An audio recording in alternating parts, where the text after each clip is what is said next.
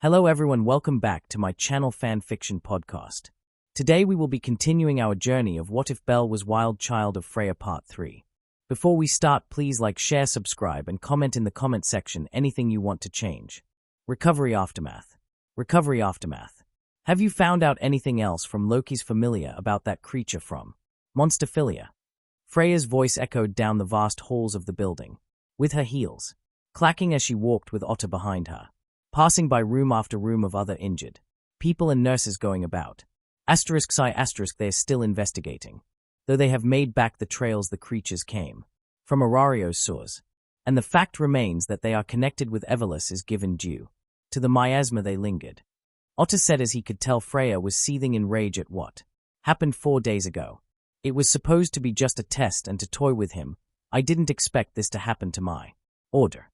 Freya thought as she bit her lower lip in worry and shame. Her plan was simple: set off some monsters free for Belle to test out his new knife and see how much he grew since he was close to leveling up. She had set Hulluin around as a means for Belle to grow fond for Syr and become her knight and shining armor. And if things got too dicey for him, she would have had Hayden and Hogni step in and take over while he would rest. But then, that Evolus plant creature appeared and ruined it, tainting one of the monsters she set free and forced it to undergo a metamorphosis. She was surprised that Belle took down 3 of them, including the apex silverback. But if it hadn't been for that wretched sword, Princess ignoring Belle's advice and taking away what was his, he wouldn't be in this hospital right now. She stopped in her tracks and turned to her left, entering a room as it was bare, aside the medical equipment and the only people inside, including the patient, who was sound asleep, looking as though he was blissfully unaware of what could be happening around him. A soft smile was brought upon her face as she saw him, moving closer until she was by her side and brushed the soft locks of hair away from his eyes. Freya was tempted to kiss him, her Belle, in hopes he would wake up like that of a princess story, but knew this would be wrong and not the time, as other worried members of her familia were in the room, none of which looked more worn and tired than Hayden, who sat by Belle's side in bed, and looked as though he hadn't gotten much sleep through the days he's been admitted in, his gaze never looking away from Belle's face. He was slumped against the chair in the wall, arms crossed and clutching on his sleeves, never even bothering to push his glasses up or rub his eyes as they were heavy with bags underneath them. Next to him was poor little Hulluin, as she was fast asleep and leaned against Hayden as a means to rest on. Her eyes had small bags underneath them and her hair disheveled. Freya smiled and held back a giggle escaping her lips, looking at the scene and still solidifying her little tease of Hayden truly being a father to Belle and little Hulluin. Blinking at the occasional sounds of snoring, she looked down at the floor and was startled. It had appeared that Hogni was with them and opted to cover himself with his own robes and rolled up against the wall. He almost looked well rested and peaceful, if not the occasional snore and worried face he had on. I don't see why a stuck-up bitch like you has any right to try and heal my patient and familiar member shitty saint. Like you're one to talk, how is it he's this reckless if you didn't coddle and quickly patch him up, bitch witch? Shouts and growling echoed from the hallway as Otter and Freya turned to the door, hearing footsteps and the insults growing louder and louder, causing them both to sigh and look dejected as they watched Hythe coming in, pushing her body against a girl her age, wearing a blue and white outfit with vertical blue stripes in the front. Standing out were her gold and white long boots and her red tie that rested atop her breast, and wore a nurse's cap atop her long silver-haired head. By her appearance, she looked as though she was a doll. However, due to Hythe, she had a scowl on her face as she too was pressing her body against her. This was the DEA Saint, one of the 2 great healers in Orario with Hythe. Amid Tizane, like you wouldn't cuddle with him? Look at him when he sleeps. He's like a stuffed bunny when he's relaxed and rested. You couldn't even tell a good man when you see one with that thermometer so far up your ass it's giving you retina damage. Hythe shouted as she pointed to the sleeping Belle, making sure to whisper the bunny part. I believe he's cute, but you'll ruin his common sense if you don't treat him properly and force him to get the rest he needs. Oh, so you want to force him on the bed now, huh? Who knew you were so desperate to now want to have your patients all to yourself? Otter, kick her ass. She wants Belle's infamous carrot and without his consent. TTTTHA, that's not it at all. Then why are you blushing and why are you pressing your legs together, whore? And why did you admit to seeing Mr. Cranel's phallus? Rara. Shut up. People are trying to sleep and it's too early to listen to Alan. And Alfred's lovers quarrel and grunts. God, wake me up when breakfast is ready, and the smell is gone from the manor. Bell roared at first, as his eyes were half open and dilated. Bags and I crust scene before he wiped them away and soon went back into bed. Seconds passed as all of them looked in shock that Bell was fine and woke up earlier than expected. Blinking as they watched again him rise from the bed, slowly this time, and looked at them all. He blinked as he looked around the room and then back down to the sheets before looking at Freya. This isn't the manor. How did I get here, goddess? Bell. Suddenly he felt many arms wrapped around his upper body and some patting and rubbing his head. He heard the sobbing and felt the tears that Hulluin and Hogni shed on his body and sheets, with the two of them also nuzzling against his cheeks. Freya nearly suffocating him in her breast before Otter and Hythe pulled her away. He felt immense pride somehow when Otter ruffled his head a bit and said he did a good job with the monsters. His chest swelled and many thought they saw flowers and a golden glow around him. Even his hair stood and waved a bit at the praise. Bell then turned to Hayden, as he was startled by the man's look on his face. He expected to be scolded or smacked upside the head and at least have some concern for him.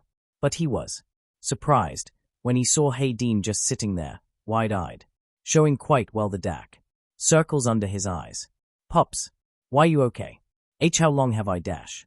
He couldn't say anything else as he felt arms wrapped around his body, and felt Hayden's hair tickling his nose as he was now in the crook of the elf's neck.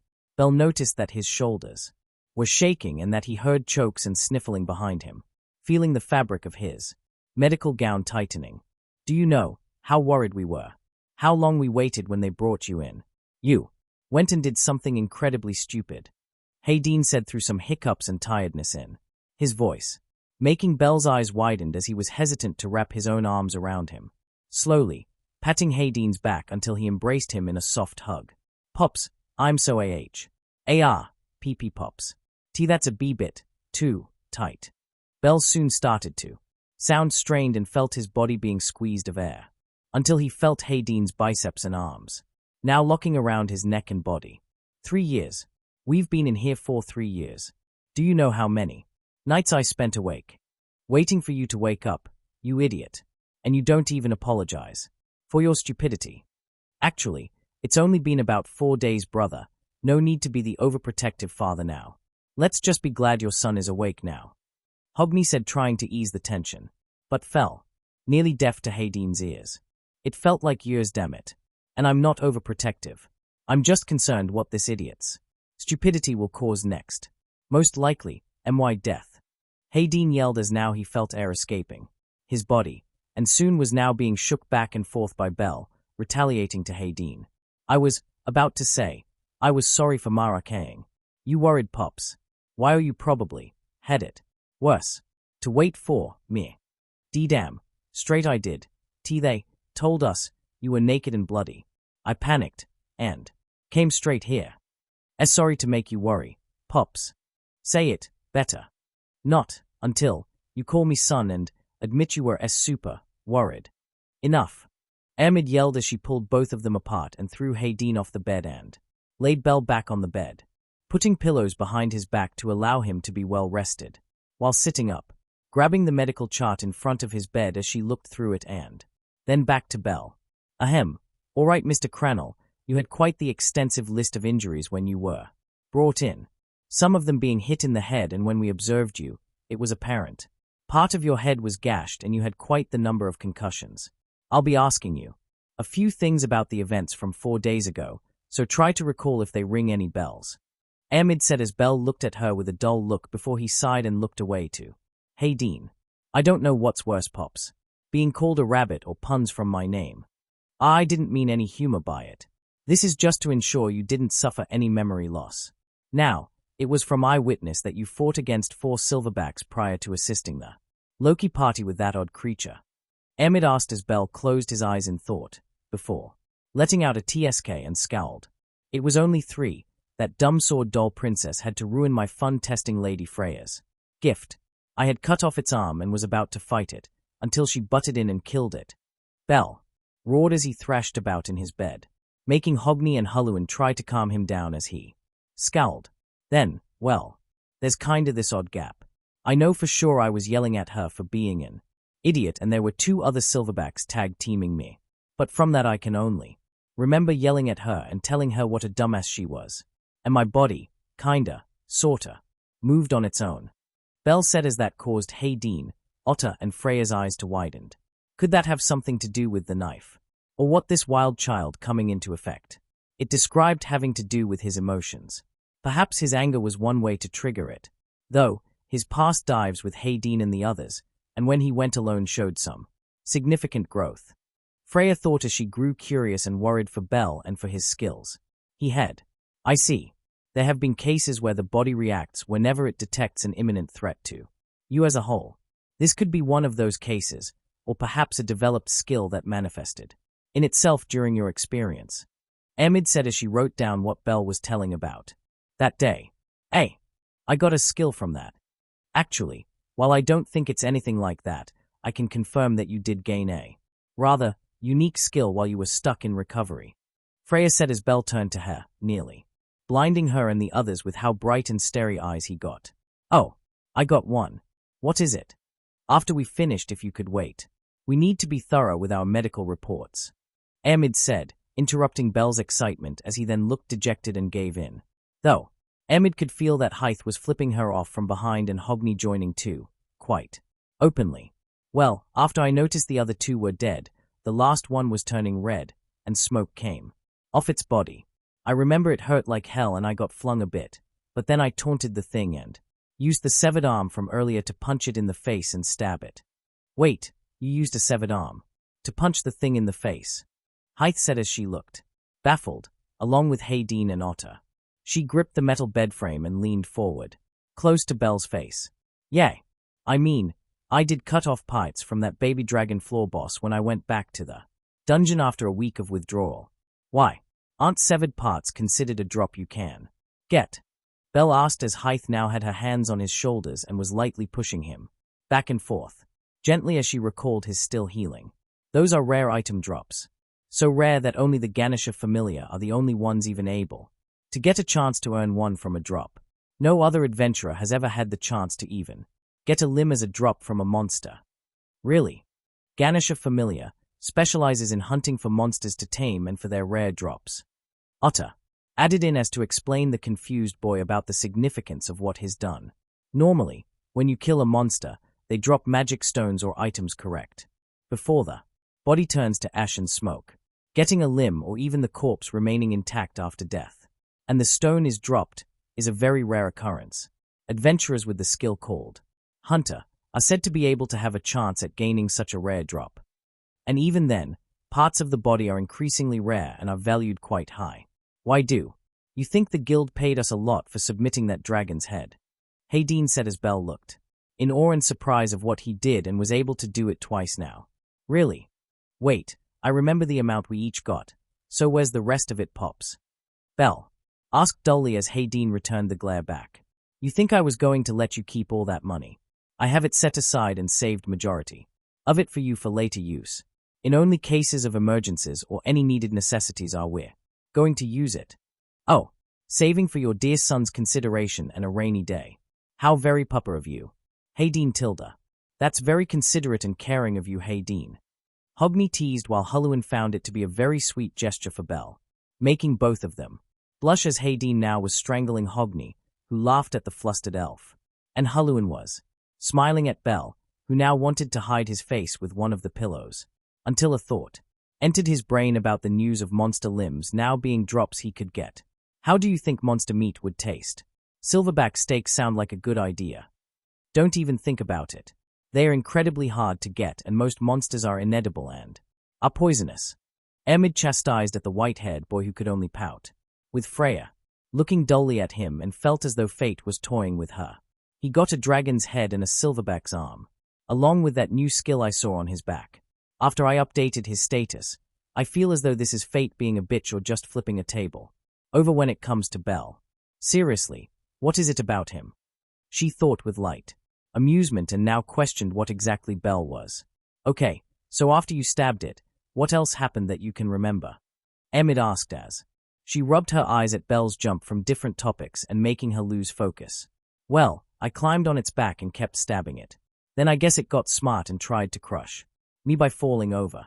So, I thought if I couldn't escape it as I was on its back and it was too big to avoid, I just cut into its body and make a different way out. Then I ripped out of its chest with the knife and came out of it. You carved a way out from it by cutting and gutting it from the inside out, Emid said, now looking queasy and staring at Belle in horror. That's dash. Holy crap. That sounds so cool, Belle. Indeed. Or I wish I could have seen that happen. Maybe I should try it whenever I go down in the deep floors. Say, how was it? Did it feel weird, or was it a rush? Oh, did you have your arm out of its stomach like this one book I read? The monster's head. Its eggs planted inside an adventurer's stomach and it came out bursting from its chest and dash. Enough, please. I'm trying to gather all the needed information to assess Mr. Cranel's health, Emid said as Hogni and Hytha's excitement soon died down, both now quiet, but scowling at Emid and flipping her off, rather extravagantly, both posing and waving their hands as they groaned and glared at her. Well, after that, I felt like a rush or something, like I just got out of bed after a good sleep, and saw that the dumb princess was still here. And then I heard the creature's destruction down the road, so I wanted to go help. Belle continued as he waited for Emid to stop writing. From there I meet up with Tiona, and then we saw the others fighting it. And, no comment, Belle said as he turned his face aside, though that couldn't hide how bright red he turned. Emid also turned red as she recalled from the girl's perspective of what happened when he arrived. What happened? Oi, tell me, Hayden said as he was shaking Belle once again. But he refused to speak about what he saw. The plant creature is what you saw, correct? From the reports it was resistant to most weapons and only was injured by magic. But, given from what Miss Lefia and Lady Tyon saw, you somehow cut it apart. That, I actually took your advice, Pops. And it worked. When in doubt, be stupid. So, that's what I did when it swallowed me in. I tried to think about how to be stupid, but couldn't think. And that's when it hit me. I shouldn't think and just move, Belle said cheerfully, as now Hayden was being glared at by Hythe and Emid. I see, but it's fortunate you recovered well. The acidic burns had already healed enough. But try not to remove the bandages for another 2 days. And fortunately, when we checked your head 2 days ago, there wasn't any sign of brain damage, she said as she finished writing down the rest of her report on the clipboard and placed it back. For now you should take 3 days of rest before you're allowed back into the dungeon floors.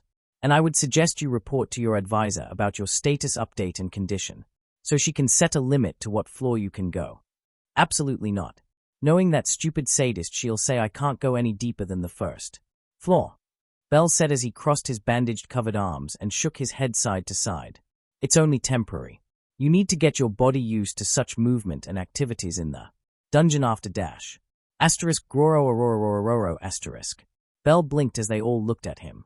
As he looked down at his stomach, that emitted such a loud grumble and looked back up and turned towards Hogni and Huluan. Wait, how long was I asleep? And what happened to Miss Tyon, Lefia, and Filvis? They all right. And SYR. Is he all right? What about Shanand Warithubla to jet Theother monsters dash? Learn to breath, idiot.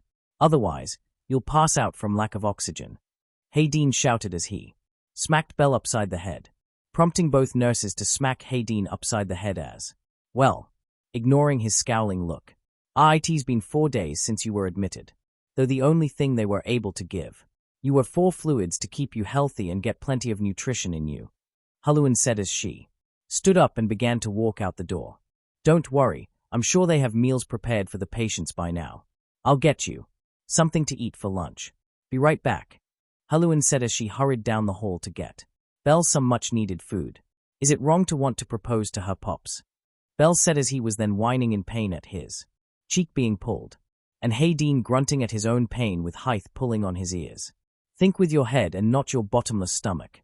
You couldn't be that hungry, even with all the 4 drops and nutrients they've put in you. I was asleep for 4 days. I missed 20 meals. 5 meals each day.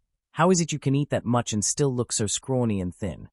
Otter said in somewhat surprise as now Hayden, Hythe, and Belle were rolling about on the bed. All the while Freya had to hold herself from giggling in victory and praising Hulluin at her thoughtfulness. Well, you're in quite the treat today. I recall the cooking staff talking about their new meal. Plans they've created. Their food has led to many other patients recovering quicker than anticipated. Amid said as Belle's stomach growled, and drool was escaping his lips. This glutton. Now, brother, food does heal the soul. Isn't that how the saying goes? Come now, don't deny your son to be excited to have a decent meal after so long on 4 drips. I'm back, Hulluin announced as Belle's head turned quickly to her so fast one could swear that he just cracked his neck completely, as he watched the silver-haired attendant bringing in a large tray filled to the brim with a variety of food that was able to fit. I thought 1 plate wouldn't be enough, so I had to request more, saying that it was for us, and mostly for the patient's father. Sorry, Mr. Hayden. I used your name as Belle's parental figure to bring this much, she said as she sat down the tray of food before Belle. In her surprise, the white-haired boy immediately clasped both her hands into his, looking at her soul-black-colored eye with his watery red orbs. Hulluin, please marry me, you absolute wonderful woman, Belle said as tears fell from his eyes. Hulluin screamed, as now her face was completely red and flustered, looking around frantically for any aid. Sadly, there was none, not even from her own goddess, as she was flashed with a thumbs up from Freya and could tell that she was mouthing say yes over and over. Otter was of no help, and rather she cried when she saw him smiling a little. Hogni and Hythe were the worst of them by far as they smiled and cheered, even holding flags for victory, and Hythe acting overly dramatic as she blew her nose and was crying. Her final gaze rested upon Hayden, who stood up and had his hand on the tray. Idiot. Eat or it'll get cold. But you should know that relationships are a two-way street. If you're dead serious and I do mean serious about courting young Hulluin, then you should wait for her answer. For now, taking things slow is the best action, Hayden said, as Hulluin felt odd and weird about his response. Did he save me from this embarrassment? Or did he just add to it? I mean, I wouldn't be opposed per se if me and Belle. No, I can't. HHE's MT lady's betrothed. I'm just an attendant to my lady and Lady Freya. Why are you feeling so ecstatic about me and Belle? Hulluin thought in worry as she looked back at her lady, who was nodding ferociously at her and flashing her peace signs and thumbs up. I am. Himmer. Both Hayden and Belle turned. Clearly, it was Belle that was surprised most of all as his cheeks turned pink at Hulluin now answering what he meant was an affectionate thank you. I wouldn't be opposed at the idea. But Mr. Hayden is right. Love and our relationships are a serious matter of the heart. And marriage is quite the step. I might not be ready for that quite yet, though. Could we perhaps start slowly? As friends first? Hulluin asked as she was too flustered to even look at Belle. What? I can accept that. But we're already friends, you know. If you want, I can, I dunno, try better for you, Belle said as he was now sputtering and murmuring, looking down as steam was coming off of him, never noticing Hulluin smiling and having her hand near her heart. Just shut up and eat, Hayden said as he grabbed one of the small rolls of bread and shoved it in Belle's mouth, making him choke until he started to eat it. Though, unknown to him, Belle was thanking Hayden for shutting him up and moving this embarrassing moment away. He was now free to feast to his heart's content. GHCK. Belle, Hayden said as his eyes widened at the sight before him, in knowing and watching over Belle's growth since joining and since his first attempt to join their familia. Never would he ever witness such a sight. Belle spat out the food and began to heave and hurl the contents over in the small trash bin on the opposite side of the room. Ugh. What the hell is that? Why does this taste, GRK, so bland and taste like bitter and sour? I thought you said this was supposed to make me feel better, Belle asked as he looked at Amid in betrayal. Amid then took a sample of the food, as she tested the soup, before looking at Belle again. This is what they meant by the new meal plans. Though, it is a bit bland in taste. They do mix in medical herbs and grounded spices meant to heal the body. Though, once you get past it, this is quite filling. Amid tried to sound positive of the bland food her familia served, as Bel's face grew pale and pale with each second and his eyes looking dead. No one said a word when Bel got up from his spot on the floor, walked over to the sink-in. The room and the sounds of gargling and running water was sound for a few seconds before he spat it out. He then turned to them and looked under the bed and pulled out the clothes that Hayden brought for him on day one of his admission. "B. Bel, what are KYAA? Oh come on man, at least warn us," Hythe said as she turned away, flushed in the face as Bel was in the process of changing clothes. The girls, covering their eyes and turned their heads to the side, though that didn't stop them from taking a peek.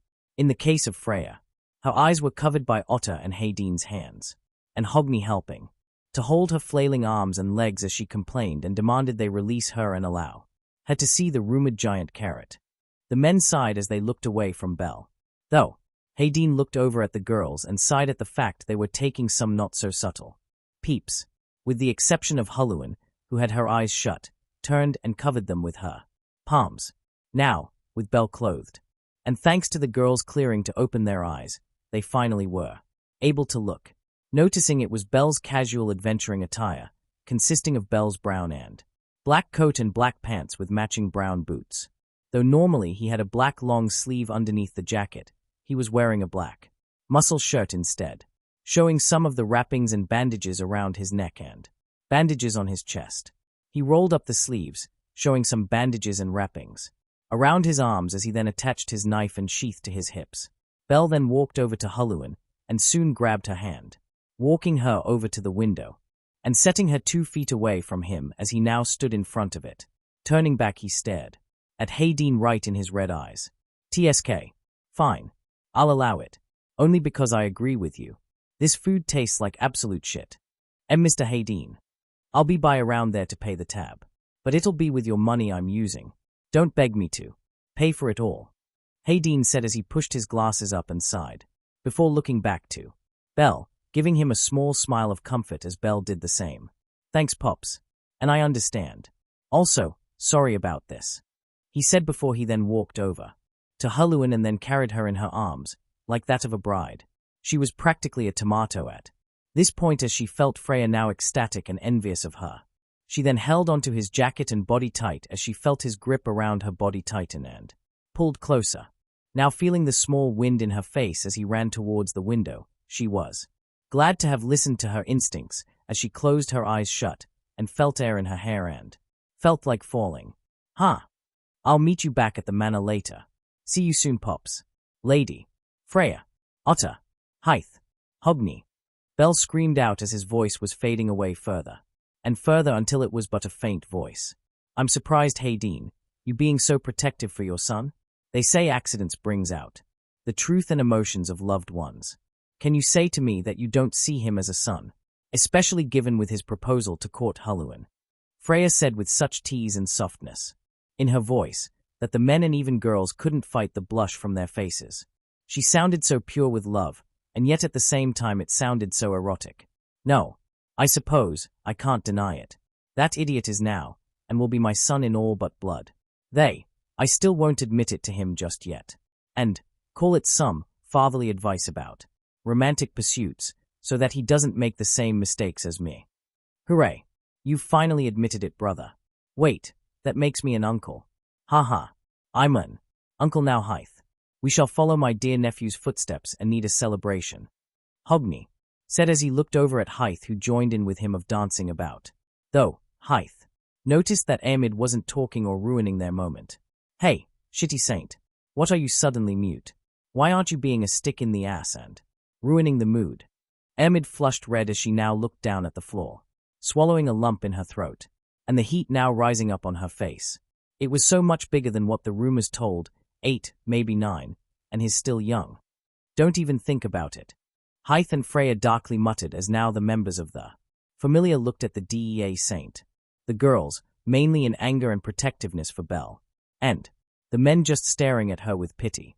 All the while Amid was being judged and stared down, Bel was bridle carrying Huluan in his arms across the streets of Orario, with Huluan clinging and clutching his jacket for dear life and looked up to him. "B. Bel, why on earth would you do that? No way would I call that thing food at all. While I do appreciate the work you put into getting it and delivering it to me, we need something good to eat. We're going back to the hostess. So that was the quickest way I thought of escaping that hellhole. We were on the 3rd floor. And she questioned as Belle looked down at her and blushed. Well, I figured you guys must have been waiting for me to wake up, and probably didn't get much to eat. So, why not? Why no, I treat you to food, as friends. He said as his voice was getting softer and his face more flushed as Hulluin did the same. I would like that actual Belle look out. Hulluin said as Belle looked forward and pressed his heels to the dirt road. Loud screeching came from his boots and dust was kicked as he stopped right in front of the person that was coming out of an alleyway, slouched and tired by their appearance and holding onto something in hand. Now, the 3 of them were coughing as the dust was settling down. Hulluin and Belle blinked. As they got a good look at the person they almost ran over. She was a very short woman, with looks similar to be around either a young teenager or a child. Her black hair tied in twin pigtails held by Belle hair ties. Belle blushed and swallowed a lump in his throat as he looked down at her attire. Or rather, what can be called as such. She wore a white dress, the sleeves and collar of it looked as though they were torn off. The collar, especially, looked torn till the middle of it, allowing the girl's rather large chest to be shown, and underneath it was supported by a small blue ribbon, strapped around her arms and back, and only appeared to be wearing sandals. They watched as the woman dropped what was in her hands, and noticed it was one of those fried potato snacks they would often snack once in a while after diving in the dungeon. Connecting the items together and recalling her face, Belle and Hulluin remembered who this woman was. Oh, the Jagamaru woman. Hes, what was it? Belle said as he looked up, trying to remember. Lady Hestia. Sorry for nearly running into you like that. Gah. Oh, it's you too. The attendant and Hildisleif's love child. Hestia said as now she looked at both Belle and Hulluin, and blushed at how they were together this moment. I'm so sorry to interrupt your moment. Wait, are you two eloping? Under Freya's nose. We're not like that. Why yet? Both of them said and thought to themselves. Before sounds of grumbling and gurgling was echoed. Belle blinked as he knew one of those sounds was coming from his stomach, but looked at Hestia, who groaned and now was teary-eyed as she looked at the fallen snack on the floor. Sorry about that. And don't worry about this. It was an ACCI- Hestia said as she was waving her arm to mean nothing of her current predicament. But she couldn't finish as her hand was grabbed and flinched at the serious look on both Hulluin and Belle's face. Sorry, Hulluin, but I have to carry you differently. No, this is fine. This is rather a serious matter that can't go unnoticed. Hestia said as now she saw Hulluin being carried by one of Belle's arm. Her legs dangling from his arm now under her legs as she had her arm around his shoulder and held onto him, as Belle suddenly pulled her in. For a moment she was pulled off from the ground and then felt his arm wrapped around her stomach and her arms and legs dangling in the air. She was completely confused as she then saw Belle's feet scratch the dirt road and were bucked, before she was now screaming at the top of her lungs and the wind in her face. What is this? I'm being kidnapped. Hestia screamed as she felt her body being swung as with every turn and corner he traveled through, feeling dizzy from how fast he was running and the repeating motions she saw his legs moving, until she heard the sound of doors slammed open and now was seeing a dark wooden floor and the smell of food hitting her nostrils. Mema, give me 700 orders of food. Belle screamed as he looked at the whole pub with shrunken eyes, sharpened and serious, all while Hulluin got off his arm and walked over to the bar and looked at the surprised dwarf woman. Prepare him about 20 plates of food if you could. He hasn't eaten anything decent in the past 4 days since he was in the hospital. Hulluin said as the dwarf woman snapped out of her stupor and smiled at the attendant and patted her head. All right then, and you ordering anything too? Give her whatever she wants. It's my treat and Pops will swing by later with my money to pay you back what we'll eat. Also, help me feed this tiny Jagamaru woman, he said as he held up Hestia by the back of her dress as if she was a cat, as she was dangling and trying to compose herself and shook her head and now meet Mamma Mia's gaze. Oh, the lowly goddess comes into my pub. All right kid. Pop a seat and I'll have your orders out soon. You're in luck, Hestia. You're getting some good meals, she said as she went Back into the kitchen and the girls either joining her or now were behind the bar, ready with their usual drinks and a cup of water for Hestia.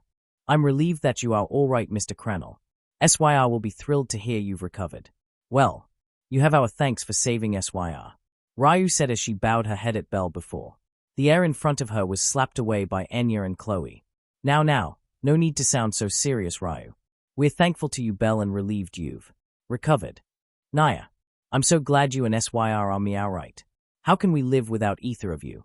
Especially your Parisius but white hair. Anya, don't make me get Mamau MIA out here with the broom. Ryu said as she slowly turned to the brown hair cat girl as she was now frozen with fear. Wait, how can you sit about ignoring the fact that I was just manhandled and kidnapped by this beast of a man? Hestia said aloud, making the other partons of the pub spit out their drinks and turned their heads quickly to Belle and Hestia with widened eyes. Manhandled? Ryu asked as Hestia was red with embarrassment. How else would you call it? He picked me up roughly with only one hand and then had his hands around my hips. I was bouncing and my hands and feet were dangling in the air as he went wild. She exclaimed as she waved her arms about and her hair was somehow wiggling. As she did, the patrons of the pub looked at the short goddess and noticed her rather ample chest. Jaws dropped at the thought of what Belle was doing to her before coming here for food. And some, even envious of him. How could you even agree to let him do that to me, Miss Attendant? And how were you able to be completely fine when he did the same to you? Wouldn't your legs and rear be sore from how he handled you? Again, the patrons spat out their drinks or choked on their food as they saw Freya's attendant, looking embarrassed. Some of them even fell on the floor and scrambled away out the pub or to their seats to talk more about Belle's new added achievements and now thought the rumors spreading of him could be true. Well, I didn't mind it. Rather, I quite enjoyed it. He felt comfortable, and it was quite the surprise. But it was quite the rush. And I couldn't let you stand there on your own with how you were in a rut, and Belle knew just what you needed given how hard your job is. A thought then came to many of the patrons of the pub, looking at Huluan in surprise and a bit of fear as they trembled just for thinking to the conclusion based on their conversation, and then looked back to Belle as though he was the pinnacle of man and all of mandom. Everywhere, the attendant likes it rough in her backdoor, and she approved of the savior a sadist, conqueror a white warrior of taking a goddess in the same bed. She watched them both as they were getting rough. A god, no. He's the pinnacle of all men. Brother, mind giving some context, Mr. Cranel? Anya and Chloe are bleeding from their noses. Ryu said as Belle looked at both cat girls as they were red and blood was leaking from their noses all of a sudden as he finishes his first drink and looked at the waitresses. We almost ran over Hestia here after I made my escape from the hellhole now known as the hospital. I was starving and missed 20 meals, and I knew Huluan was getting hungry, so I brought her along. And when I heard Hestia's stomach growl, I knew best to bring her here. Ooh-huh, the girls said as they looked at the flustered small goddess and smiled. So it's just a misunderstanding on your part then, Lady Hestia. I agree. Mr. Cranel isn't the type of man to touch a woman like that inappropriately or without consent. I kind of figured it had something to do with White Hair's love of our cooking. They say the word and I'd let Mew manhand dash. Mema. I'm sorry, Chloe said as once again she was scolded by the elf. As Hestia slumped over the bar and sighed. My bad, Belle. Sorry for accusing you. And thanks really. I need a good meal. Money from my job and my debts are something I need to be better at handling so I can at least live properly with a good food in me. She said as Belle looked at her and then suddenly smelled some fresh cooked fish and fried shrimp. Out from the kitchen came Mema Mia and Lunoir with trays and plates of food. The hot steam wafting in the air as Mamau and Lunoir were now setting the plates down before them. Hestia at this point was drooling as both her and Belle's stomach let out a happy growling sound and her slurps and lip licking were practically music to Mama's ears. Eat your fill, you three. I'll be sure to enjoy filling you lot to the brim. Say Mama Mia, how's the idea of making more money from me sound? Belle said as he twirled the fork in his hand as she placed down a large steak before him. Pausing at the sound of his now tempting idea and offer, she looked at him. How much money are we talking about? Huluan, remind me that Hestia here is a god, right? Do you know what kind? He asked as Huluan paused from biting into her spoon full of soup and placed it back into the bowl, looking up and then back to Belle to answer. If I remember this correctly, she's the goddess of the hearth, meaning both fire and home. In a sense, she ensures that no matter where or what a person calls home, it gives people warmth and a relief feeling. Turning around from his seat, he leaned back against the bar and watched the other patrons of the pub looking lively amongst themselves and talking. The atmosphere felt warm and at ease, despite all the commotion and chaos about. If you hired Hestia to be a waitress, then it could bring this place more business and make things much livelier around. Given how this place is meant to fill bellies with warm food and comfort as though this was their home, it could bring in plenty of cash if customers stayed around for the merriment. So, you want me to hire this lowly then? I'll admit it's tempting, and she's not shit in the kitchen unlike most of my girls. Hey, I must commit the Far East ritual again. Given how many of your customers are men, you could make off like a bandit if they cause trouble for her. Given her stature and would underestimate her, you could beat the crap out of them and rob them blind, or make a fortune with tips.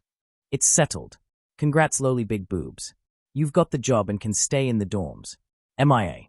Said as she was completely sold, as Belle laughed and turned back to his steak, stabbed it with the fork and ripping a chunk out of it and laughed. Are you for real?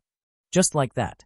Anya, Chloe and Hestia herself were surprised at MIA suddenly agreeing to Belle's offer. While in the corner of the pub, Ryu was trying to commit seppuku with a wooden tray, but it was ineffective. Belle soon felt a hand on his shoulders as he turned to see Huluan and Hestia looking at him, with Huluan smiling and glad at Belle's kindness, and Hestia in tears as she was babbling and sniffling. Thank you, Belle. I'll make it up to you somehow as thanks. You really are kind, Belle.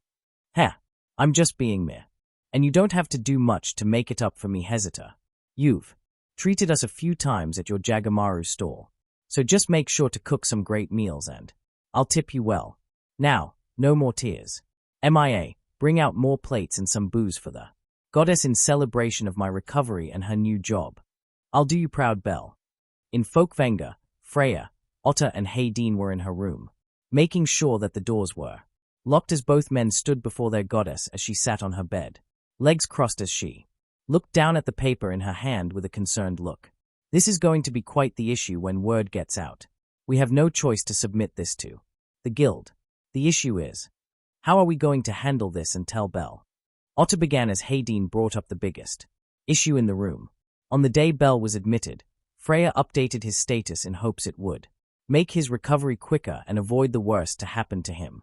But truth to Otter's philosophy of adventures, that they cannot grow unless they face such harsh obstacles in their path, Belle had grown quite a lot within these past 2 months since joining their familia, and Freya's little tease of him was the breaking point for him to grow. It's quite obvious, we can't allow him to learn about Lyra's freeze. If word gets out of that skill and what it does, then we'll be having war games from various annoyances. Though I feel it best we should explain and allow Wild Child to be seen. Are you sure that's wise? It's almost on par with Lyra's freeze in terms of growth. Yet he doesn't have full control of it, Hayden. Sure, there might be some, but this skill is completely based on his own emotions and feelings. And while he's simple and pure-hearted, in an event such as with that sword doll of Loki's, it shows the difference between the two. I see your point, though what baffles me are two things. The fact that Hes able to break past the status own limits. Never in my life have I seen a status sheet show anything above an S rank status. Yet his shows double and 1 triple S rank status. True, though, given with what he's told and what we've seen. Lyra's freeze, Wild Child and whatever so-called training in life he's had before coming to Orario might be the case for him to go beyond the status's limits. Freya said as she looked down at the paper, once again, going over the numbers and the evident results. And the other thing that has you concerned, is it about his weapon? Endless Sky. Otter asked as Hayden pinched the bridge of his nose. It's his skills. Not only did he get luck as a development skill automatically, when it's to be done with his choice only and approved by Lady Freya from the other 2 development skills, but somehow, he has a hybrid mix of a mundane skill and a development one. You mean that one we saw when Our Lady updated him? It's quite peculiar, I suppose. Though given his reaction when we told him, you'll have to keep aware of what it can do. Otter said as Hayden raised his arms up and clenched the air in his hands. I mean, What did he even do to gain that? Was he dreaming about eating food in the dungeon?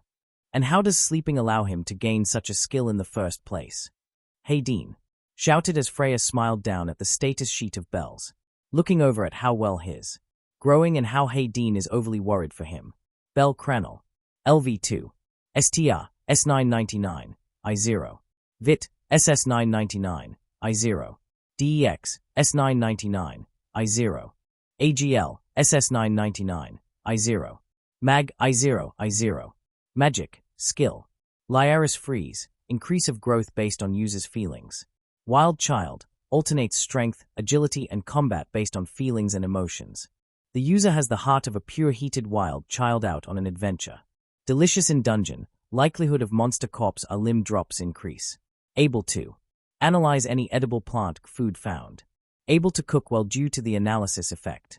Odds of monster limbs being able to be eaten are randomized. Heals more if successful. Elven Reunion. Elven Reunion. Hum tilde da dum da. Bel hummed a merry tune as he was walking with Hey Dean, holding a sheet of paper in his hands tightly as he and Hey Dean made their way towards the guild. Normally, Hey Dean would be annoyed with the sound of his humming and merry tune and his lax attitude, but he couldn't deny that he was like that at one point. Considering he was now a freshly new level 2 adventurer, he allowed his son to be happy about the bragging rights he would obtain from this. While I can understand your happiness and eager to rub it in that sadist's face, remember what we told you if they ask about Wild Child. Yeah, a development skill that randomly acts up that even Lady Freya doesn't know exactly. But while we can hide that, shouldn't we be worried about my other new skill? Bel asked as he looked down at his status sheet in hand and looked at the skills. Not particularly, though it has potential to be an exploited skill for wealth and materials. The rarity of the items are registered to be very low odds. So, you should be safe from the hassle it could cause. The secondary part can be seen as a bonus for surviving the depths of the dungeon. Bel smiled as he looked up at Hey Dean and rolled the paper up and held it back into his hand as they saw the guild hall in view. Still, one day I want to test my idea out with Delicious in dungeon, Bel said as his hair was roughly ruffled and now pulled next to Hey Dean and held in a mock choke hold. You and your stomach, keep that up and your alias will have to do something about gluttony or food. Or in worst case, be something about your looks as a rabbit, Hey Dean said as he felt Bel stiffen and heard a small growl from the boy. I need to ask Lady Freya or Miss Hephaestus to help give me a good name when they do their naming thing for the new level ups. *I** you can try, but don't get your hopes up. The gods have very poor taste in naming things. Dare I say they are just as bad as that armor you bought. Oh, thanks for reminding me, Pops. I got to see Hephaestus' shop to find that smith that made my armor, Bel said as Hey Dean looked at him with a curious gaze. Why do you need to go? For help with the name or to order an extra set of armor? Well, both yeah. But I also wanted to give my thanks for the weapon Lady Freya commissioned for me, and also to keep a promise I made to her. Bel asked as Hey Dean looked at him with a blank face. So you're going to talk some sense into that smith that made your armor to coming up with better names? Not really, but you do bring up a good point. I'll do that, but first, I gotta smack some sense into him about holding back. Faye said he's talented and could make better weapons and armor if he wasn't so stubborn and stupid. Like you're one to talk. You're completely stubborn and stupid, Hey Dean yelled as he pulled on Bel's ear, earning Bel to do the same to Hey Dean's cheeks as the two playfully fought as they were still walking. Exactly. I know I'm stubborn, but you admitted sometimes I'm a damn genius. And I'm the only one in the party to be allowed to be stupidly stubborn. I don't want this wealth guy to be another idiot unless he's good. Pausing as he released Bel from his hold, making the boy drop. He blinked as he looked, confused by what he just said. You want him in the party? Ow, well, I'm not an idiot, Pops. There's gonna be times where you and the others will be busy or off on some mission or quest. So, I thought maybe having a big party and crew of friends wouldn't be that bad, Bel said, though noticing by his tone, Hey Dean heard the dejected tone in his voice and sadness mixed in. Tired of us already. Now look who's stupid. But, things are bound to happen where you guys will be off and I'll be alone. So, is it wrong to have more friends to adventure with? Bel said as he got back up and dusted off his back. His eyes widened when he felt his head wrapped around Hayden's arm, and his hair ruffled. You're not alone anymore, Belle. Though, there's truth that we'll be off doing something, but that doesn't mean we'll be gone forever. And no, it's not wrong to make more friends, just be smart about it.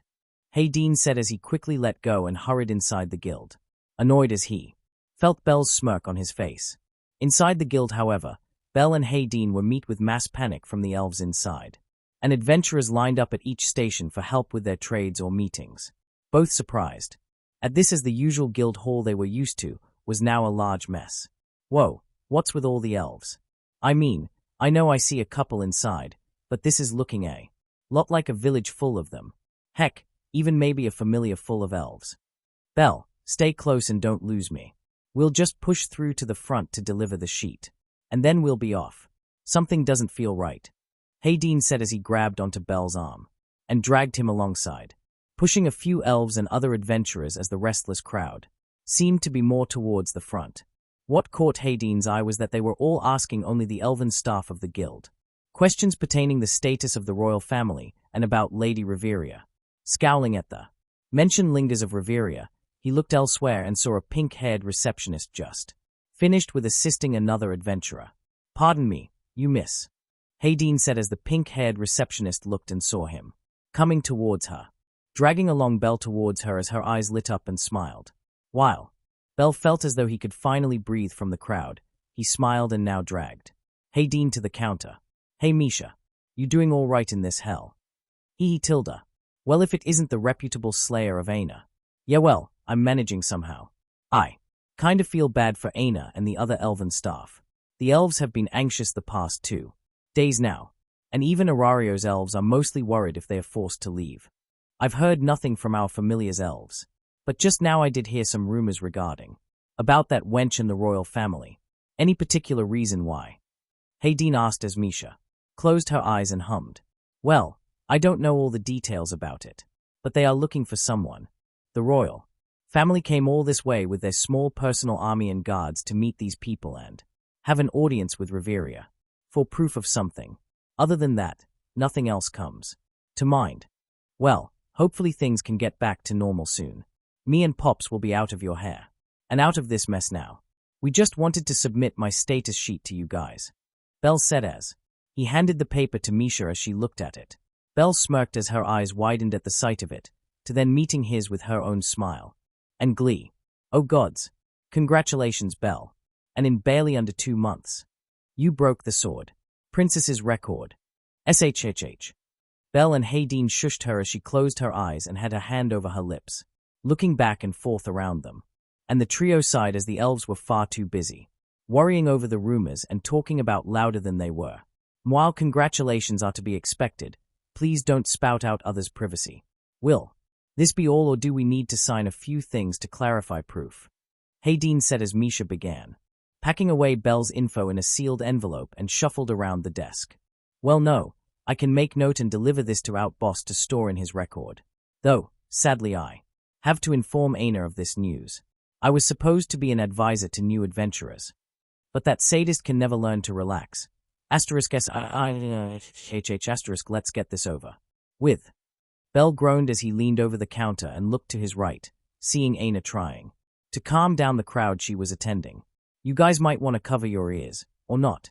This could be funny. I'm curious what you'll call her this time.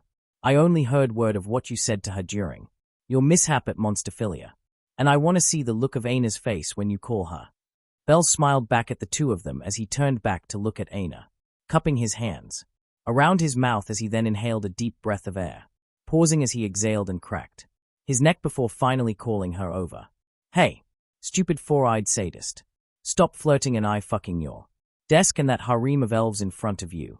You're on the clock, not on your time off to seduce and torture men for sick pleasure. Belle roared as the crowds of elves now stood in silence and looked at Belle, before looking at Aina and now backed away. They backed quite far away, as some even were up against the guild walls or hid behind the furniture around the building and whatever potted plants were around, as Aina's face was now flushed completely red in embarrassment and anger at Belle. Belle Cranel, for the last time, I'm not a sadist. Hear that? She didn't deny about the fucking and sexual Acts she'll inflict upon you all. Avoid the sadist, Tilda Bell chimed as that. Earned many of the elves, both male and female and in between, to look at her in horror, while some actually looked tempted by the sound of it. Shut it. Stay right there. I actually need you for something relating to this mess. Aina grumbled as she walked her way towards Belle, who looked pale, and now Misha and Hayden, ready to guard Belle. Though Misha's was less intimidating as she had a stapler and an ink bottle ready to throw, while Hayden had his staff at the ready. You will do nothing, aside from observing his recent status sheet. Sign the papers as proof of submission, and then we'll be on our way. Hayden scowled as Aina flinched, though her leer didn't falter as she took the file from Misha and looked at it. For a few seconds, she said nothing. Rather, her face was that similar to a gaping fish as she looked up from the paper to them, and then back down to double-check it. HHHUHH. Level 2. In only a month and 3 weeks. Aina bellowed in shock, earning Hayden, Belle and Misha to facepalm themselves. And soon, followed by her other co-workers, and then the sounds of papers to fall on the floor. Idiot, absolute idiot sadist. Does privacy mean so little to you? Belle said as he was clutching the air, his hands aimed at Aina's neck. You wretched slut. Can you keep that whorish mouth of yours shut instead of spouting out shit and sucking dick? Misha, can I sue the shit out of Royman for this wench's whorish mouth and spewing private information like a whore begging for dick? Aina, you idiot. You might call me an idiot sometimes, but even I have common sense and know when to stop messing around. Belle, Hayden and Misha chastised the baffled elf receptionist as she then realized her folly, looking around the fact that she announced a new level holder, and one that now broke A's Wallenstein's previous record of the fastest level up in Orario. The only thing she could even do was cover her reddened face. Aina, we'll be having a meeting to discuss your apparent habits as of late. Rest assured, Mr. Hayden, she will receive the most satisfactory punishment for breaching the trust and privacy of our dear adventurers. Royman said as he was coming from behind Aina, snatching the file in her hand as he looked at Belle and Hayden. Though, regarding what she wanted you both for, is related to this mass issue amongst our kind and him, he said to Hayden, referring to Belle as only secondary to the issue at hand, which Hayden didn't take too kindly and leered at the fat pot-bellied elf. If Belle is indeed part of this, then I don't think you should be taking that tone with me. Now, spill it. My patience is wearing thin by the second you keep wasting and what this wench spilled from her whore mouth. Hayden said, pulling Belle close and glaring at the two guild elves. Royman was now sweating under Hayden's gaze as he swallowed a lump in his throat, coughing for a moment as he stepped forward. It would appear that Lady Reveria and Loki would like an audience with you amongst the royal family, as they are staying at said familia at this moment. Reason as for why they are staying and why they've come has to do with Lady Reveria, and upon word from her, this incident regards to both of you about some unsavory rumors, he said as Hayden's eyes widened for a moment before looking at the fat elf with a dull look. You mean about Ma's secret marriage and divorce with Pops here and me being their first grandkid? Belle said, completely missing the tension in the air as all elves' jaws dropped or even fainted at what he said. Belle, can't you pay attention? And why are you saying as though this isn't a big deal? Aina exclaimed as she slammed her hands on the counter. The elven royal family is very strict about marriages withing their line, especially if it's been kept secret. I don't know if this is even true or not, but with you spewing nonsense or bluntly talking about these rumors as though they were true, there will be huge consequences. This coming from the one that invaded my privacy and practically announced it to the whole world. Belle counted as one could see the comically large arrow piercing through Aina's body, along with a giant rock seeming to have fallen from nowhere and made her slam her head on the counter. Welp, looks like we can't avoid this. Come on, Pops. To Loki's we go. And just what makes you think we should even attend to this meeting, even if it's from the Roya family? That wench is trying to drag us down with her, Hayden said as he scowled and crossed his arms, already predicting what would come if they attended. The fact that we can embarrass Reveria in front of her parents for one, Belle said as that made Hayden twitch and looked rather interested at those words and the idea coming into play. Plus tilde, there's still the fact that Lady Reveria still owes me 2 more favors, essentially making her my bitch, and I could pass those on to you to make her do anything embarrassing or admit anything tilde. Bell chimed in as Hayden's pupils shrank, but his menacing grin on his face grew wider with every second. And we can rub it in her and her so-called daughters face the fact that I broke their record. In front of Loki's Familia. Making ours look better while theirs look like shit. Bell said as he was then hoisted up in the air and now placed on Hayden's shoulders, while the now scary yet proud-looking elf crossed his arms in excitement.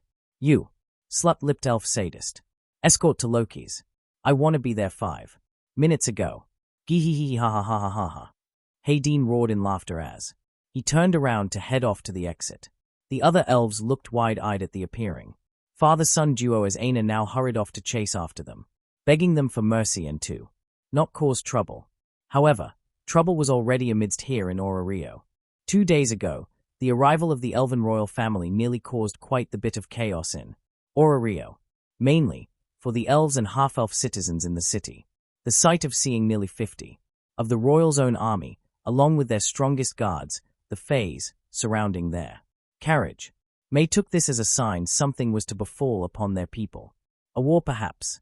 A need to secure the family from a band or country trying to assault and kill their beloved king and his kinsmen.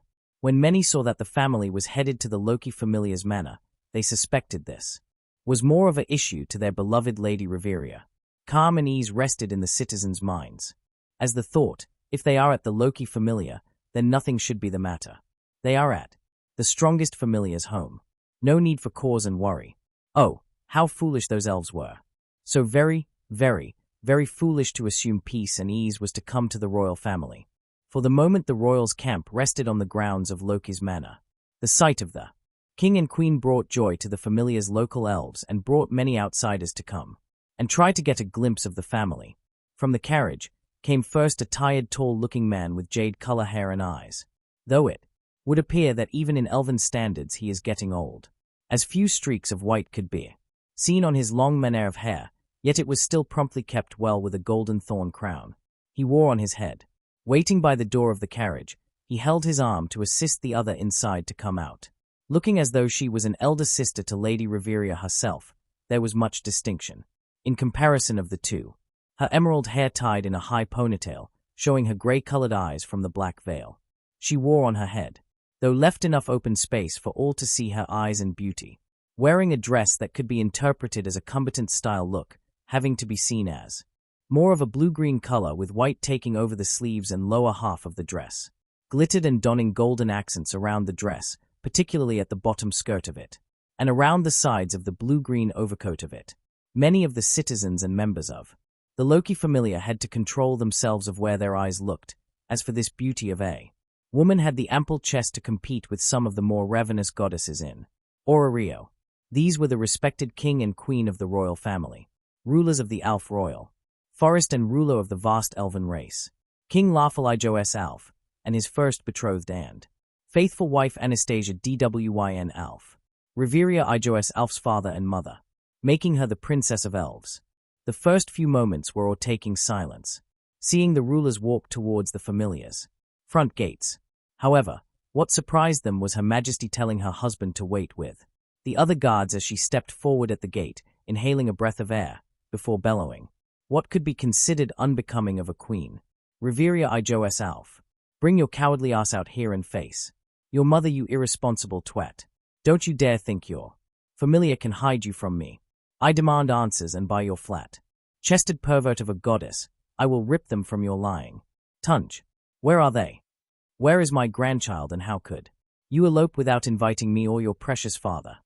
For the past 2 days till now, the Loki Familia has been fighting a damn war with the royal army and the Fays, trying to minimize the damage and the breachings of their walls from an enraged mother, spewing curses and slanders at her own daughter from the outside, while many of the elven citizens and adventurers pleaded and tried to talk sense to their queen, all while the king looked at the citizens with pity and was remained on the sidelines, rather comfortably to add, as he watched his own wife beating upon the doors of the manor using other adventurers and their weapons like a battering ram. Day, please do try to minimize the corpses you'll leave, and for heaven's sakes come get some rest. The Fays and the guards can handle them for you while you recuperate. Lawful said as he set aside the paper he was reading and tilted his head to the side. narrowly avoiding another unconscious body as the stomping of his tired and angry wife came closer to him and then sat next to him on the set chair provided by their guards as 10 of them came in place for his wife. HMPH. If she believes her familia can survive my rage, then they are sourly mistaken to think this will tire me to retreating. Can you believe her, La? I know she's rebellious and doesn't wish to rule yet. She gets that from both of us, but to have a secret family and not have us in her life. Now, dear, remember these are merely rumors. You know she still cares about us to still. Right back. And if they were, would you think she kept silent about it if there wasn't a dire reason to keep silent about it? I suppose you're right. But this is a first for me and you. For the kingdom, we would be facing with the biggest change. Our nation would have a blood-related child in the royal family to be part in the succession, which could mean all the more reason Reveria should think and prepare herself to take over someday. Anastasia said as her husband merely raised a single eyebrow up at his wife. Why do I get the feeling that's only secondary to what you believe this rumor to be important? It might as well be. Think, if she had a child, that would make us grandparents. Meh. A grandmother that never got to know her sweet and cute grandchild after so many years. What are they like? Do they take after her husband or herself? And should we set them up marriage partners and spoil them? Dear, please, calm yourself. You're becoming quite frantic. This is just sort of coming to me without warning, La. I mean, our kingdom has no shortings to a potential successor with what your years of going about sleeping or taking in women or others' wives. You know I love you most and you are my first. Yes, damn straight. No other woman can even come close to me. But, after Reveria was born, Anastasia said only to suddenly stop, looking down at her stomach and placing a hand over it, rubbing it softly till she clutched at her own dress. Is it wrong to want to have more into our family? She asked as Lawful scooted closer to his wife, cupping her cheeks with his hand and pressed his forehead to her, wiping away the single tear falling from her left eye as he shook his head. No, it isn't, though I wish that could be possible. But with what happened during her birth, we were lucky our little princess was born healthy and safe. At times, I wish we could have had more, given her companionship to her own siblings we could have given. But alas, the complications. I am sorry, La, but this here and now, it's giving me that motherly feeling when we were raising our little girl. Anastasia said as she sniffled and parted ways with her husband, both now holding hands as they continued to watch their men fight and trying to break through the doors. Perhaps we should allow the men to rest. If nothing else, Reveria found a good place to live. 2 days in and they still haven't budged with all that you've thrown at them. Lawful said as the sounds of shuffling dirt and grass came closer. Both him and his wife turned to see a tall, blonde-haired elf looking rather malicious. But what was offsetting seeing this menacing smiling elf was the rather happy and admittedly adorable child on his shoulders as they looked at the doors to Loki Familia's manor. Oh, you're trying to get inside the manor then, old man? Miss? The boy asked as both king and queen blinked and nodded their heads. Given the fact that you've sent half their weaker members unconscious or beaten to a pulp, I'm quite impressed the Queen of Elves has the strength of half the army. Your skills and rumors of you hold truth. The blonde-haired elf said as he bowed, just as the boy soon hopped off and now faced the doors to the manor. Thank you, Oh, sorry, sir. We were sent from the guild to come here, and I have some people to visit here to let them know I've recovered after an incident 4 days ago. I'm Bell Cranel, and this here is my pops. Hayden Selland, pleasure to meet you, your highnesses. Now, I believe we can assist you both. Though, my lady, you should be ready to storm inside if you wish to fetch who you're seeking. Hayden said as Anastasia looked at him with a puzzled look before he turned to Belle. All right, Belle. Hayden said as Belle smiled, as they watched him walk calmly a few feet ahead before looking at the doors, inhaling a breath in, and then relaxing himself and breathed out. Hey, Olga, Lefia, Tyon, I made it back alive and in one piece. Come on out. It feels like weeks since I've seen you. He yelled, causing the royal army to stop as well as the members of the Loki Familia to look at him. Soon they heard a loud rumbling coming from the doors. Next thing they knew, the members of Loki Familia were blown away from their post as well as the doors themselves off the hinges, and there they could see only a brown blur before watching as the boy was knocked to the ground groaning and laughing a bit in pain. Gia, Argo, you're alive. Thank the gods you're alive, Argo. The members of the Loki Familia could only watch in shock, as Tiona was now straddling Bell and nuzzling against his cheek, all while she was squeezing the ever-living air out of his body. And Nikki, to say you too, Tiona. And Argo. What happened to white hair? Oh, well, that was 'cause I was reading Argonaut lately and it popped into my head that he sounds a bit like you, going off on adventures and slaying cool monsters. So that's what I decided to nickname you now. And don't judge me. You called me Orna like the fortune teller and storyteller of Argonaut 2. 1. I was eating and had crepes in my mouth when I called you. Beaut, now that you mention it, I like it.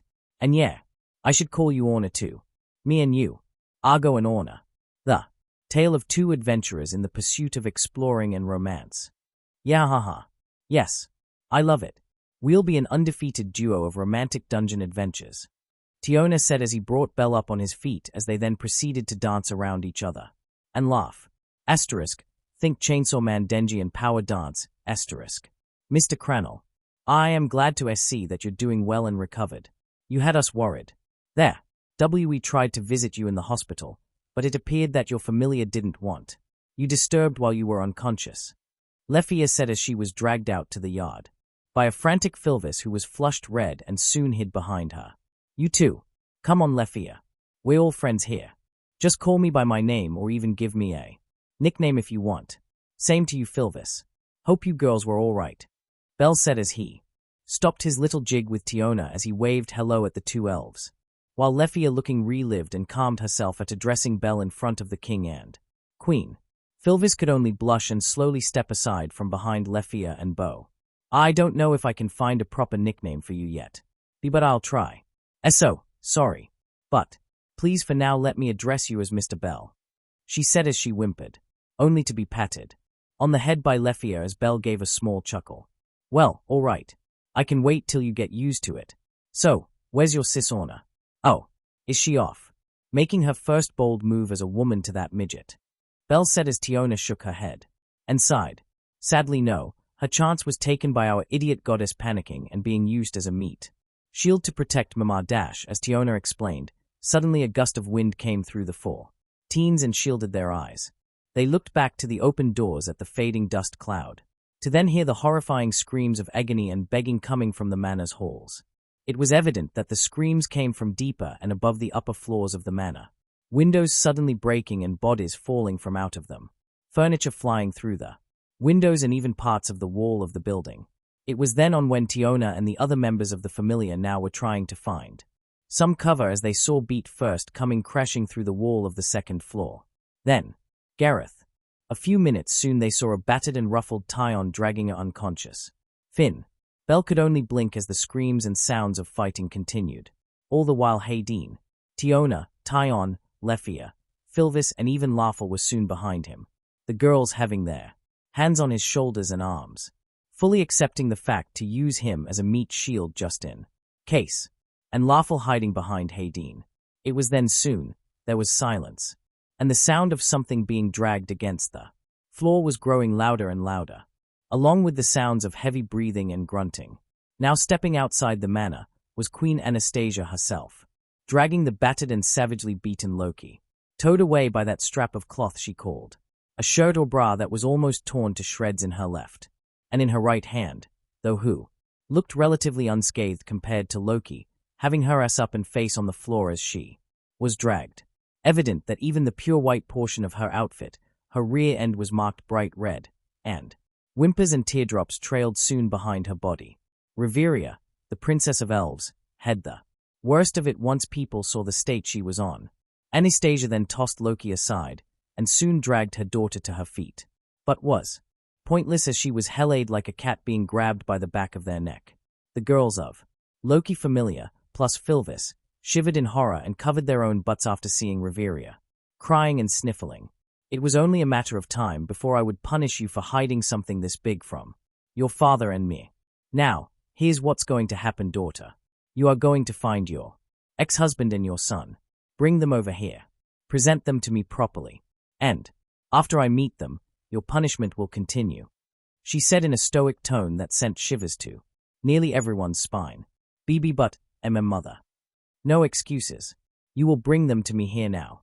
I don't care if they are or aren't your husband and son.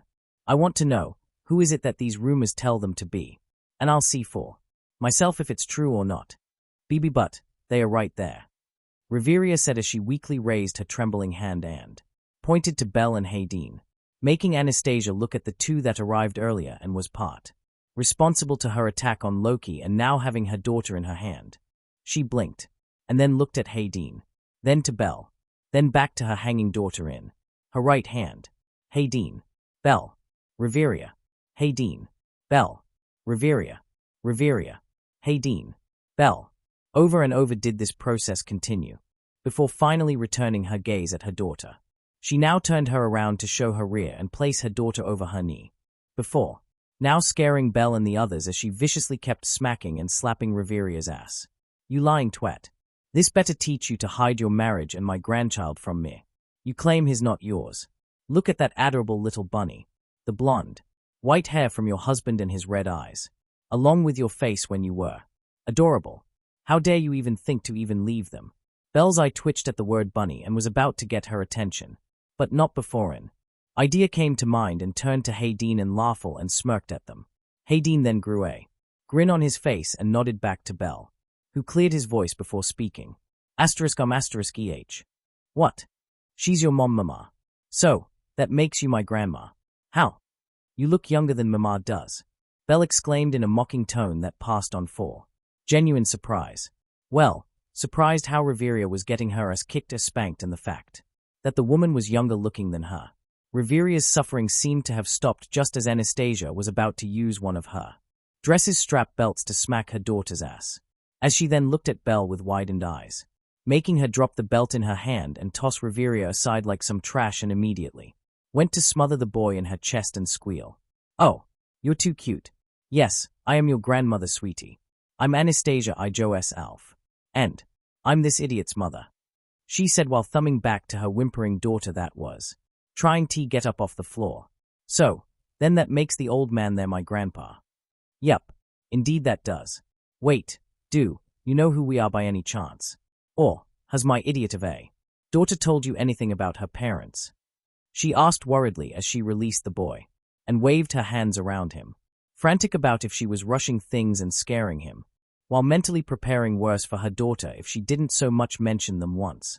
Well, all I can remember her talking about how her dad is old and worries about her, and that once she said that she dreaded the idea of him coming here to show her pictures of men for marriages.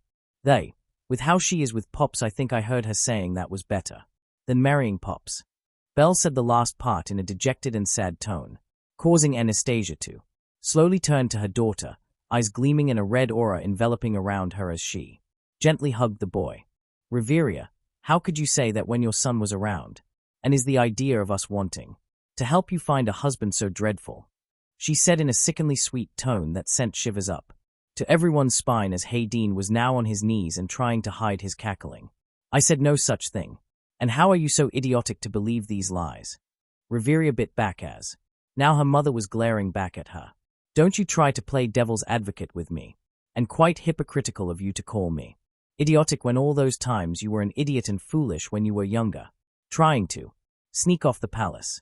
Your pitiful attempts to sneak off outside the forest, even trying to grow your breast faster when you hit puberty. You didn't have to say that part. And besides, every female elf in my year at that time did it, too. Not all of us can be blessed with those sagging udders of yours when you were younger. And now, that's because I'm not like most elves that are too stuck up and have you branches shoved up their asses or taints. And how dare you call them saggy? These babies are firm and in their prime, milk jugs and perfect. Even if you now have a decent rack on you, I bet you couldn't even satisfy your ex-husband well enough. Like he could ever satisfy me. Then why is it that you were able to have a child, Reveria? He clearly was doing you well. Right to have one. Maybe you're the one that's incompetent in bed. Stop making it sound like I'm a whore, and I can choose to bed who I want. I'm just waiting for a better man than that pathetic one on his knees. So you've reverted back to being a virgin then? With your attitude and that staff of yours shoved up your ass, you'll be Lucky to even get laid before you start getting gray hairs and crow's feet. Before the mother and daughter duo could begin their catfight, the sound of Hayden's cackling and coughing caught their ears. As they all turned to see Hayden being aided by Lawful upright, as he was wheezing and coughing with a smile on his face, wiping away a few tears and some saliva that dribbled down his chin. Gee gods above, this is the funniest thing I've witnessed since Alan's first few years in the Familia. By the gods, you look absolutely foolish, Hayden said as he laughed again. This time earning Lawful to join a little as he tried to muffle his own laughter. Dear, oh daddy. Anastasia and Reveria cried out as they were shocked and miffed that their husband and father were laughing at their expense. Blinking, it was apparent that all the elves and adventurers around them were struggling to hold their own laughs. The only exceptions were that of the elves of their own royal guard, Lefia, Revis, Tiona, and Belle. Sorry my love, but, given what the truth is, this whole ordeal with you two is quite amusing, Lawful said as he smiled at the pouting of his wife and daughter as he cleared his throat, gesturing for them to look at Hayden. Given by what Hayden Selland has explained while you two were having one of your little spats, sad to say dear, but this young man isn't Reveria's child, Lawful said as he now sighed at how teary-eyed and the whimpering moan coming from his wife as he now squeezed the boy harder. Bibi but la. Look at him. He's just as cute when Reveria was a teeny baby. And his eyes and hair could have come from his dad. Dear, did you completely miss his ears? Blinking, Anastasia then picked up Belle to the point his legs were now dangling in the air. His body turned and twisted by her as she carefully inspected him, squinting her eyes as she turned him to his sides and looked intently at his ears. His apparent non-elf ears. But sorry, that was kinda me pulling one on Miss Reveria. Belle interrupted her as she looked at him in confusion. While I don't know their relationship in the past, given how they despise and loathe each other damn straight, I wasn't gonna let her badmouth Pops. And I didn't like how snobby she was about rules of elves and some crap about thinking Philvis over here was cursed. So, I made a bet with her and if she lost, she would be my bitch. Belle exclaimed, freezing nearly every single elf in the area and all of the Loki Familia. It was to do any request you asked for me, and only for 3 times. Reveria said, flustered, and red in anger and embarrassment in front of her family. And yet you were still moronic enough to take my kid's bet and lost piss poorly. Hayden countered as he smirked while crossing his arms, and Lawful shook his head and gave a dull look towards her daughter. So she lost, and I thought that as my first request that she would accept any rumors told about her. And the rumor about me, Pops, and her once being a family was already lingering around. My bet made her say it was 100% true. Belle said as he blinked, looking now at the frozen still woman and looked a bit sheepish and embarrassed. But, I can see now that this must have been a hassle for you both. My bad. You're just apologizing right now. And for that alone. Lefia and Philvis asked in shock as during his arrival they counted the dozen times that he and Hayden looked foolish and wronged the sanctity of the royal family. One thing I have to ask, why do you call that man Pops? Though the resemblance is uncanny, he isn't your real father. Elves tend to have the more dominant genes, so any child birthed by an elf would show some traits. But you're human, Anastasia said as she then lowered Belle back down as he watched the boy look back at Hayden. Blood doesn't make you family, or anyone family sometimes. We might not be blood related, but Pops will always be my Pops, Belle said smiling back at the woman. Somehow, tugging the heartstrings of those around him as they swore, they saw a golden aura and flowers floating around him. That settles it, Anastasia said as she came close to the boy once again, gently hugging him. This time as she had a serious look on her face and saw everyone around. I've only met this boy for barely an hour and I'm making him my grandson. And if anything were to happen to him, I will kill everyone and then myself, she said with a serious look in her eyes as all elves, even Hayden and Lawful looked at her with widened eyes and dropped jaws. EHHH. My lady, you can't be serious. A human now in line for the royal family's throne. Unacceptable.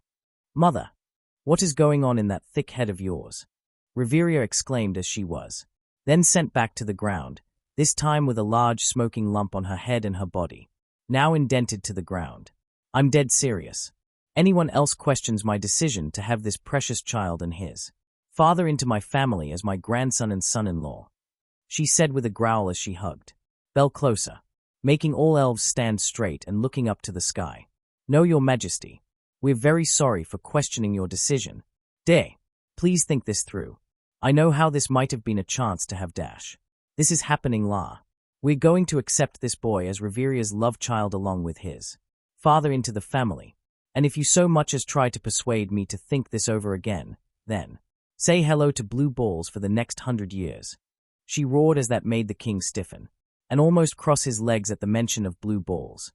"And don't even think about going around to fuck other women to get off. I will cock block the shit out of you and string your balls tight and drag you to the castle if I find out you were in the middle of fucking a man's wife." "Yes, dear," he said as many men shivered and cried at the sound of torment their king now had to suffer if he decided to be rational with his wife. "That's better.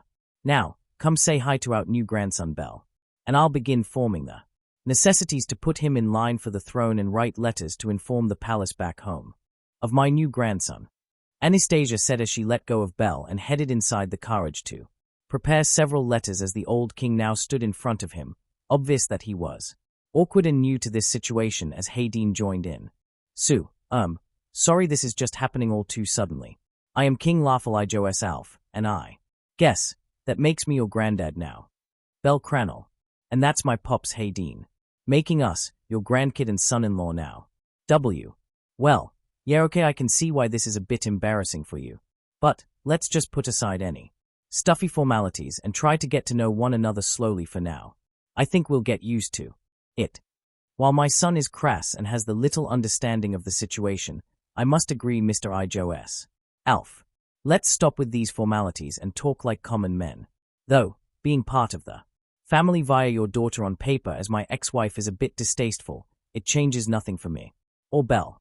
Lafel blinked his eyes in surprise at how Hayden was acting with Bel and taking in this situation they are now in. More so on the fact that Hayden was allowing Bel to touch him as though he wasn't scared or even annoyed due to the difference they are in race. All right then. I know my wife can be a bit spontaneous, so you'll have to get used to her. Now suddenly dropping by to check in or talk with your goddess about Bel Cranel.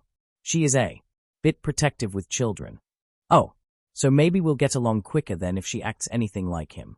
But was the part of her threatening you necessary? Hayden shivered at the thought of the king's punishment as the elder elf nodded and sighed. "You have no idea how many women suffered when they were the ones to suggest a night with me while my wife was in the same room. Wait, if you're married, then why do you sleep with other women? Isn't that an abuse of your power?" Bel asked as he crossed his arms and tilted his head to the side looking confused, humming and thinking hard at what this meant for elves. Mr. Bel, it's actually encouraged by the kingdom's law to bed other women at home," Philvis said as she, Lefia and Tiona came closer to the three men and joined in. Though in Tiona's case, she was more curious about that as well and wanted to give her sister some space for her and the unconscious Finn to be closer. "Let me explain. See, in the past when our race was few in numbers, it was more of an act to keep our race's legacy on. There were few men during the past due to several wars with humans and other races that the act of procreation was seen as a need in the worst case should happen." Lefia began to explain as Bel and Tiona nodded their heads in understanding. "You are correct, Miss Veritas. Back then the king of Alf's forest was considered the strongest of all elves, and was thought to be one able to sire such fine heirs and children. Hence, with such ability to have their heirs become strong, the act of freely reproducing with other women was enabled for not only our race's survival, but to benefit the kingdom with strong elves capable of magic and strength. But wait, why hasn't that law or accord been abolished or put to rest? Nowadays there's not a real need for it, right?" Tiona asked with her hand raised as Bel saw and then did the same, until Hayden put both of their hands down and lightly chopped their heads. "Well, I don't know if it's used in other elven kingdoms, but it's still there as a precaution, for other things aside war. Such to say, if the king were dying and left the country with no ruler due to having no wife, then his children from the various women would be part of a selection to become the next king, or act as a security measure if many of the king's heirs died in battle or adventures, or were sick with illness," Lefia said, though a bit flushed at the thought for keeping such a decree still active. "Wow, My shitty Gramps would have loved to be in your position.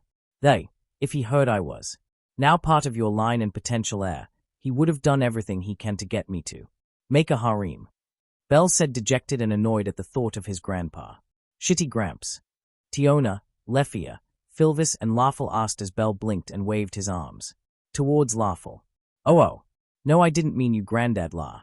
I mean my old grandpa. See, he was the one that got me interested in adventuring and the idea of travels. I'd always loved the stories he'd tell me as a kid. But he was a shitty teacher about it. He had me do some intense training that left me bedridden for days and would always say it's my duty to make a harem. Ah, I see. But it sounds like he really was looking out for you and wanted you to do great. And the way you talked about him reading you stories, you must really love him. Filvis said. As Belle looked at her, she blinked and became frantic as his smile looked sad and saw tears in the corner of his eyes. Yeah, well, I did, I suppose. He might have been a crappy trainer and a perv, but I loved the old man. Sadly, he's no longer among the living. I am so sorry, Mr. Bell, for bringing it dash. Come now, Filvis, it's fine. I've had time to grieve and mourn. It happened over a year ago, before I came here. But knowing the old man, he wouldn't want me to be all mopey. Instead, he'd want me to celebrate and take it in stride about my adventures I have with you all now. Bell said with a cheeky grin as Tiona smiled at him. Well, I suppose I can understand why your grandfather was like that for you. But you saw what he was trying to prepare you for. I'd have liked to meet him someday, if he hadn't passed on. He sounds quite the fool. Wanting a harem. Yep, shitty Gramps was an idiot. The first thing he told me when talking about Orario was ways to pick up girls in the dungeon. Geez, though I wouldn't mind later on meeting that special someone someday. Bell said as that caught the girls' interest, but were all startled when the carriage doors were kicked off and out came Anastasia running towards him and clutching his shoulders. You're seeking to court someone now? Oh heavens, this is too sudden. The potential of me becoming a great-grandmother when I'm so young, she said in a panic as the girls and Larfel were in a frantic at her sudden worries. I love it. I'll help you out, dear grandson. Guards. Phase. Seek out the guild for potential suitors for my grandson as soon as possible. Use our spies from other countries. Find some around his age. Maybe older or somewhere he can wait a few years for, or a couple age of difference. No more than maybe 3 to 6 years apart. Dear, Your Majesty. Bell's granny, or grandma. The group exclaimed as they were about to try and talk some sense to the woman, if it wasn't for Hayden calling their attention. Your Majesty, while I understand the procedures of seeing out potential suitors for the royal family, do not forget that this precious idiot is my son. Hayden said as he gazed at the woman, now looking coldly at him. Therefore, it shouldn't just fall under you to decide who would be a good partner for him. I see, fine. I'll be sending you the list and profiles of any potential partners I find and research about. And if you see any, then you do the same. Anastasia said as Hayden nodded, both having a twinkle in their eyes before they firmly shook one another's hand. Agreeable, though there is one currently in the running to be a potential wife for him. As Bell himself even boldly asked her to marry him when he awoke from the hospital. Hayden said as now Anastasia's face became that of a kid in a candy store, while the 3 girls in the group froze and looked at Belle, who was that akin to a tomato. Don't lie, Pops. Did you forget to take your pills for your dementia again? And you 3. It's taken out of context, I swear. I was in the hospital for 4 days without food. When Haluan brought some over, I was too happy and spouted without thinking, I swear. Belle explained as the 3 girls let out an internal sigh of relief. Though for Anastasia, she completely ignored his explanation and now pressing her hands into her cheeks and squealed in delight. Pant pant F finally. How is it that you were walking, but were so far ahead of me? Belle, Hayden, and Larfel turned to see a tired Aina now crouching a little and resting her hands on her knees, breathing heavily as sweat was shining on her face. Did you cause tea trouble, Lee? Why, your majesties? I am sorry for arriving late. Oh, you're from the Chul family, correct? Aina, I recall your mother teaching my daughter when she was younger. Did you also have relations with her family members? Yes, though that one was thanks to your grandmother and getting into the liquor storage too. much during one of the festivities about 40 years ago, I believe. I find that the fact the sadist is related to you that way, simultaneously hilarious and pity, with how she must have been raised. Hayden commented as Aina looked worried and confused, as to why Belle and Hayden were talking to the king so casually, while the queen was now talking to Tiona, Lefia, and Filvis with a notepad in hand and scribbling down notes with such speed. Why, your majesty, I apologize if Belle, Cranel, and Mr. Selland caused any troubles. Ah, is that Aina's child? Perfect. My, how much you've grown. Yes indeed. You have. Your mother's hips and breast, that's for sure. In a few years you could become somewhat a decent rival for my own tits. And my queen, please stop touching my chest. Nope. I'm getting the measurements right and seeing if you're worthy to be a potential candidate. See, candidate for what? Why, to become a susha for my grandson and potential wife for him, she said without hesitation, as Aina's mind shut down and blinked before she felt the woman's hands off her body and ass. Why, your grandson? Yep. See that adorable white-haired boy with red eyes next to his father. Belle, Cranel, his. My grandson now, and I'm making a list of potential suitors I find here in Orario before I leave soon. Anastasia said as she went around now to see any members of her own race in the piles of bodies around the yard and seeing if any of her female fays or guards were interested. Aina was at a complete loss. Lefia and Filvis were panicking as they saw that her eyes rolled to the back of her head and now looked completely white. It was only after a few moments of silence before the final straw broke her back and mind. You've only met the king and queen and now you're part of their family. First it's you becoming level 2 after barely 2 months in. And now our queen is looking for wives and partners for you. What the hell happened? God damn it. Idiot sadist. Belle and Hayden muttered as now they felt various eyes on the both of them, mostly in shock and surprise, and few of them with envious and angry glares and stares, though the feeling of pride and joy at Belle's accomplishment did ease the boy, as he was then tackled to the ground by 2 elves and an Amazon. Level 2. Congratulations, Argo, Mr. Bell, that fast. Tiona, Filvis, and Lefia spoke about and now piled on the boy with many questions and congratulations before their voices were just another set in a sea of words now floating in the air around the yard of Loki Familia's manor. The conscious adventurers joyful that someone finally leveled up was a large step in their way of life. The envy of some that wished it was easy to level up that quickly, and a certain blonde looking at the boy in amazement and wanting, were just one of the many hectic moments that happened today when now meeting his new family members. Support love child. Support love child. Days had passed since Belle's recovery from his incident during Monsterphilia. Along with the incident, many elves in Orario now call the leveling royal reunion of the Elf Forest Royal Family, in which word was now spread and confirmed true, that a human is now part of the Elven Royal Family. Belle Cranel, officially declared by King Lawful and Queen Anastasia Ijos Alf, to now be their official grandchild, the son of Hayden Selland and Reveria Ijos Alf, their union hidden from the royal family, but due to troubling marriage and the disbelief of Reveria having sired a human than that of even a half-elf, tore her to leave her husband and child. The story was quite the tale to be told, especially given how manipulative and persuasive Queen Anastasia was in writing it, became quite a sad romantic story for many to have heard it, attracting quite the attention to Belle, Hayden, and Reveria. The Princess of Elves now having to deal with more marriage suitors and annoying men begging to marry her, claiming to be a better husband than Hayden, which would prompt them to get sent to the hospital from the Loki Familia. Hayden was seen rather in an odd lighting, so to speak.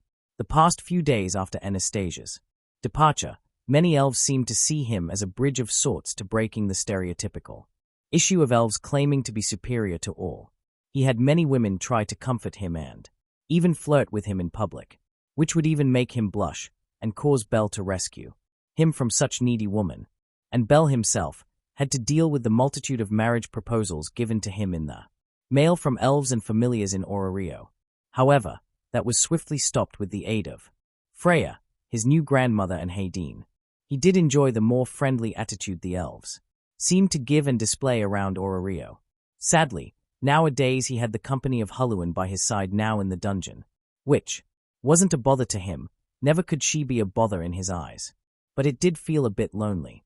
Every now and then. More so given now with the relations of the royal family with his goddess Freya and Hedin. She was called more often now to assist Freya. What's got you down in the dumps, Belle? In the guild hall, Belle had been waiting for his Valis exchange to be wrapped up. Though, given the amount he brought with him alone on this current dungeon run, it would be a while. As the counter of his Valis said it would be a while, he decided to wait on one of the guilds sofas to kill time. What brought him back from his lingering thoughts was Misha as he tapped on his shoulders, and caused him to suddenly jolt, looking behind him as he gave a tired smile to the kind reception woman who smiled back. Sorry, didn't see you there, Misha. I've kinda been lost in thoughts lately. Feeling a bit weirded out coming here alone. Ah, I get it. Miss your pops and the others joining you in the dungeon dives her. She said as she took the sofa chair across from him and sat down, laughing a bit as he rubbed the back of his head and looked away sheepishly. I'd be lying if I denied that. It just feels a bit too lonely, why I know. But I understand their roles in the Familia. Especially with Pops and Huluan now have to sort out paperwork and forms given to Lady Freya thanks to Granny. My God, I still can't believe you're now technically a prince to a kingdom, and to elves of all. That. Aina had a mental breakdown when she had to accept it. But tell me, is it true that she was picked to be one of your wives? Unfortunately, yes, but Pops was absolutely livid at that suggestion. It took about 2 hours for him to convince Granny to make her a concubine and not a wife. Belle said as a shiver came down his spine at the thought of Aina becoming his wife. Though while a part of him didn't mind it per se, but given how sadistic and strict she is, being married to her would be somewhat hell.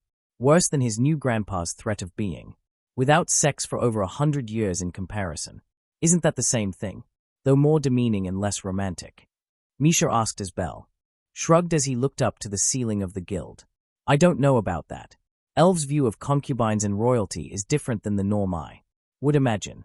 Though Granny wants at least one of her family members to be an option to take as a wife. Apparently, her mom was part of their royal court and tutors, so they want to keep them close like family.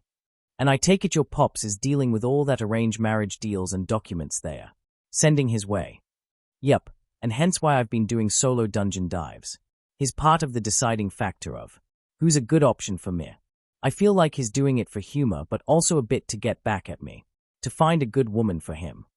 Belle said as that earned Misha to laugh loudly and wipe a tear from her eye. Better find a good woman for him before he finds you your future bride. But, if you're lonely in the dungeons, why not hire a supporter?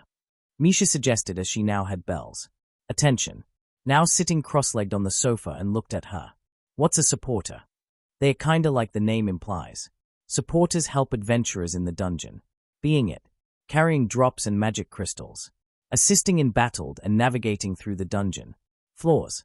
Even some are capable to heal and enhance the party with magic or abilities they might have. And depending on the supporter, they can be available to join you majority of days or even make an exclusive contract with you. That way you're never alone in the dungeon floors. Though, knowing you it'll be a great way to expand your friends. Alright, that settles it. I'll find a supporter to join my party. Belle exclaimed as he shot out from his place on the couch and smiled. Misha then stood up from her seat and walked over with Belle to the counter as she went behind it and grabbed a few stacks of papers with some adventurers' pictures on them. I can sort out some potential supporters for you if you want, though many are contract-based and some might not want to join you after just leveling up, so keep that in mind. In the meantime, why not see about your armor? I notice a few dings and some scratch marks on it. Maybe it's time for a replacement. Hee. Thanks for the help, Misha. And yeah, after I get my Valis I should swing by to Phase for some better armor by this guy that made it. I also have something to do while searching for some of his new gear. Belle Cranel, your Valis is ready. Oh, lucky timing. Guess Rose is finished with counting up your drops. Have fun vicing Hephaestus's shops. Thanks a lot, Misha. Belle said as he hurried to the cashier's desk and proceeded to collect his earnings from the dungeon.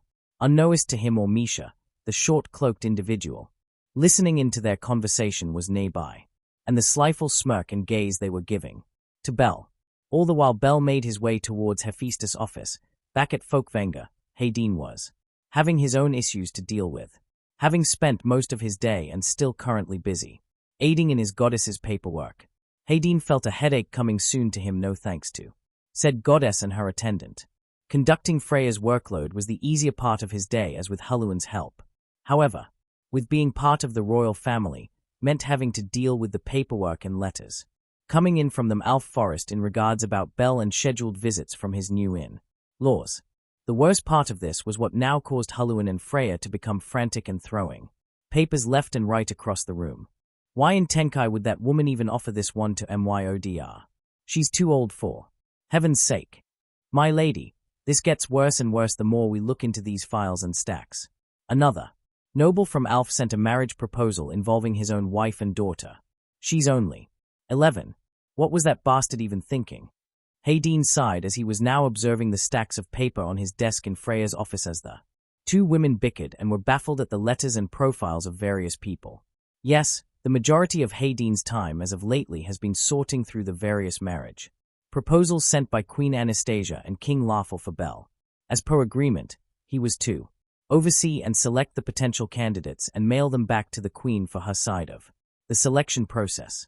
This would go much quicker if the two of you would stop and help me actually select and set aside the ones to send back to Her Majesty. Why you both have to panic and be frantic about random strangers is beneath my understanding, Hayden said as he stamped another profile of a candidate for Bel's hand with a large red X and set it aside. He's your son and my ODR, Hayden. Even if we have to agree with that bitch of a queen about their laws and customs, I want the finest and perfect women I deem fit to even date our Bel, and then maybe they might seem fit to have his hand in marriage for his harem. Freya said as she and Haluan slammed their hands onto Hayden's desk, almost knocking the papers over if he hadn't set his hands and a paperweight onto them before they came marching over him. And soon he pulled a stack of papers closer to him as Haluan leaned in, closer with her flushed face. It's bad enough I might be dealing with Miss Tiona, Lefia, and Filvis for Bel's attention. And you expect me to just choose any harlot after Bel's status and fame now? As far as I'm concerned, they're all worthless for Bel's hand for a relationship. Yes, well said Haluan. Even if you have those two from Loki's and that one from Dion's Familia, you must defend our Bel as if he were your own. Freya said in glee as she was praising the young girl, all while Hayden stamped another profile with a rejection mark, earning the women to now scold at him. And you're still judging these worthless options? They both shouted as Hayden stamped another and paused as he looked up to them. The way his glasses now shined white before, revealing his piercing red orbs, sent a chill throughout their bodies. While I understand both your frustrations about Bel's new status and implications and responsibilities that come with it, I can't half-ass this. For one, Her Majesty will notice if I didn't put any effort to this. 2. I have to read everything sent by the Fays about their background, if they have any ulterior motives for the kingdom or to our very own familia. He said with a cold tone that caused the two to back away as he set aside the recent reject and took another file and observed it. And third, I'm seeing if any of these are even worth it for Bel. I'm taking into account of their age, their personality, skills, hobbies, status, and schooling if they are right for him. That woman may be his grandmother now and is eager for him to begin dating, but he's my son. I don't want him to feel forced into marriage straight away. I want him to develop a connection with them. Hayden said as Haluan and Freya's hearts were touched by the cold elf's warm attitude for Bel's concern and future. Why else would I say you spend more time with him, Haluan?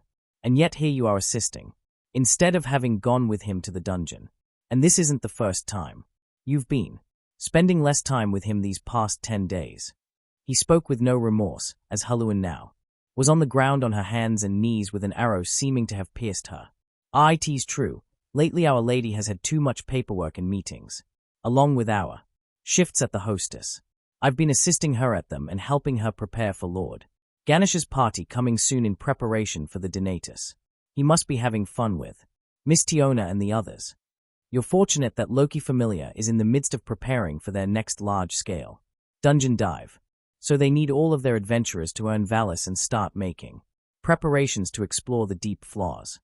Hayden said as he moved another file over to him, and this time actually marking it with an O-shaped stamp in green and setting it aside. Elsewhere, This caused the girls to then look at the small stack of papers he recently placed aside and looked through them all, each having a green stamp opposed to the several dozen piles of papers marked in red. These are the women you find appropriate for Belle's hand. Well, you are being thorough. But some of these come from random elven families not even from the kingdom, and some of them aren't even elves. Apparently my goddess, Her Majesty didn't want the normality of selecting a bride for Belle. Rather she wanted a variety of women from him from different parts of the world. If you had been paying attention, you would notice. What I apparently noticed now from this is that some of these options you approved of are men. Haluan screeched, causing Freya to nearly turn her head so fast that a cracking sound echoed the room as she grabbed the stack and looked through the papers until she came across two profiles. These two are men. But they look so feminine. Wait, I've heard of these two before. The famous bounty hunter dubbed the freeform tricky spinner, Bridget. By the appearance has changed quite a lot. His old outfit was that of a priestess. And this one, yes. This one was part of the 12 paladins of Charlemagne. A fearsome warrior with plenty of tricks up his sleeve. Why would you approve of these two for Belle? Does Belle swing that way? Is he both? Haluan asked as his face was completely red, her eyes now spinning and a trickle of blood escaping her nose slowly at the thought of these two men with Belle. Freya, however, was now face first on the floor with a puddle of blood seeping around her head and steam coming off her face. Her legs were crossed with one another. Hayden paused, before looking back up to Haluan. Actually, Belle approved of those two himself. That was my initial reaction when he said he wouldn't mind getting to meet them and know them better. I tried to ask if he prefers them, but he says it's not about what or how they are born as those matters. Rather is the character of the person. Hayden explained as Haluan then wiped off the blood from her nose and blinked in confusion as Freya was now somewhat normal and looked at Hayden. He says that if he found love in someone, it wouldn't be due to their sex or body, rather how they are as a person. If they are kind, loving, and a person he can see spending all his days and time with, slowly and relaxed or spending it in a rush of passion and adventure, then that's the kind of person he would be happy with. Hayden said as he blinked hard as he wiped away the few tears forming from the corners of his eyes, thought making it seem as he was rubbing them from fatigue. While I don't know Belle's preference in a partner, or if he has any at all, I will support his decisions and take his feelings into account for arranging these proposals and setting up their meetings if they each choose to get to know one another. Hayden said as Haluan looked like she wanted to cry from hearing such a romantic telling. I swear that boy is just a spontaneous love child, isn't he? Nearly gave me a fright. Freya muttered as Hayden smirked and continued on his work. Welcome to my life now, Lady Freya. But some things to note. 1. That file on Miss Bridget. Read carefully about her background and you'll see why you must have been confused. Hayden said as Haluan looked at the file for Bridget, and a sad look came on her face as she continued to read. There are some things in this world that force others to change, Haluan. Keep in mind next time you help with observing these. And another thing, in that same pile, there's one that I had no choice but to accept it lest we're prepared for a war. Hayden said bitterly as Freya took over the files and flipped to the last one in the stack. Her face instantly scowled as she nearly ripped the paper apart with her single hand and almost crushed the other papers in the other. Why on earth did you approve of that moronic elf receptionist from the guild? Because of her, I have to make an excuse and story as to why Belle leveled up so quickly with a buyable excuse. The Chul family have been part of the royal court. They are close with the king and queen, and they decided to want to make it official. If everything else falls, she's the last resort. I'll be lucky enough if the queen would accept my proposal to make her a whorish concubine for Belle. The sadist. The woman that never takes a day off and crushes the spirit of exciting new adventurers in the dungeon, marrying Belle. I don't even know where to begin with this. Haluan said, baffled that Aina was an option to marry Belle. Honestly, I do wish she's only used as a last resort. However, I was fortunate enough that they sent profiles on her family members. I accepted them without hesitation and even more. So when I read their profiles, Hayden said as he waited for Freya to sort out the stack again, and pulled out 2 forms and placed them down on the desk. I didn't know the sadist had a sister, and an adventurer at that too. One from the Balder class. That takes me back. My own son now off teaching aspiring students. I'm surprised. She's stationed here in the Orario branch instead of the main district. Freya said as she was looking over the profile of Aina's apparent sister, Nina Tuel. Haluan scooted closer to the goddess as she got a good look at the photo of Nina, appearing to be a mature girl, a half-elf at that. Her long hair ending with a single braid by her lower back, as it draped down further. Wearing the Balder class uniform neatly with the excepting of a very long tie. HMPH.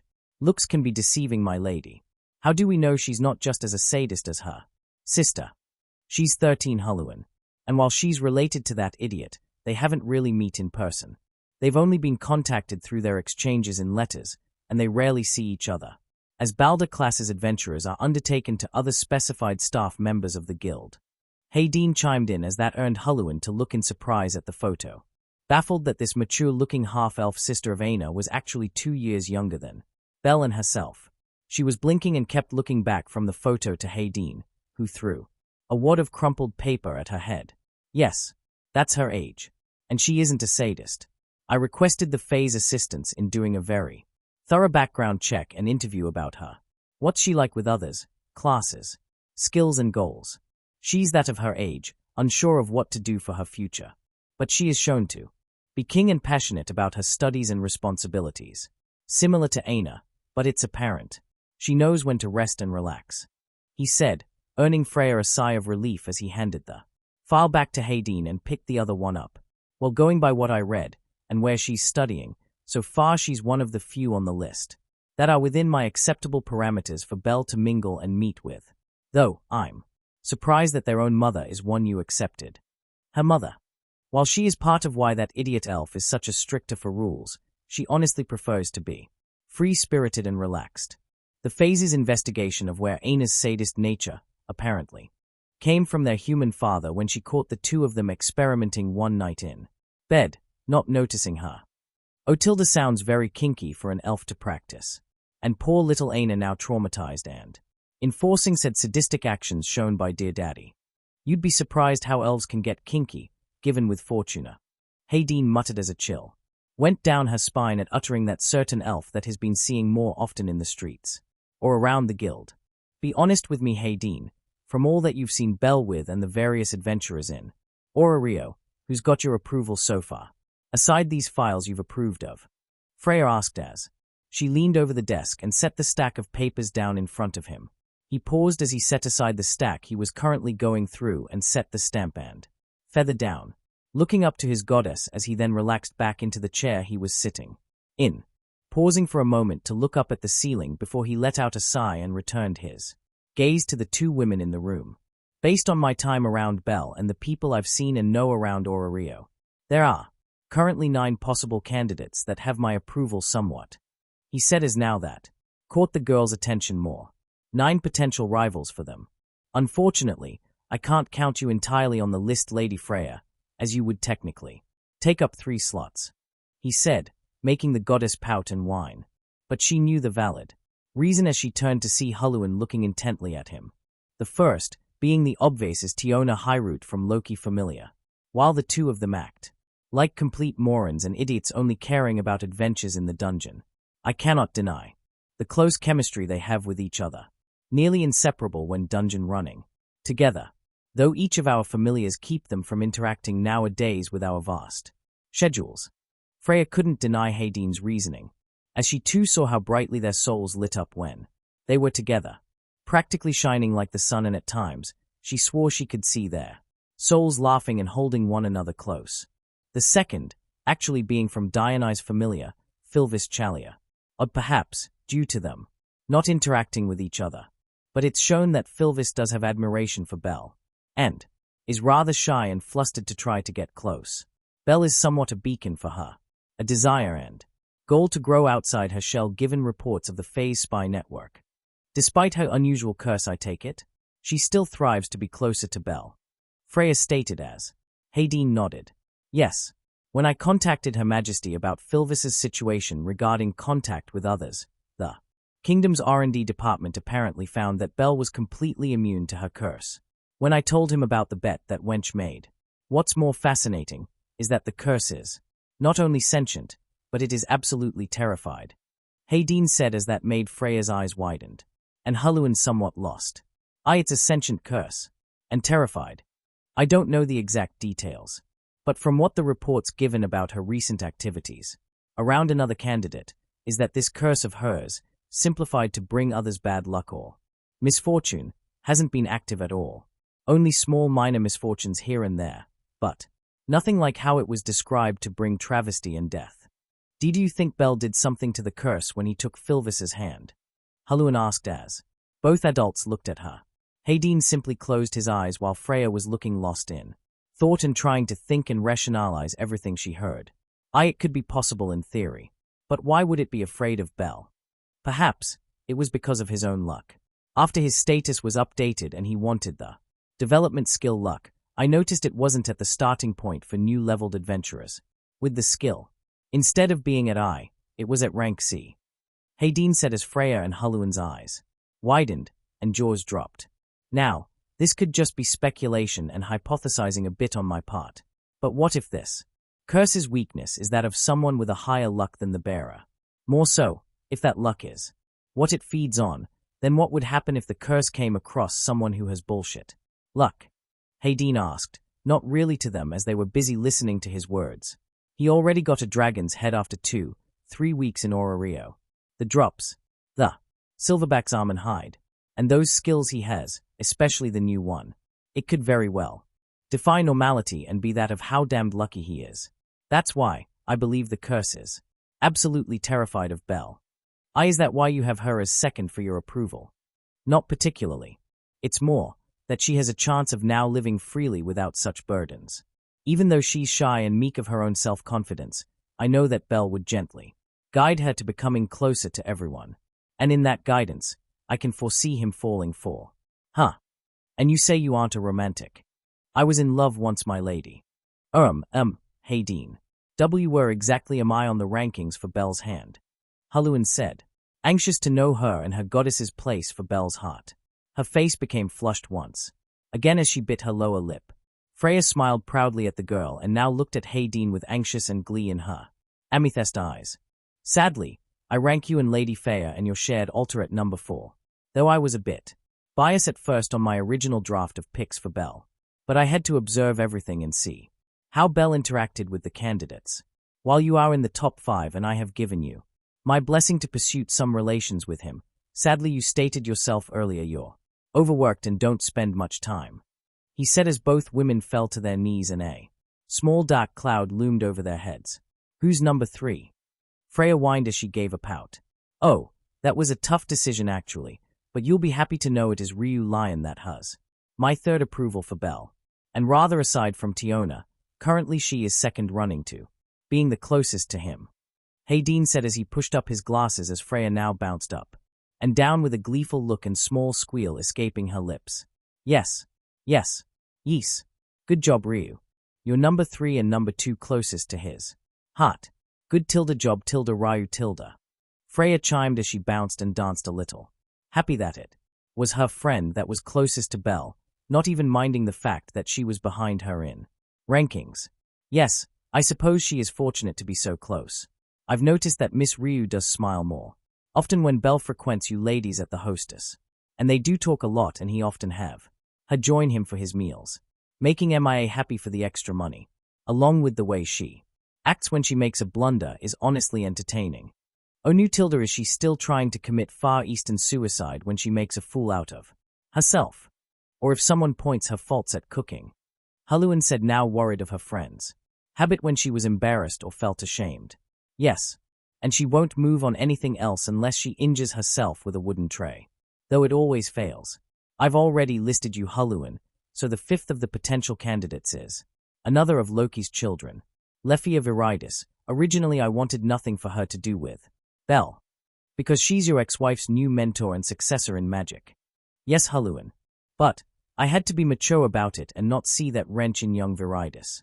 I saw her as her own instead of that embarrassment of a princess. In many ways she is somewhat similar to Bel, driven, determined and willing to learn more. And while she's responsible Enough to be level-headed, there are those moments of where her age comes about.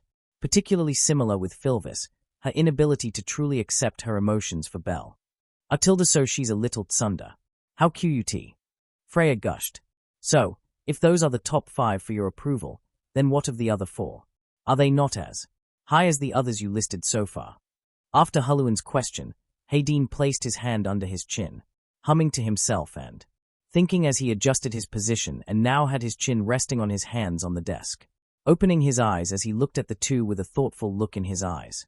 I wouldn't disregard them as not highly connected with Belle, but rather I haven't seen too many interactions with him due to our work, so I had sought them out personally and asked them about Belle subtly given how it's public knowledge at this point I'm his father and part of the royal family now. I see, so you wanted to judge them in person and see how they answered or acted like. Indeed. The next one I would rank at 6th is rather peculiar, given the situation that caused them to meet, that is, and along the fact they also assisted me in finding another potential candidate. Peculiar? How is no? It couldn't be. Freya muttered as her eyes leered at Hayden, sighing, in response to his goddess's gaze, and nodded his head, her teeth now clenching as she let out deep breaths filled with rage and denial in her throat, taking a minute to soon calm down and look at Hayden with a scowl. She's one of the girls from Ishtar's district, isn't she? 2 of them are my goddess. Though if it's any better, they aren't like the rest of Ishtar's children and whores. Rather, they are more akin to Belle's innocent nature, especially number 7 given her case and situation in Ishtar's. Hayden explained, which caused Freya to blink and look in surprise. Knowing Ishtar's plans for her downfall, she knew that bitch was ruthless in her business, not even caring much for her own children unless it impacts her own plans in any way. But to hear that her children were different than that of the whores and prostitutes lingering in the pleasure district or those fighting idiots in the Burbus, it intrigued her. Number 6 is an Amazoness by the name Lena Talley. Recently she leveled up to level 3 and works part-time at a bar or brothel. Belle visits to talk with the workers. The Midnight Veil. She's rather a cheerful one, similar to Tiona in attitude, and their shared issues about their body in comparison to other Amazons. An innocent Amazon in Ishtar's Familia. That's quite humorous actually. She's about 16, a year older than Belle, but it was apparent that she did have a small crush on that mutt from Loki's. However, due to the talks with Belle and her co-workers, she grew out of it. Now her focus is more on Belle. I do worry if her past habits of trying to seduce that mutt will actually work on that idiot. Alright, I had seen 1 or 2 instances of her immediately proposing to him or say that she's pregnant with her child. But Belle might be a bit blunt and oblivious, but he isn't that dumb, Freya said, reassuring Hayden somewhat as he still planned to have a talk with Belle in case that were to happen, and then with her lead to the interesting candidate. Number 7, only known by name, and a brief description from Lena, is Heraheim Sanjuno, a Renard from the Far East, and thanks to some of the Phase spy network, she's friends with the Children of God, Takemi Kazushi. Currently, though what I've found, she's said to be a prostitute in training. She's oddly the most expensive one in Ishtar's Familia. Hayden said as now that piqued Freya's interest. A new prostitute far from home and yet fetches for millions of Valis? That doesn't add up. Even if that whore Ishtar would spread her legs for some quick Valis and half-decent pleasure, the bitch is not an idiot. I thought something similar to that as well. And it was thanks to Lena I learned that while she is training to become a prostitute, she's still a virgin. Hayden said as that made Freya blink in surprise and Huluan's eyes to go wide to reveal both of them. Apparently the sight of male skin and even a man's collarbone is enough to make her faint.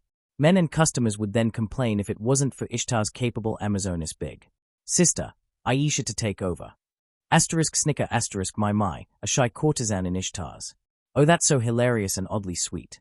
I say, you should alter your list now, Hayden, as I'm approving this one. I want to see how cute and shy she gets with Belle. And maybe we might see him flustered like he was with Huluan in the hospital. And my lady. Still, I say the best course for this one is that you inform Her Majesty about my approval for her and that she send her spies into Ishtar's and learn more about her. I bet she has something planned for the girl. Freya said in a serious tone as Hayden nodded and began to write a letter. This might take time as Ishtar has been hiding a few things lately from what Lena has said. even though my connections to Ishtar's and the Pleasure District are maybe 2, 3 people.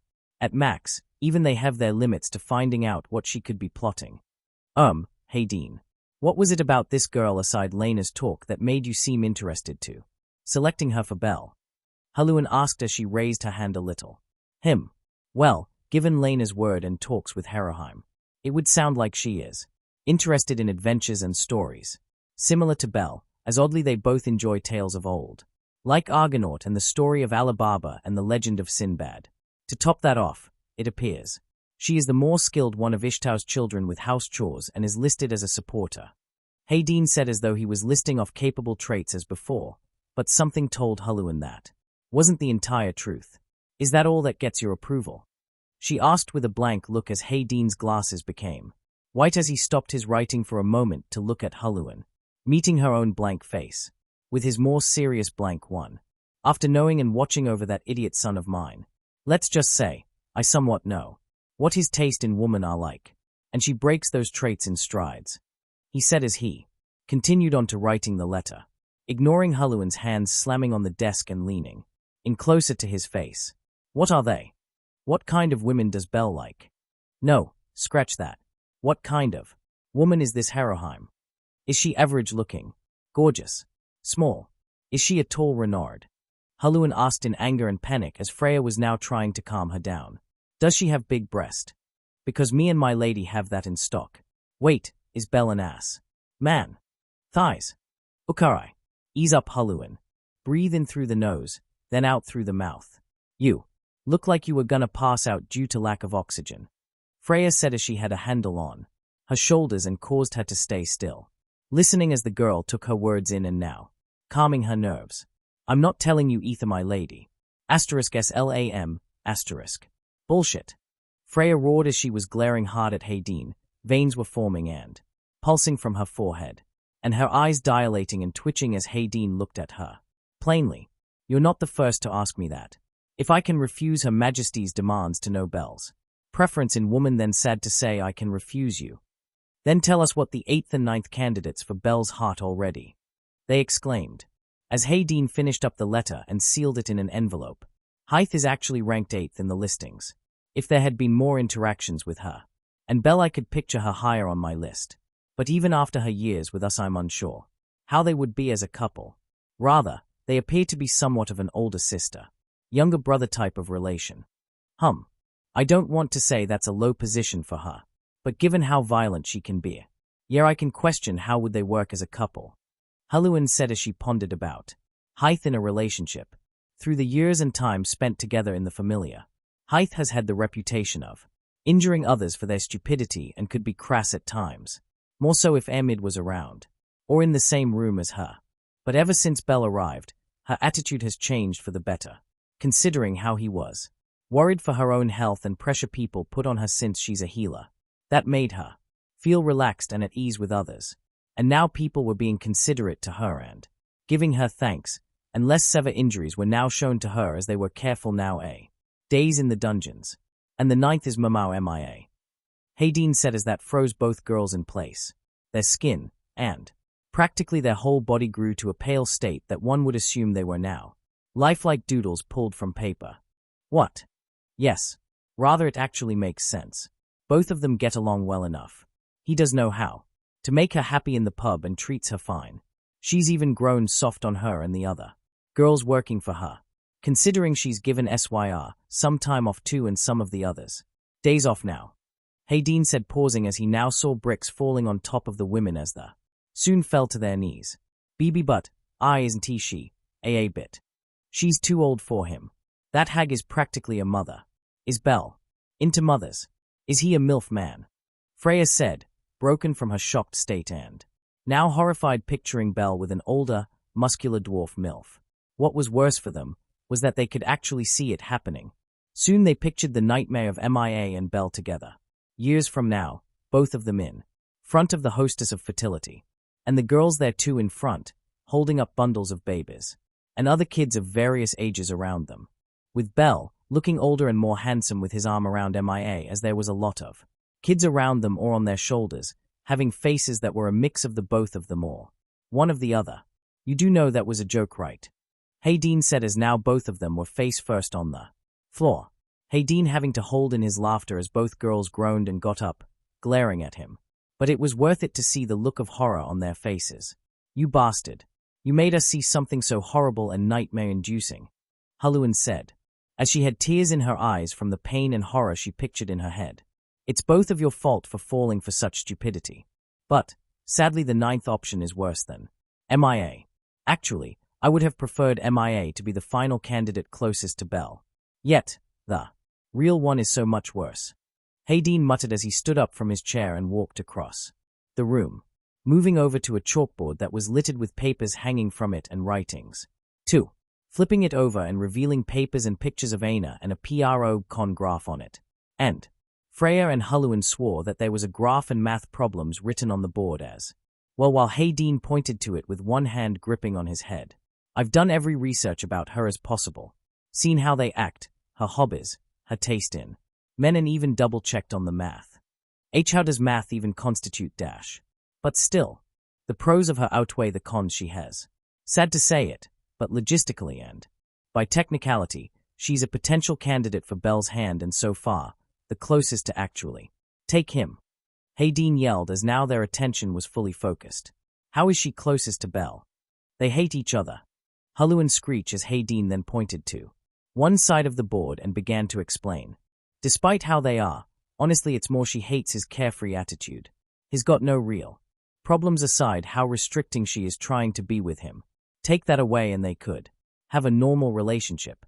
Plus, given the fact majority of this list has adventurers, she's the only one that's not an adventurer. She has a normal job with reasonable hours and plenty of free time, meaning that's time she could spend on the child before Belle would come home, late or early. We need to stop her. We need to have Aina removed as a possible candidate, or at the very least have Belle marry her sister and only use Aina as a concubine," Freya said as Hayden slammed the board again, as it spun and then stopped, which the board now read, Operation Sadist Silencer. "Then you both are going to help me convince the Queen to get rid of her on the list and at the very least support the idea of her sister to be Belle's wife. I don't care if technically she'd be an in-law. I won't ever call that Sedst my daughter-in-law. Let's stop that woman from marrying Belle off to a sadist. Hell yeah. Asterisk knock knock asterisk. Hey Pops, you in here?" Otter said you, Lady Freya and Halluin were inside here doing some paperwork. "I'm back from the dungeon and doing some errands early and brought you something to eat." All three of their heads soon turned to the door. Eyes widened at the sound of Belle's voice coming from it, cheering their heads to look back at one another before they ran around the room trying to clean up. Hayden kicking the chalkboard across the room till it hit the wall and covered it with some of the curtains. "Pops, what was that?" "Nothing. It's nothing, Belle, he just fell down some stairs," Halluin said, panicking as she now had some papers of mail proposals she needed to burn and or hide. But there's no stairs inside this office."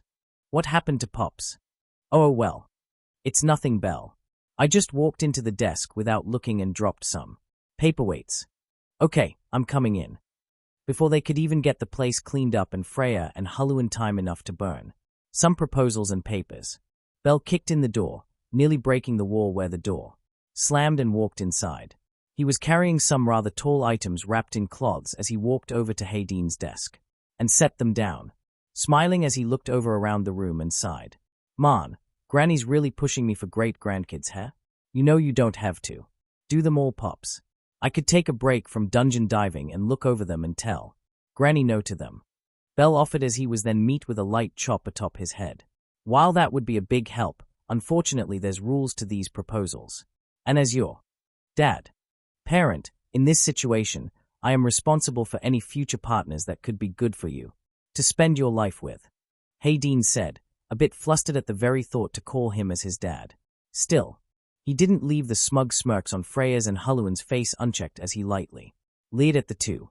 "Well, just promise me that you, Halluin and Fry, take care of yourselves and get rest. I figured you must have been tired, so after I stopped by at Faye's I went to Mia's to pick up some lunches for the three of you." "Why were you at Faye's, Belle and Fry?" Freya asked sweetly, though to Halluin and Hayden, they could feel the jealousy rolling off her tongue. "Oh, I wanted to thank her for making the knife for me. So I went to visit her with gifts as a thanks and to see if that one guy she mentioned that made my armor was in. And she said that it was a cute nickname for you and that I give it a try. Belle said as Freya was mentally crying. Enjoy at the nickname. Faye, you beautiful red-headed bitch with big tits, I love you right now. Freya thought as she wanted to cry and now began to think of other nicknames she wanted Belle to call her. Do you not like it? Belle asked. No. I love it. And thank you for the food, Belle. Care to join us while we take a break to eat? Freya asked as Haluan saw the look in her eye and widened, now smiling in glee as this was the perfect opportunity to get closer with Belle and begin their plan to help Hayden. Oh, thanks actually. While I kinda ate, I wouldn't mind joining you. I needed a break after all the searching I was doing after phase. Belle said as he then dragged over the other desk into the room and connected it with Hayden's.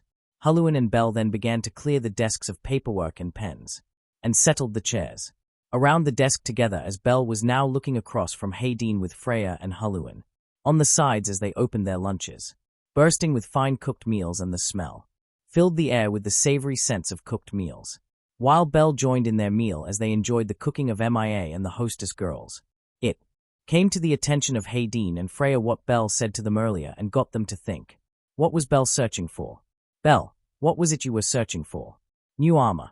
I did recall that your current set was getting a bit damaged, but you do have the other one that Lady Freya bought for you for your dinner after the baptism. Hayden asked as Belle was in the middle of chewing on some food. Feed to him by Haluan. Ah, that. Gulp C. I know that you told me you guys would be busy a lot more. And sometimes Haluan too. So Misha suggested I try to find a supporter to join me in the dungeon. That way I can have a bigger crew to make our adventures more fun when we go diving. Belle said with a smile as Freya and Hayden smiled, and a bit surprised to see him actually taking an advisor's advice. A supporter, that's not a bad idea. While we do have some of our own, they are part of our group that earns us some funding. Though I'm surprised that Sadist wasn't in. Normally if she advised you something, you ignore it. Freya said as Belle was now in the middle of feeding Haluan. For one, it's Aina. She'll probably tell me to look through a list. Be careful about them. Be realistic and accept the fact that it might just be only temporary. She's such a downer. Thankfully she's off attendant duty for a while. Belle said as Hayden smirked at the suffering Aina must be going through due to her incident and inability to shut her mouth about Belle's level up. As much as I hate to admit it, but that could be the case, Belle. Supporters are often temporary. Freya said as Belle leaned on the table and rested his chin on his palm, looking up with a smile on his face. Maybe, but that's why I want to look for them myself and see if they are different. Something tells me that the one I meet that will agree to travel with me will stick by my side thick and thin, he said with an honest and hopeful tone, excited and in wonder who he would find in Orario that can just tell him they're the one for his crew. If you're set to search for some, early mornings when the dungeon opens is the better time. They are often around the entrance or guild looking for a party or any adventurers needing a hand in the dungeon. Hayden said as Belle blinked a few times before looking at him with glee. Thanks for the tip, Pops. Guess I'll be waking up bright and early for the dungeon. You better if you are serious about it. And I don't want to catch you staying up all night either, reading your books, writing and doodling in them, or catch you sneaking in a midnight snack. Fee I any tilde I promise I'll bathe and go to bed early. Belle whined as they continued on their lunch, and soon later, Belle did keep his word, as by 8 o'clock he was already in bed, and fell straight asleep. Even as Hayden came by to check, he was knocked out to even noticed him being shaken, sound asleep, snoring with his arms sprawled out on the bed, chest rising up and down and a snot bubble shrinking and growing. You'll be looking into everything about this supporter he'll eventually meet, won't you? Hayden asked as soon as he left out of Belle's room, not even bothering to turn to his right to see Freya and Otter against the wall. Supporters have been getting robbed or reportedly demanding more money from the guild as of lately. Even our own supporters have reported issues of nearly being mugged and or stolen from they. It was a lot worse for those foolish to rob us, Otter said as he recalled breaking a few of the assailants himself. Particularly, it's the issue with Soma's children, the look in their greedy little eyes.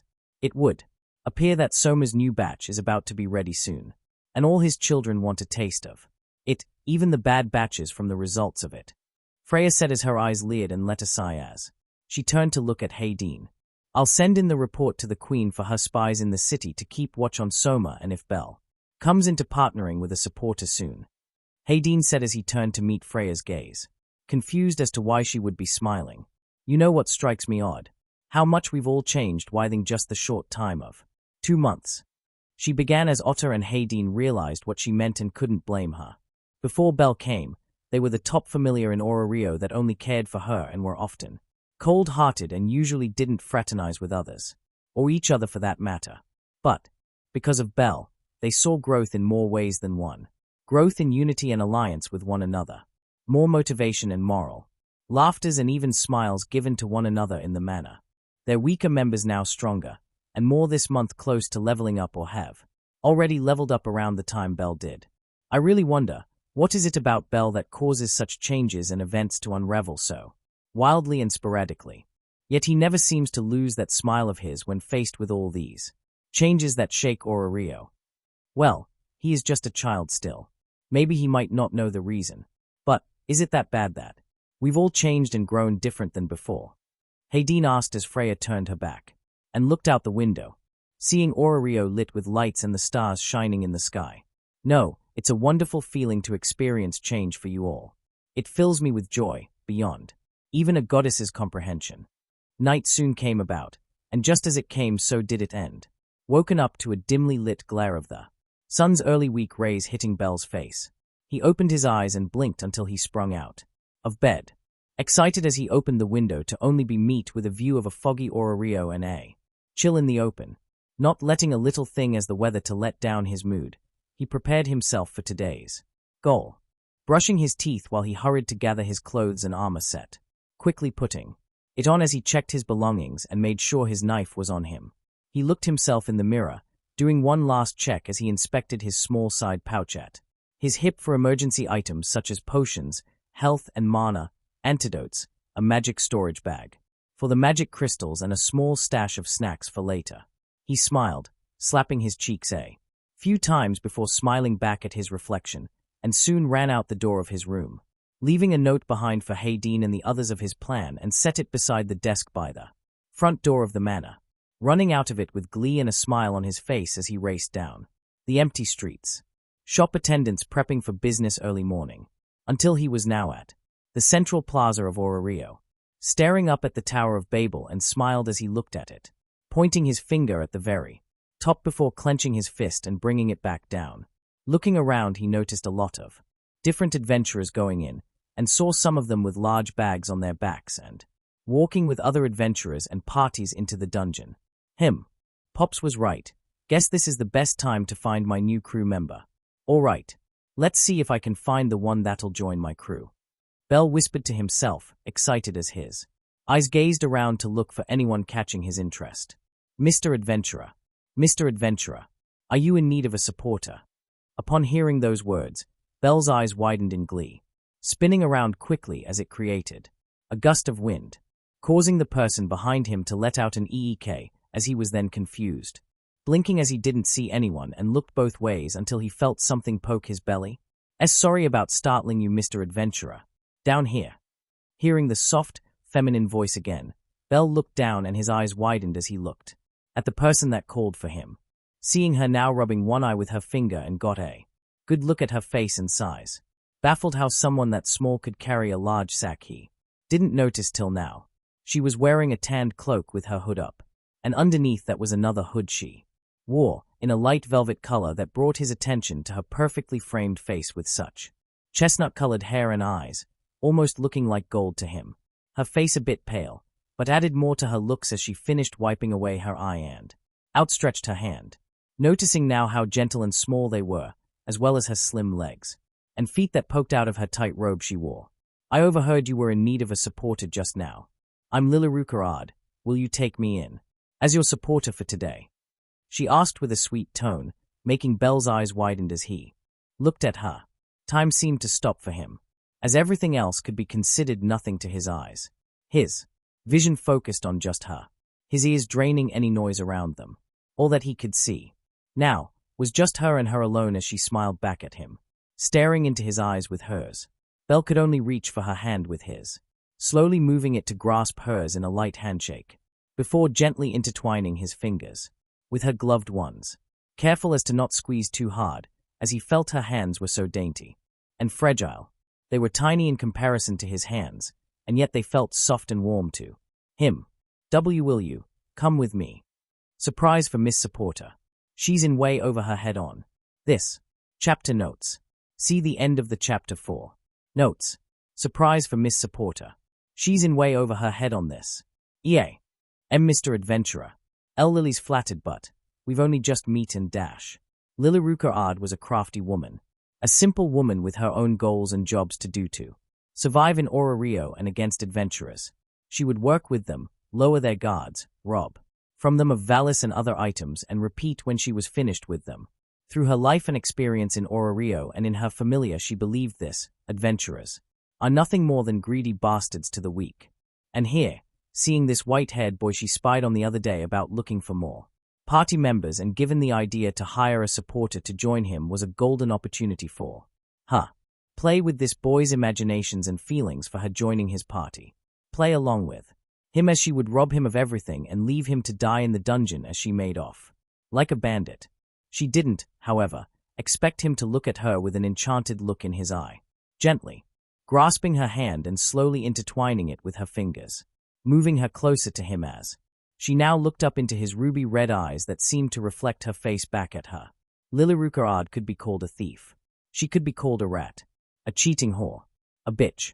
But still, one thing remained that was true to some of the names adventurers called her in the past, was that she was a young girl. And is it wrong for young girls to have a little bit of a maiden's heart inside them? Her flushed face was then brought out of her stupor as she felt her legs off the ground. Backpack no longer on her back, as she saw it was in the other arms of the boy, one-handed at that while she was being carried under his left arm. Looking up as he looked around the plaza, before setting his sights down a certain pathway, and now felt the cold morning air in her face, waking her up immediately as she screamed. She could only watch the various people and shops she was now forcibly moved passing by as the boy that suddenly grabbed her was taking her somewhere else. Wait. Wait a sec, Mr. Adventurer. Put Lily down, please. If this was about scaring you earlier, Lily is sorry. She cried as she looked ahead, and her jaw hung a little at the buildings ahead, to now where she and the boy were running across. The stench of sweat and various perfumes filled her nose as the boy was bringing her around the back allies. Her ears twitched at the occasional moans and cries of pleasure that echoed off in some of the buildings. Is he going to sell Lily here? Is he going to take me? No. Lily won't allow her. First time to be taken by some rabbit-looking philander. When he puts me down, I'll kick him in the balls and slit his throat. She thought as she looked at his hips and saw his knife, thinking to use it as to end her would-be rapist. Her daydreaming of her escape was then crashed and ruined, as the boy literally crashed into a door to one of the buildings, groaning a bit as he kicked the door open and slammed it back shut when inside with his foot, dropping her bag as now he was carrying her by the scruff of the back of her hood and raised her up. Lily wondered if this is where she was going to be sold, as she saw some of the woman inside now coming down the stairs or from another room, and looked at her in confusion or in sheer horror, making her even more confused as to why they are looking at her like some bizarre weirdo. Girls, please tell me it's not just me, right? I don't even know if I can handle this instance. For a third time now. Is it natural my heart is pounding and it's hard to breathe? Easy, Belle. Easy. Deep breathes in, okay. And no, it's not just you. They look, God did. She actually have one in the past. But let her down a sec and come sit. You look so terrified right now. Lily was now even more confused when the young Amazon in the room called for the boy, now named Belle, to sit on the couch as she guided him to relaxing. She looked at the boy and saw that he looked so confused and horrified, wondering if this was because he reminded her of someone or something horrific. Thinking that he was having a panic attack perhaps now made her feel worried for her potential sucker for some odd reason, as she felt bad about it now. Is he dash? What the actual fuck? Since when did Ruka have one already? Relax, Fortuna, *yon star. Even if she did, it looks like she might have forgotten her. How rude, Sekhmet tilde, go call her over so we can see if this is true. I'm sorry, little one. Don't worry. If she won't accept you, how about I be your new mommy? Lily found herself now in the arms of the Far Eastern woman, and though the hug felt comforting, her envy for the woman's breast practically enveloping her body made her struggle. Reiku, stop suffocating the boss's possible love child and help me calm Belle down. His lost in thought, and I'm not sure if his eyes should be rolled this far back. Oh, coming Lena. Here, Belle, just relax into mommy's chest and it'll all be fine. The Far Eastern woman, now known as Reiku to Lily, finally released her, as now she was gasping for breath and on her hands and knees as she looked up. The Amazon, Lana, now patting and combing through Belle's hair as his face was buried into Reiku's chest as he returned the hug to the woman, as she was patting and running her hand down his back, seeing him actually calming down, while the woman known as Fortuna sat at the bar stool and looked at her with a puzzling look. Soon after, the sounds of footsteps hurrying down the stairs came closer and closer, as all now looked at it and waited for the person to arrive. Belle, now released from Reiku's hug, now sat next to Lena as they were both on the edge of their seats. For the second time, possibly even third time if she counted her sudden abduction to the pleasure district, Lily found herself absolutely shocked and was very unprepared at what she was looking at now, as the person came down the stairs was looking around the bar in a frantic panic until her eyes meet with her own chestnut gold-colored eyes looking at another chestnut-colored pair, a familiar face to one another. However, Lily was on the floor, looking up at the other person that just arrived, who was fully nude and looked a lot like her. Girls, Belle, what the actual fuck am I looking at? She yelled out, looking back at the others around the bar as she was now looking scared and panicking. I think that's what we should be asking you the same thing. Along the fact that why are you naked? Christ's sakes, we have kids in here, Ruka. Fortuna slammed her fist on the bar as Lena and Belle tilted their heads while Lily had the decency to blush and look away. Fortuna. This is a bar and we are in the pleasure district. It's kinda our job. Lena said. She does have a point. And besides, I don't particularly mind the view and you know who and what kind of man I was raised and grew up with. Though if you feel uncomfortable, Miss Liruka, I can pay you. Belle said as he raised his hand and looked a bit sheepish at the nude woman. That's sweet of you, Belle, but it's fine. If anything, I blame you, Sek. You woke me up saying that Ishtar was blowing up our shop. Liruka yelled at the top of her lungs against the ceiling, shaking her fist and letting out a growl. I regret nothing. Don't wake me up. Don't you dare fall back to sleep, or so help me God I will have our customers run a train on your lazy ass for half off tonight. She yelled towards the ceiling, making all three of the younger ones actually blush and look away from her. But anyway, Belle, who is this girl and why does she look exactly like me aside my mature look, eye makeup and more healthy skin? She said as she looked over at Belle as she pointed to Lily on the floor. This is her real name as she introduced me about a few minutes ago. Lilaruka odd. And I kinda panicked and brought her over because I wanted to know if you two were related. Belle said as he then bowed at the nude manager. I'm so sorry. IIT's just seeing doppelgangers now since SYR and Hulu in an hour. Goddess, kinda had me freak out. Okay, well, yeah, I can see why you'd be freaking out. But I'm the one that should be freaked out more. We look nearly the same. And wait, how old are you? Liruka asked, towards Lily, who by now was standing, though using the bar as a means of leverage to help her upright as she was still baffled at her nude look alike. Lily is 16, but my parents passed away in an incident in the dungeon when I was little, she said with a bit of sadness in her tone, but relieved that this was all just a coincidence and that her paranoia idea of this nude look-alike being related to her was put to rest. Oh, okay, thank God. Sorry about your parents. But it's okay, Belle. It's all just a coincidence. She's not my kid. And I'm too young to be a mom anyways. Bullshit. I'm only 27, you nympho elf. You're 62. And I still get plenty of more action than your midget ass. Without me, this bar of ours wouldn't get half as many customers. Even some are now taking me on escort dates for more money. Ask baby Belle's daddy. I knew it. I knew Pops was lying about seeing someone. Yes, our plan worked. Belle said as Fortuna flashed him a grin and peace sign, while Lena looked surprised at the two of them and Liruka scowled at Belle. You actually set this nympho up with your dad? No fair, Belle-chan. Why didn't you set me up with your daddy Tilda, or if you want you and I can dash? Oh, don't even try it, milk tits. For one, I'm actually dating him and getting to know him. I'm not gonna just jump on his dick and do the vertical tango, unless he's in the mood and we're both agree to it. Fortuna said as now she and Reiku were butting heads and growling, pushing one another as their respective breast and ass shook with each shove. You're really set to making Fortuna your new mom, Belle? Lena asked as Belle leaned back against the sofa as Laruka was now putting both women in a connected choke hold using her entire body, strangling Reiku with her petite slim legs while with Fortuna, she was using her arms. I did say that I was gonna try and find a nice girl for Pops. And well, considering all this stuff about me being next in line, why can't I find him one since he and Granny are doing the same for me?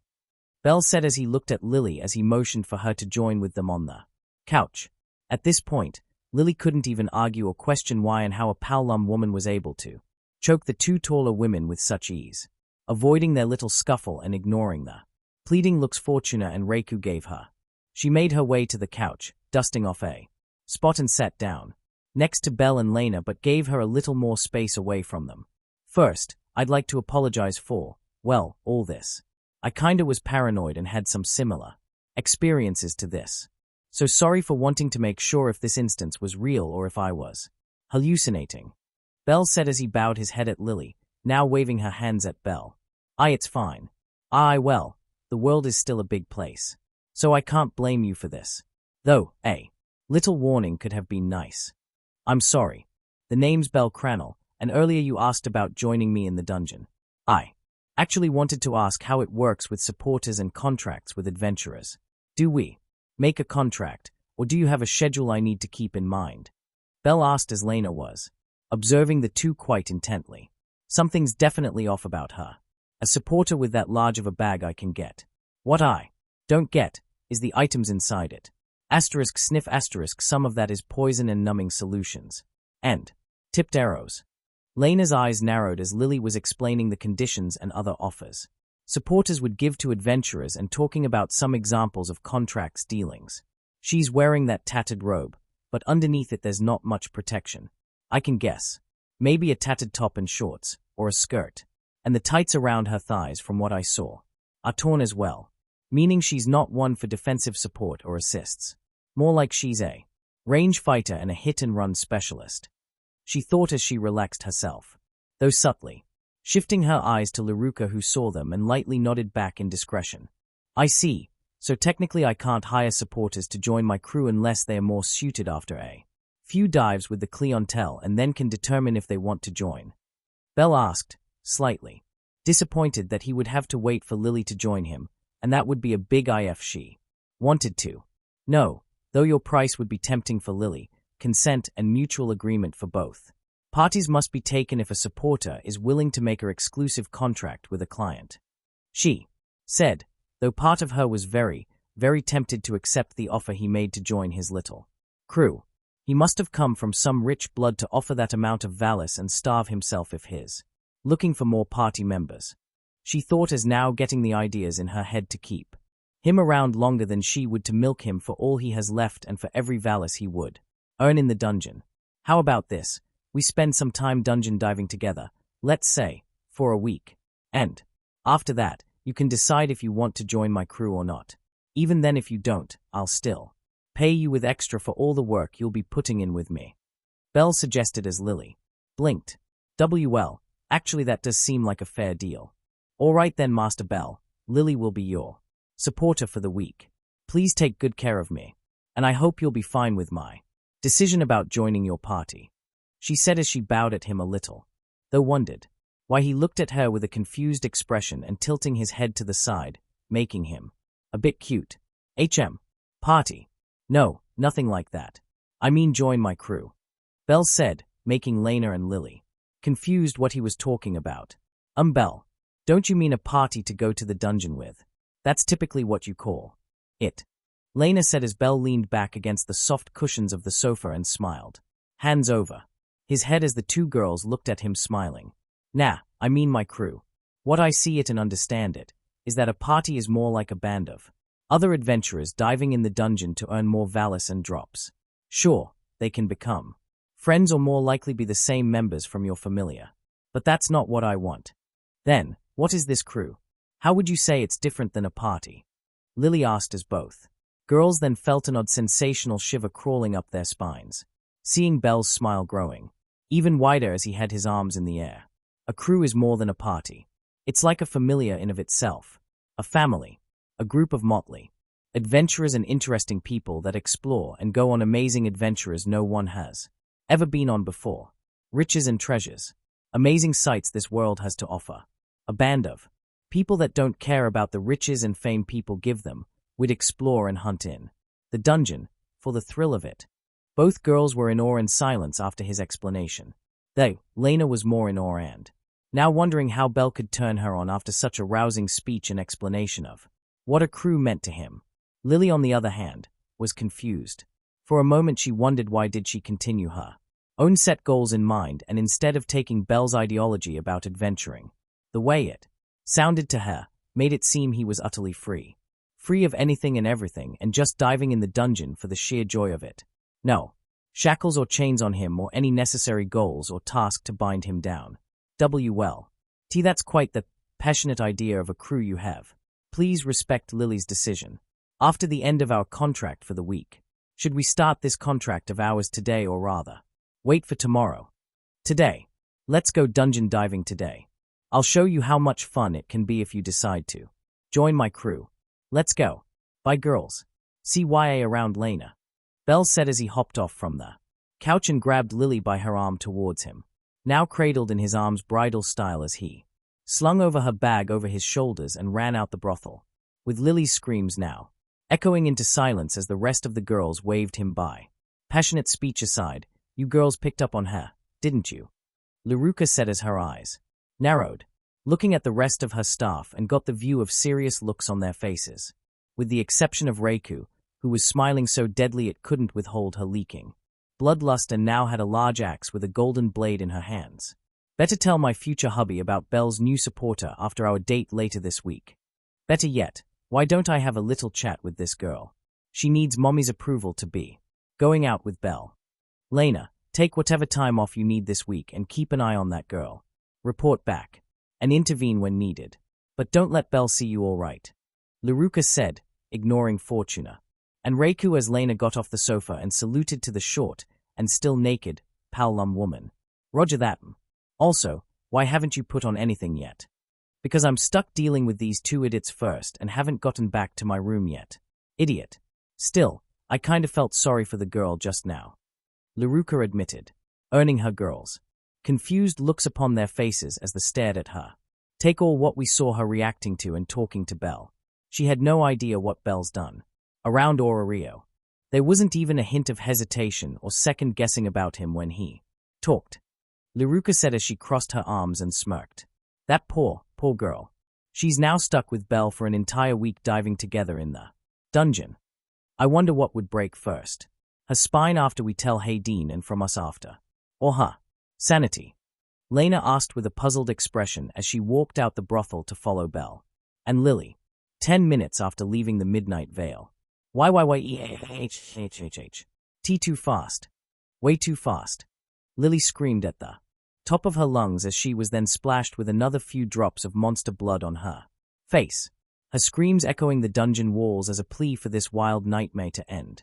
But it was all drowned out from the child-like laughter coming from Belle, in his overexcitement of Lily, temporarily, joining his crew before making any final decisions, made a full rush to the dungeon, wanting to go deeper and bring a large haul of goods to show Lily this would be beneficial for her and give her a taste of the rush and excitement she could witness if she did join him. She was still being carried like a princess, though with only one arm carrying her, as he now wore her large backpack as they were still running through the dungeon's floor as he slashed apart many kobolds, goblins, poison moths, and ant-like creatures in his way. Let me down, you idiot. Lily screamed as she then slapped Belle across the face, making him tumble as he fell down. Lily being safe, though now she was laying atop his body as he groaned and rubbed his cheek. Flustered by this, she rolled off of the boy and kissed the dungeon floor as she was out of breath. Pant, ha. Thank the gods I'm alive. What floor is this? Where did you drag Lily? Ow, That hurt. And we're only on the 9th floor. 9th. We were just at that brothel at Ishtar's district like 10 minutes ago. How in the world did you drag me and my stuff down to the 9th floor of the dungeon? Across. Orario no less, in only 10 minutes. Bewilderment couldn't even come close to how surprised Lily was at with Belle. I run really fast and training. Well, hup, let's get going and collect these things. The quicker we do, the faster we can get to the deeper levels. Belle said as he squatted down to the floor and began picking up the magic stone drops and the occasional fangs and claw drops that lingered on the floor. Whatum, I think Lily should have asked this, but what level are you? Oh, I turned level 2 recently actually, but I've had quite the experience in the dungeon beforehand. Hell, even before I joined with my familia, I was dungeon diving to earn a living. Belle said as he adjusted the backpack on his back and counted up the drops he got. So far, you dungeon dived without a blessing. That's illegal. Well, no one told me it was, and I was never caught. The guild workers never even asked what familia I was in when I came to Orario. But hey, either I make some money to get by, in an inn, or live on the streets. Belle said as Lily had her hand out, confused as to why, until she moved her head to the side. Blinking, he then realized she wanted her backpack back, taking it off, and now was surprised how a small girl like her lifted it with such easily and freely carried it behind her. Whoa, for being so skinny and small you're super strong. I wonder if you could carry me. Easy, Belle said, amazed and even clapping at Lily, causing the Powlum to flush red and scowl as she collected the other drops on the floor. It's because of my supporter skill. Supporters in the dungeons are expected to be the pack mules for adventurers, so there are skills that help us make things easier for the party, like strength or skills that allow us to carry large loads, magical pockets to store more items, or even support magic like healing or enchantments. Oh, Tilda, that's pretty cool. Wait, I wonder if my new skill could be considered a support class skill. Belle wondered aloud as he and Lily were finished with collecting the drops and continued walking down the dungeon. Oh right, I have heard that when you level up there's a chance to gain a skill. What level are you at, Lily, if you don't mind me asking? Level 1. But I have my own skills and tricks up my sleeve, Tilda. She chimed, wanting to still get on his good side and lower his guard for later on in the week. Hee. Then hopefully I get to see them one day. Now, off to the 13th floor. Belle chimed as he hurried his pacing. His statement made Lily freeze up and blink, soon shaking her head as she followed Belle, and not long after, the sound of the deaths and screechings of monsters rang about the 13th floor. Is he that ready to go to the middle floors of the dungeon so soon? We aren't prepared for this. I should ask him to reconsider. But there's a chance this could benefit me and leave him off, she thought as she realized Belle was already done with the monsters up ahead as he swung his knife aside, flicking off the blood as it illuminated in the dungeon's darkness. It cleaved through the dozen of killer ants like nothing, and not even a speck of blood could stick to it. And the cuts, they are so clean and swift. That must be a well-made knife, Lily thought as she walked closer and collected the stones, but now had more info to fish. Master Belle, how were you that skilled to cleanly cut through these monsters? Even if you're a level 2 adventurer, something like that has to take years to master. Oh, well, true. I did have years prior to even coming here to Orario in training how to fight monsters and other strong opponents. And this knife was a gift from my goddess and her friend for joining, Belle said as he collected some stones from the corpses of the ants as Lily clapped. All, that's sweet of your goddess and her friend to make you such a useful gift. If a god was able to help create that knife, then it's an Hephaestus-made knife. I could sell that beauty for millions, she thought, already piecing who was the god that made that knife, making her way to collect more stones until she realized one critical detail. That's odd, the killer ants aren't disappearing, Lily said as she moved to one of the corpses that was cut in half, touching the head and around its limbs, feeling some warmth from the corpse as she saw the dead eyes and amounts of blood that leaked from both halves. Weird. It's dead, no denying that. But then why is it the body is still intact and not a smoke of black ash? Really?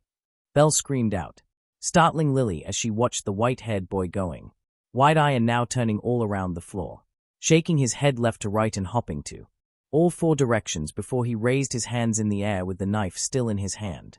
Yes, it worked. My skill actually works. Wait, your skill is causing this.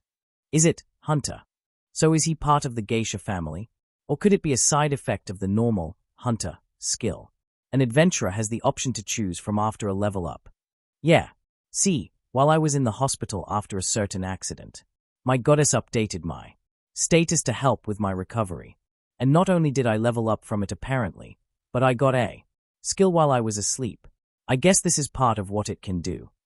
Bell said as he picked up one of the corpses and looked at it. What's your skill called and what exactly does it do? Just in case if it's dangerous. Lily asked, playing on fear in hopes for him to tell her and using it so as a means for him to confess if she felt she would cancel the deal they made. Oh, no, it's nothing dangerous. Rather from what Pops and my goddess told me that it's super good to make some more Valis. It's called Delicious in Dungeon. And what it does is a few things. It allows me to tell if some of the plant life in the dungeon is edible and makes monster limbs and corpses to become possible drop items. Plus as a little extra, if the monster parts are edible and I prep and cook a meal from it, it can give recovery to people. What? A skill like that exists. Monster drops are already rare itself. If we take these corpses, the amount of Valis could be huge. But why would anyone eat monsters from the dung dash? *CRUNCH*. Lily froze as she was looking at the floor in shock from Bell's explanation of his skill. After hearing and thinking of the part about eating monsters, hearing that sound sent a shiver of panic and fear through her spine. Slowly, she turned towards Bell, praying that it wasn't what she was thinking that he was doing to the monster corpse. HMMPFH. Showy. Did you want some of my snacks, Lily? I brought extras and a lunch for later. But if you're hungry, I can share. Bell said as he was eating some cookies he took out from his small pouch and offered one to Lily, who now let out a sigh of relief. I would like one actually, Lily said, as they then dried up the corpses and stuffed what they could into Lily's bag and Bell's magical satchel and continued on with their expedition until they had reached the entrance to the 13th floor. Lily felt nervous as they were in the front to what many adventurers called the first line. It was the entrance to the middle floors, filled with monsters and dangerous areas than what the first 12 floors of the dungeon offered to many newcomers. I know what the middle floors are capable of, and we could get lost within them. Maybe. Bell thinks this will be like the floors from before, but sadly his naive nature will be his downfall. She thought as she clenched onto the strap of her backpack, a sinking feeling in her gut as she looked at the entrance. So Master Bell, what's dash? Tilda, so this is what the entrance looks like. All right. Well, we reached our goal for the day. Time to head back. Bell said as he patted the top of Lily's hooded head and swiftly turned back with the balls of his heels and started walking away. Wait a sec. We came all this way down here to the 13th, right? I thought you wanted to explore the floor for a bit and then call it a day. She exclaimed, but that didn't seem to stop Bell as she followed him. Nah, this is as far as I can go. Pops would nearly kill me if he found out I went to the deeper floors without my crew, and especially if he didn't have me take lessons and learn a few things about them from ether books or from that sadist. Bell said with a dejected sigh, escaping his lips, earning Lily to look puzzled at the mention of a sadist. Besides, we got quite the haul today. And knowing me dash, I don't know much about you actually aside some bits here and there, along how you're most likely a regular at that brothel now. Well then we'll have to change that today then. Come on, lunch is on me today. But, knowing me, or rather you getting to know me now, Lily, I'm an idiot. Bell said, looking back to her, with a cheery smile as she felt her face looking at him with a dull look. I'm an idiot that's got a love for adventures, fighting, food and romance of life. So I probably wouldn't hold myself back about exploring an entire new floor or picking a fight with every monster that might come our way if we went down to the 13th. How is he an idiot when he knows his own faults and means to solve them and at least learn from his stupidity? Whoever this Pops of his must have taught him well enough for him to admit and learn. Lily thought as she was impressed by his maturity of the situation. And while that seems fun, I don't want to put my crew at worry without warning them or them getting used to the floors first. And since you haven't decided about joining me yet, I'm not gonna risk your life for my own selfish want of an adventure. Not yet at least. Bell admitted as Lily found herself smiling at him. Plus, we should have made quite the haul today. And I don't think either of us can carry any more drops without slowing down a lot to get back to the upper floors. Belle said as both of them had to look back and see Lily's bursting backpack filled with stones and monster drops, and the occasional corpse and limb peeking out. Fair enough, all right. Let's head back up to the guild and have our fill at lunch. Now you're talking my language.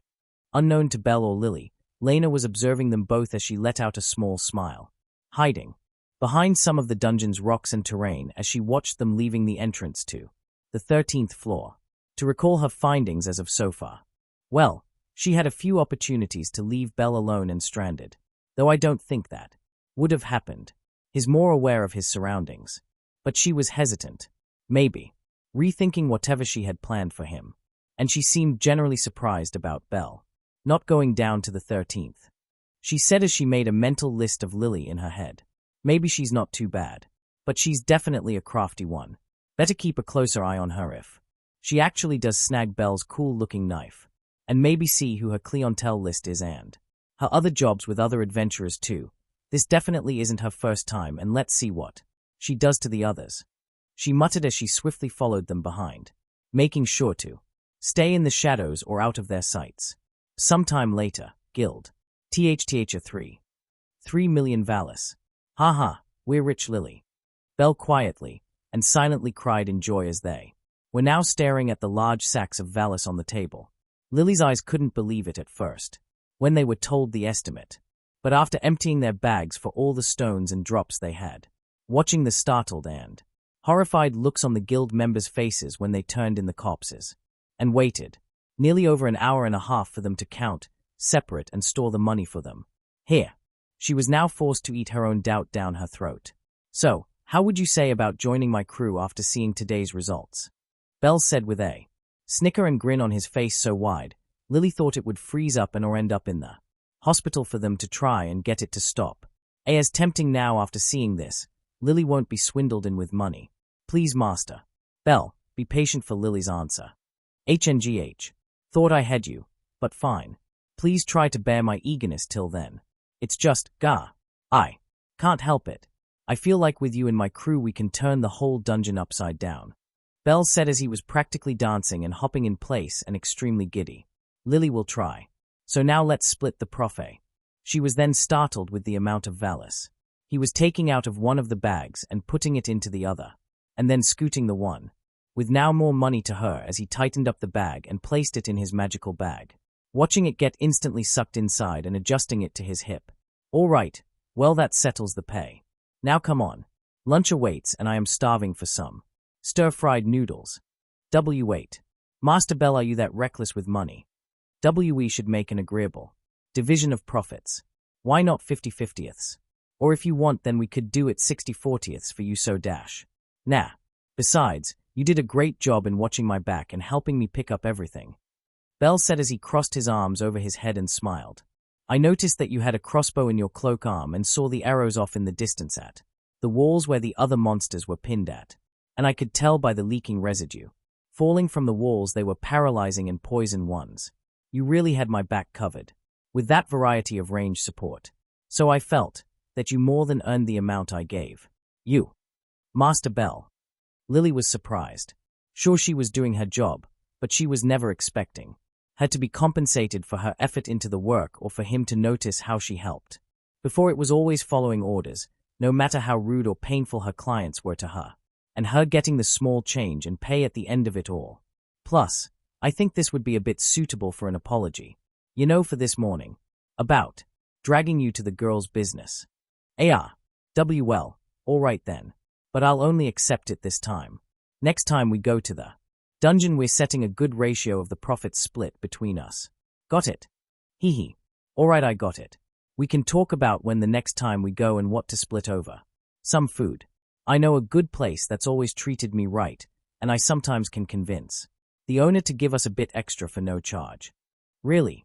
Lily asked at the sound of a good bargain as she instantly stuffed the sack full of Valis in her backpack and placed it on her, running ahead of Belle out to the entrance of the guild as Belle followed her stride.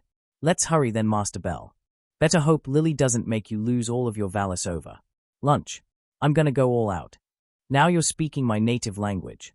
Though I hope you don't mind the view of maid. Like uniforms and the sight of an elf trying to commit Far Eastern suicide over not being able to cut veggies. Bell asked as he let out a hearty laugh from his gut, while Lily couldn't help but smile at his tellings of the place they were about to dine together. Master Bell, honestly, if only we had meat for the first time. Things might have been different for me. But you're too kind for your own good. Chapter end notes. Hey, surprised about the chapter coming sooner than expected here? Well, here's the reason why. I'll be heading out on vacation soon for Anime Expo and I want to try to get as much updates out as possible before it happens. Won't be able to update stuff during then, so enjoy what I'll try to push out before it happens. Thanks for the support. Invoker of Craziness. Along with invoking a talent for fine cooking. Invoker of Craziness. Along with invoking a talent for fine cooking. A tired and struggling Bell could be seen rolling around in his bed this early morning in his room, groaning and turning from one side to the other in attempts to get comfortable and return to his dreams.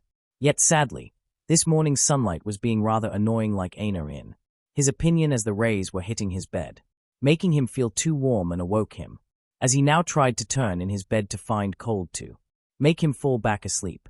However, this was proven to have no effect as the longer he stayed in bed, the sun would still rise enough to where the sun's rays could now hit his face. Damn it, just when I thought I could sleep in a little while longer. I wish it was foggy like yesterday, that felt like I could have stayed in bed all day.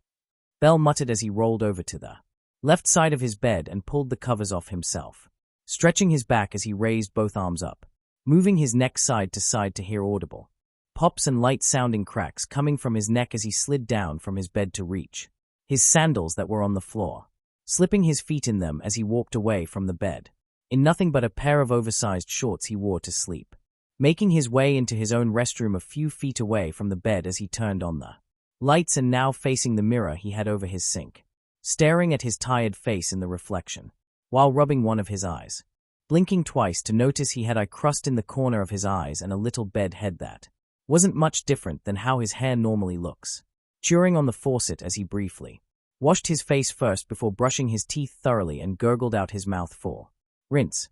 Before leaving his bathroom, he paused to look at himself in the mirror, looking down and turning a bit to each side, his fingers tracing over the scars he's had for years now and some that were still healing from the incident back at Monsterphilia. There was one particular scar he couldn't seem to take his eyes off of, the large X-shaped gash that was at the center of his chest, gently tracing it and resting his hand over it as he looked at himself in the mirror, smiling as he looked at it with a familiar and reminiscent gaze. I'll keep my promise to you. It'll be a while before I can help you achieve your wish, so bear with me and wait a little longer, he said to himself, smiling at his own reflection as he turned around and shut off the lights, quickly moving to his drawer and pulling out a set of clothes and quickly dressing up. Now, wearing nothing but a pair of black pants and a loose pale blue long-sleeve shirt and now putting on his brown boots. Now leaving his room as he passed by a few others in the Familia going about their morning, waving hello or many of them wishing each other good luck for the dungeons today as he made way to the mess hall, half full and some leaving or going for more helpings of breakfast. Morning. Hey, how's it going? Morning kid, good morning. Various hellos and waves towards Bell were given as he made way to the lineup for breakfast, and picking out what to eat. His plate soon full of multiple choices for breakfast as he was trying to look for space and where Hayden is. Morning dear nephew. Looking for you dad. Bell then turned behind to see Hogni smiling, and wrapping his arm around Bell's shoulder, guiding him towards the back corner of the dining hall and there he could see Hayden, Huluan, Hythe and surprisingly Alan seated together, as he and Hogni made way and pulled out the chairs. Morning pops. Huluan. Hythe. Bottom cat boy. Bell said as he smirked at Alan as the cat threw his butter knife at Bell, who tilted his head to avoid the coming knife as it was now embedded in the wall. Morning Bell, hey there, sleep well. Huluan and Hythe greeted him as he sat down as Hayden looked towards him, pausing his eating as he saw Bell about to dive into his meal. So, how was your little excursion yesterday with your supporter? He immediately asked, getting straight to the point as the others were now interested, though Huluan and Hayden, knowing this was coming as this was evident to come sooner or later, Tilda, well, it kinda scared me when I meet them. She looked exactly like Miss Laruka from The Midnight Veil. I mean, serious, this happened to me 3, maybe 4 times now. Belle said with a blank look, but was trembling a little in his seat. What on earth is your luck with finding doppelgangers of other people? Hythe asked as she was also startled on how many times this has happened to Belle. But after that whole mess, I'd say it was pretty productive. We went down to the floors after only 10 minutes since we left the girls' place and were making good progress and got some drops. And I got to see what my delicious in dungeon skill looked like when it was activated. Belle, couldn't you have been a little discreet with your skill to that supporter you hired? What if word gets out because she saw you? Hayden said, scowling at Belle, who raised his hands with fingers out. 1. How could I have hidden it when we were together in the dungeon? 2. What reason could I give if we were then leaving the dungeon and those corpses and limbs were still there, even after I took out the magic stones? 3. She explained that her clientele and whatever they do in the dungeon is confidential, so there's not much need for worry. Even so, you should be careful with that. Pops, it's mere. Which brings me to the 4th reason why keeping it hidden wasn't gonna work out. It was bound to happen either way. Either from others seeing it while I'm killing monsters in the dungeon, or me selling the corpses at the guild. Which I did, earned us quite the money. Or if I wanted to hide it, I should have eaten them. Fucking gross. Could you not talk about eating monsters while I eat my meal and whatever peace there is with you around? Alan said as he gagged from hearing the sound of Belle possibly eating monster corpses to keep his stupid skill a secret. Please, I bet that's not the grossest thing you've heard. Or tasted, probably. I mean, from what I hear passing by the rooms, the sound of you gagging on Alfred's dick probably taste horrible for you, though I bet Alfred is having a worse time if you're blowing him. Belle retorted with no hint of hesitation as Alan was now beet red and sadly held back by Hogney, who was smirking, while Hulluan tried to hold her laughs and Hythe was now on the floor, clutching her stomach. Eating monsters. Honestly, I don't even know how that's a thing with your skill. But are they even edible? Hayden said as he rubbed his eyes as Belle continued to eat. From what I saw yesterday, the killer ants were the only corpse pieces that were considered edible, though I kinda regret not getting to taste or cook one to try it out. You, Belle, why would you even think about eating ants? Hulluan said as she looked flushed, and a bit green at the thought of eating insects. Well, there's those chocolate ant candies made from ants, and some scorpion popsicles I saw from the witch's house, and even this one food vendor from Monster Philia had a whole menu made from bugs and insects that were deep fried and properly cooked. Belle said as he took another bite from his plate as Hayden then passed him a few extra slices of bacon from Alan's plate as he was being held down by Hogney. Besides, this wouldn't be the first time eating bugs. Back with my shitty Gramps' training, for me to become an adventurer, he had me survive the wilderness for a whole month. So, I had to eat whatever I could hunt and find in the woods. How old were you when he started doing that insane training methods to you? Hythe asked, bewildered at the fact someone would leave a kid alone in the woods for a month, and expect them to have survived it all with whatever they could scavenge from there. I was about 6 years old. That was actually one of the more tamer training sessions he gave. Meh. Some were just excuses to help him peek on the women back home or other neighboring towns, but I ruined those for him. What on earth was your grandfather even thinking to train a 6-year-old about survival skills? Hayden asked as Belle shrugged his shoulders as he kept eating. So what's your plan for today? Another run in the dungeon? You better be careful with that. Skill now or others are going to be suspicious with how much Valis you earn. Hayden warned, as Belle placed down his fork and wiped his mouth with the napkins. Nah, no dungeon dive today. Lily said she had to help with some favors her dwarven friend needed help on. And about the money part, she told me that yesterday and said she would keep her share in a safe place. Considering how some adventurers around and her familia are causing right now, money should be protected when you're done with the dungeon. What familia does she belong to? Or did you not ask her that when you hired her? He asked while holding his urge to smack Belle upside the head. She's from this familia called Soma. Apparently, what I got word of, he's in the process of making a batch of his famous wine. So his members are scrambling to get money to afford it. I wonder what it tastes like considering it's supposed to cost someone their arm, leg, kidney, and even eyes to afford one bottle of it. I remember Lady Freya once bought a bottle before. She did comment it had a nice, fragrant smell and that it was a taste said to relax and relieve your body. But it's made by a wine god, so I don't know exactly about the effects for humans or mortals. Well, aside his failed product at least. Hythe asked as Bell placed his utensils on his plate and went over to return it to the cooks and thank them for the meal. Maybe someday I'll try it. But for now, it's off to the hostess and the rest of my day off. Are you going there for second breakfast? Nah, nothing like that, Pops. Just wanted to have some tea and talk with SYR for a bit and help her out. She said she had a new recipe for the menu and wanted me to test it. Bell said as many of the others in the familia froze on the spot and dropped their utensils and or glasses at the sound of SYR making something. Ah, I see. Well, be mindful about it. They are only asking you to help test it and review it. Don't go about ordering dozens of food. If they are making new menu items, then the hostess is more likely closed for the next few days to get their new menu set in stone. Alright, Pops. Afterwards I'm gonna swing by Lady Faye's and ask if that wealth guy is in. And something else that I had a question about. Take it easy today, Pops. I'll look over Granny's letters and proposals when I get back, so leave them in my room. Bell said as he turned around to head to the doors and waved them off. Don't be stupid and don't ask for anything idiotic for Lady Hephaestus. And don't overwork yourself. Otherwise, how would you enjoy your upcoming date with Miss Fortunatilda? *SLAM**. Who the hell told you that? Hogney and Hythe were nearly about to die from holding in their laughters in so hard at the sight of Hayden shooting straight up from his seat, ears bright red and steam coming off from them, all while his stuttering and embarrassed face was growing dark red with each passing second as Bell's laughter soon faded away. I'm going to kill him.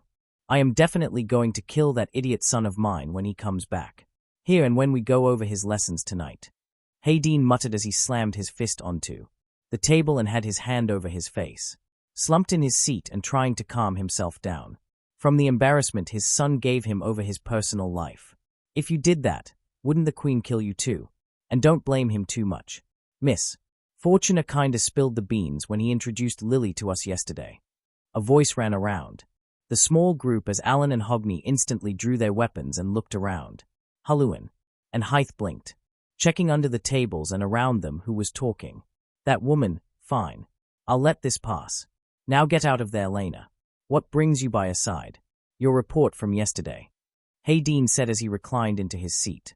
As from above, one of the ceiling tiles was opened and jumping down from above and landing on Alan's head was Lena, narrowly avoiding Alan's sword slash and sat down on the table in front of Hayden.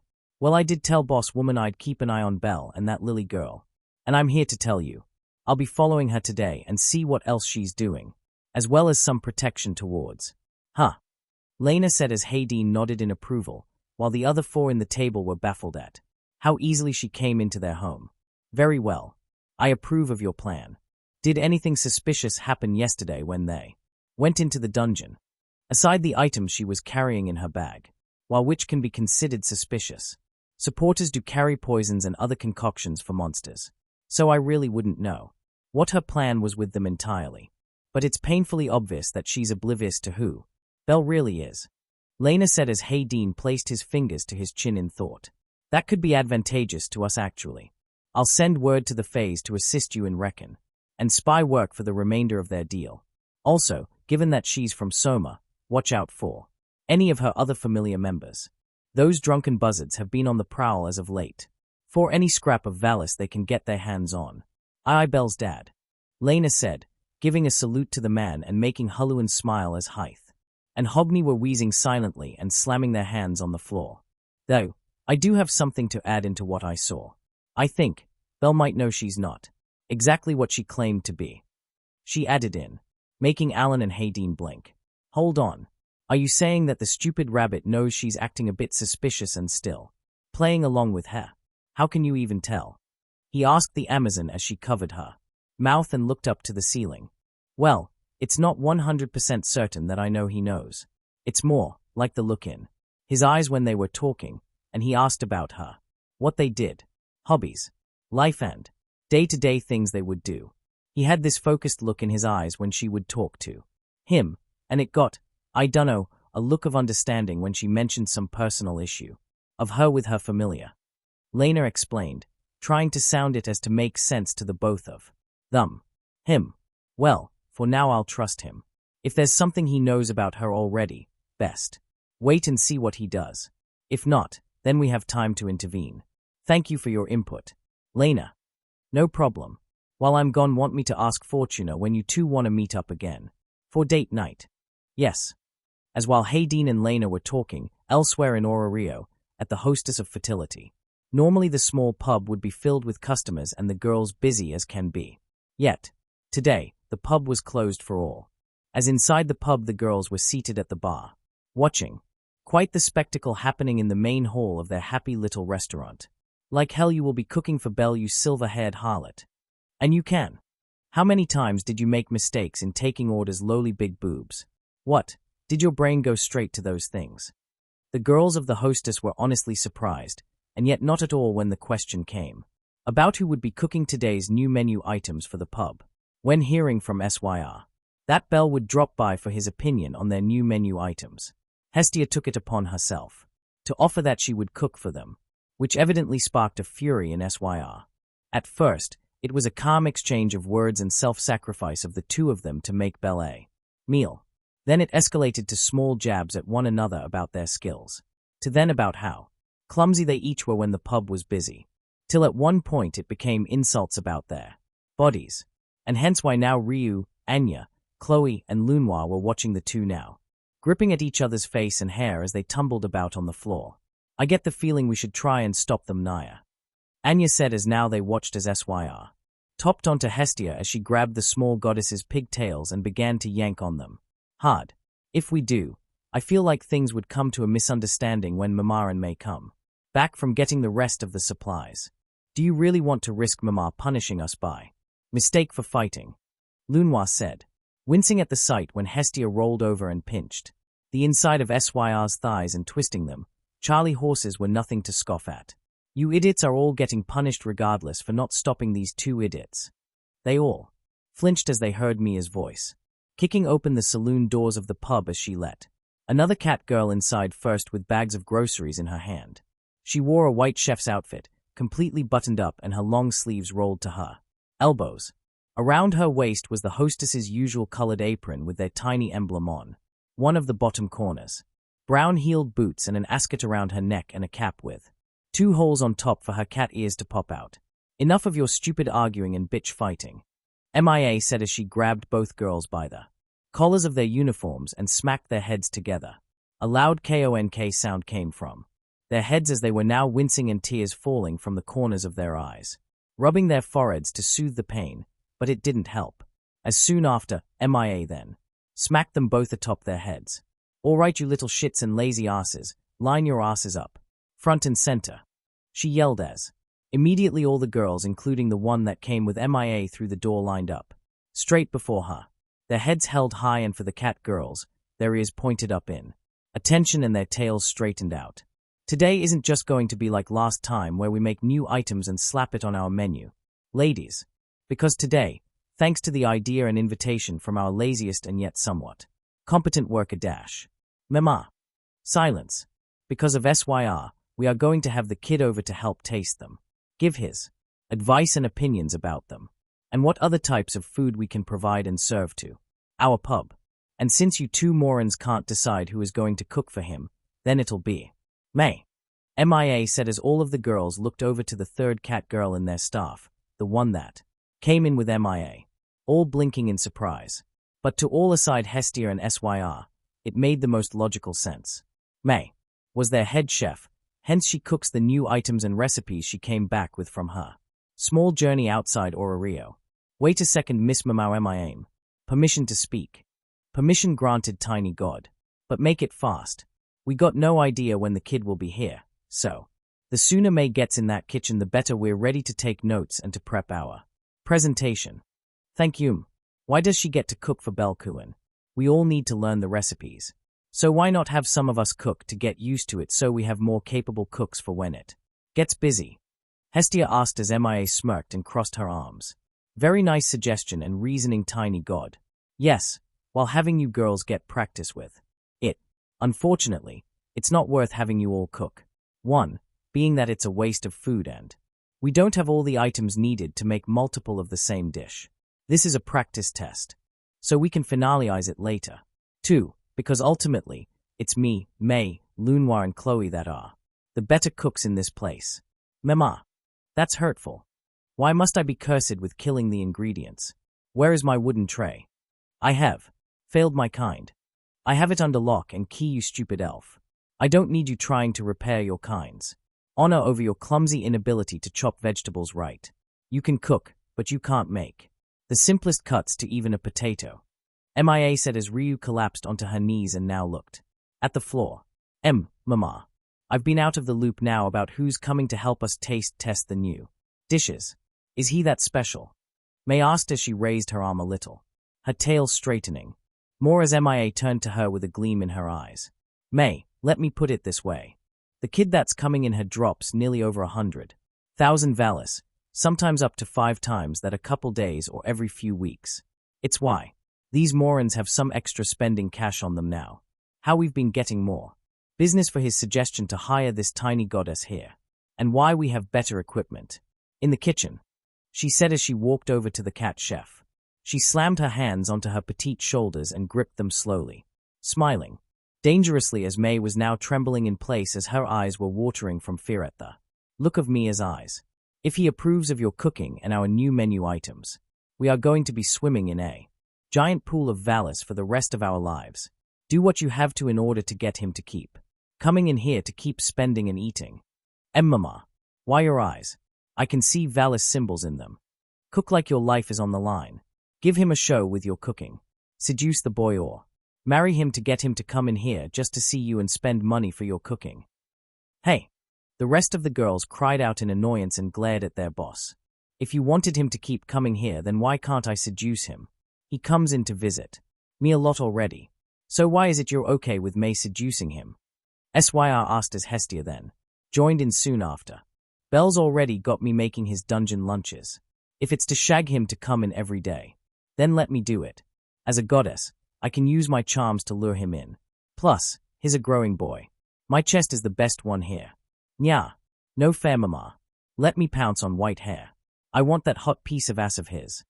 Anya said as all the girls soon flinched at the sound of bones cracking. They shivered as they saw Mia's neck turn to all of them as her eyes were shadowed over her bangs, but the glowing red gleam in them was what made them visible. Do you have a problem with May getting to know the kid better since she hasn't been back for a few months and missed out what hell she's been missing while you all took over for her? Pat? She asked. Her voice for a moment sounded deep and as if rocks were grinding against one another. Forgive us, Mamau Mia. Whoa, wait, what happened? Did Ryu convince you all to do that Far East honor death thing? A voice rang as the sound of the saloon doors swung open was heard. Mia turned her head as did the girls were now sitting on their knees before Mia and May. May then moved a bit to the side as to get a good view of the person that came in. Assuming it was the one she would be cooking for, she expected them to be some rich-looking snob or prudish-looking. Cute, she unknowingly muttered as she looked at the young man, built but slim-looking, as his white hair and red eyes made him stand out more. His worried and panicked look at the girls made him cute, and he then turned to laughter at the flustered faces on their faces was quite infectious. She almost giggled. Ah, nice of you to come by, kid. Well, I did promise Syr I'd help you out and give my opinion. You hiring more people? Mama? He asked as Mia turned and smirked back, pushing May forward towards him. This here is May. She's been a part of our staff for a long time. Usually, every couple of months she leaves to search for new recipes for our business. May, this here's the kid I was telling you about. Cook him up something good. I can't wait to try your cooking. Belle Cranel, nice to meet you. He said as he offered his hand to her as she gently shook it. Hi. I'll do my best to serve you the most delicious meals I've learned. All right, well, don't let me stop you then. I'll wait and prep myself to have some of your cooking. Belle said as he then went to his usual spot at the bar and propped himself on the stool, waiting as he kicked about his feet from the edge of the stool and rested his chin on his hands. May then went to the back into the kitchen and brought over the groceries, all while Mia brings over a mug and filled it with juice as he would wait. The rest of the girls stood up and, under Mia's instructions, Majority of them went into the kitchen to help May with the prep work, aside from Ryu, now sitting next to Belle at the pub with her head down. Come on now, Ryu. You're still a good cook and waitress. I'm sure you'll have the recipes down in no time when I finish giving my opinion, Belle said as he waved his hand at Ryu, who turned with a sullen look in her eyes. But I can't even cut up vegetables right. How can I fail at that? I've forsaken my kind. Nah. Besides, your kind are my people too, you know. And I say you haven't brought shame, Belle said as that made Ryu blink, taking his words in and now realizing what he meant. Soon she blushed and now bowed before Belle. My apologies, your highness. I won't bring shame to us. He tilde no titles. I'm no king. Heck, I'm technically not even next in line to inherit Grandad La's throne. That's stepma Reveria's responsibility. I'm just your favorite customer, an ever-laughing patron of the hostess, Belle Cranel. Forgive me, Mr. Cranel dash. Belle, sir, but you are now officially part of Elven royalty. To call you anything else without formal respect is disgraceful to our kind. Even if you insist, I feel I must address you properly, Ryu said as Belle groaned and now laid his head on the table, his chin resting on the counter as he looked up at MIA with an amused smile. I see what you mean when you call her an idiot. Right. It's true, but it does give her a bit of charm despite her crappy skills and loner-like nature. MIA chimed in, as Ryu felt like she was stabbed by arrows from Belle and Mia's words. Speaking of kid, is Ryu here on your list for potential wives? MIA asked, refilling his mug, and nearly making the girls drop what they were doing if it wasn't for her glare through the kitchen window. MIA. Why would you ask such a thing? Ryu exclaimed, her face and ears turned bright red as Belle sat back up. I'll admit, she's a clumsy and aloof. But come now, she's quite the cook. At the very least. She's the most responsible one of my girls dash. Mama. And honestly, with you I can see her actually smiling more often. And don't think I haven't seen you smile, Ryu. Since he came along now, you do show more emotion.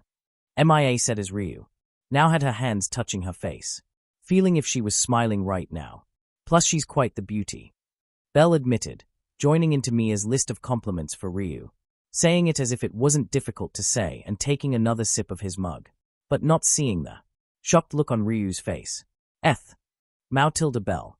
What about me? Belle, you cheating rabbit. Syr and Hestia whined, as they stepped out of the kitchen and peeked through the door frame to look at Belle, and their eyes widened when they saw Ryu's face as soon as he said that. She had the goofiest smile she couldn't even hide or control, her face and ears so red that it was practically like a tomato. And worse, they heard her giggling. Kitchen. Now. MIA growled to them in a low voice as not to disturb Belle and Ryu. Both women flinched and slowly scooted back inside the kitchen, and the sound of now fire being turned on and sizzling of vegetables were heard. Music to Mia's ears. Ho! And what make this clumsy elf of mine a beauty? MIA said, smirking as Belle didn't seem to notice the girl's reaction or how Ryu was acting up right now. Well, she has this odd mysterious allure to her when she's so focused on her work. I think it adds more to her natural beauty. The short hair with those blue eyes of hers. Honestly, those cool gazes of hers when she looks at people give her more of an allure to her face. She's hard working, and I admire how well she does so. Plus, even she has her cute and embarrassing moments that are hard not to appreciate and laugh at. Maybe you should thank her and tell her that to her face. MIA chimed, tilting her head towards her left, making Belle blink as he turned, to be stunned at the completely red-faced Ryu as he saw steam coming off her head and puckered lips as she stared at him. Silence came between the two, but that didn't stop his face from burning up and now looked back down at his empty mug, slowly turning up to see Mia's smirk as he grew one on his own face, looking sheepish and rubbing the back of his head now. Any chance of forgetting what I said? Nope. You might have a chance here, Ryu. Now, kid, under no circumstances are you free to fool around with any of my girls' hearts. And if you do, then you better be prepared for me to cut off your balls if you're not serious about them. MIA stated as she slammed a knife into the bar, making the girls flinch and Belle to cross his legs by reaction alone to the sound of the knife. If you're completely serious, then I expect a ring and a wedding within the year you do propose, and I better see a bun in Ryu's oven a few months after. MIA boldly claimed, as May was also startled this time and nearly burnt her tail in the process. MIA. Of all the things you did and say in the past, why are you somehow serious about, sir? Belle marrying me? Ryu asked, slamming her hands on the bar as she was now a whole new shade of red entirely, with Belle choking on his own spit and coughing like a madman. If he gets married to you, then business will be booming with elven customers and the royal family will pay us a fortune for catering. You heartless money-grubbing dwarf. How could you offer our Ryu away so easily? Even if it is to Belle, there are things that should be taken nice and slowly at first and then blossom. SYR exclaimed as she yelled through the window. I want what's best for us and the restaurant. More so, I want grandkids coming from this. Boy, he's the first man that I can be safe to say that has got my approval to date you girls. I'm taking what his situation brought him to good use. If you all want a chance for him, then try harder and seduce my potential future son-in-law. Mia yelled as Belle was struggling to get up to the bar and look at the dwarven women in surprise and blinked twice. Hey, guess she does have a motherly side to her after all. Belle muttered as the yelling of proposals and argument of who should marry first was going on. All the while May was now bringing out the trays of food and placed them before him. I am impressed and shocked that you were able to bring this side of MIA to light again. And hopefully I can stick around to seeing how else she reacts and talks to you. Though, try not to give me a heart attack while I'm cooking. May said as she shivered and rubbed her singed tail. That wasn't my intention or fault. And I can only promise to try. So, what dishes did you discover? Belle said as he licked his lips in anticipation. May smiled as she lifted the lids to 3 plates. At the sight of the 3, Belle was already salivating hard enough to be considered a waterfall falling from his mouth, seeing 1 plate with thick, sizzling steaks on a hot plate and melted butter and garlic seasonings spilling on it, and with the sounds of the cooked corn and vegetables around the steak. The one in the middle was a deep red-colored lobster, its backside open to reveal the juicy and plump shellfish and steamed potato toppings with cheese, and to the side of it was fried shrimp with noodles and spices sprinkled. Finally, the final plate was a sandwich, but the fillings look oh so captivating and bizarre. Belle inspected it closer as he saw lobster in it, along with fine chopped lettuce and bacon, in between a layer of lobster and what looked to be steak meat and melted cheese. The smell was also like that of the sea, but mixed in with peppers and garlic. The first dish is what typically can be considered a normal steak meal, but the difference being how thick it's cooked, and it is continued to be cooked while served on a hot plate, allowing its fat and juices from the spices and seasonings we prepped it to melt in with the oils and garlic butter to the vegetables and corn. Oh gods, I can smell the scents of the veggies mixing in together with the oil and steak. It smells oddly sweet and tantalizing. The second dish is one I found when I visited a port town. I was fascinated how they mixed in the concept of shellfish dishes with potatoes. So I thought, why not combine it to become a mix of them? A baked potato-styled lobster, boiled to a vibrant red and cut open to mix in our various oils and potatoes, then steaming them to a nice temperature where the potatoes are closely resembled to the innards of the lobster, and melt cheese on touch, with a small side of noodles mixed with shrimp that's been boiled and stirred together in the same pot. May, are you trying to give my stomach and tongue an erection right now? It feels like you're edging me to the point of dehydration for losing so much saliva and water from my body just now. Belle said as his throat was becoming dry at the listings of the prep for the meal. And finally, a little bit of the 2 dishes mixed together to create a light meal. The lobsters, edible shells and meat, pressed thick enough to not take too much of space for a sandwich.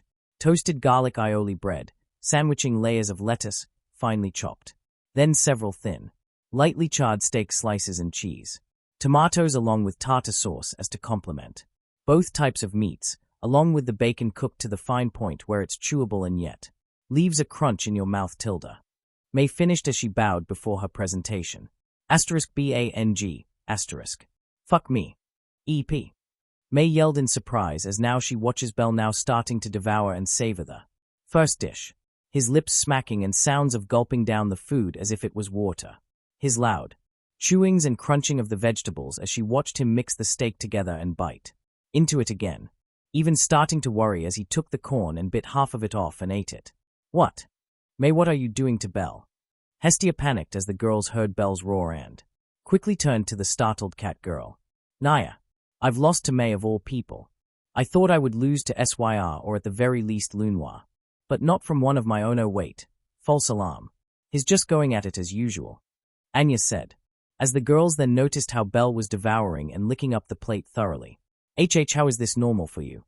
Is this how he acts when he eats our food? May asked in bewilderment. More so if we actually give it our best. Somehow he eats Syr's food and hasn't been to the hospital yet. She can't even cook right.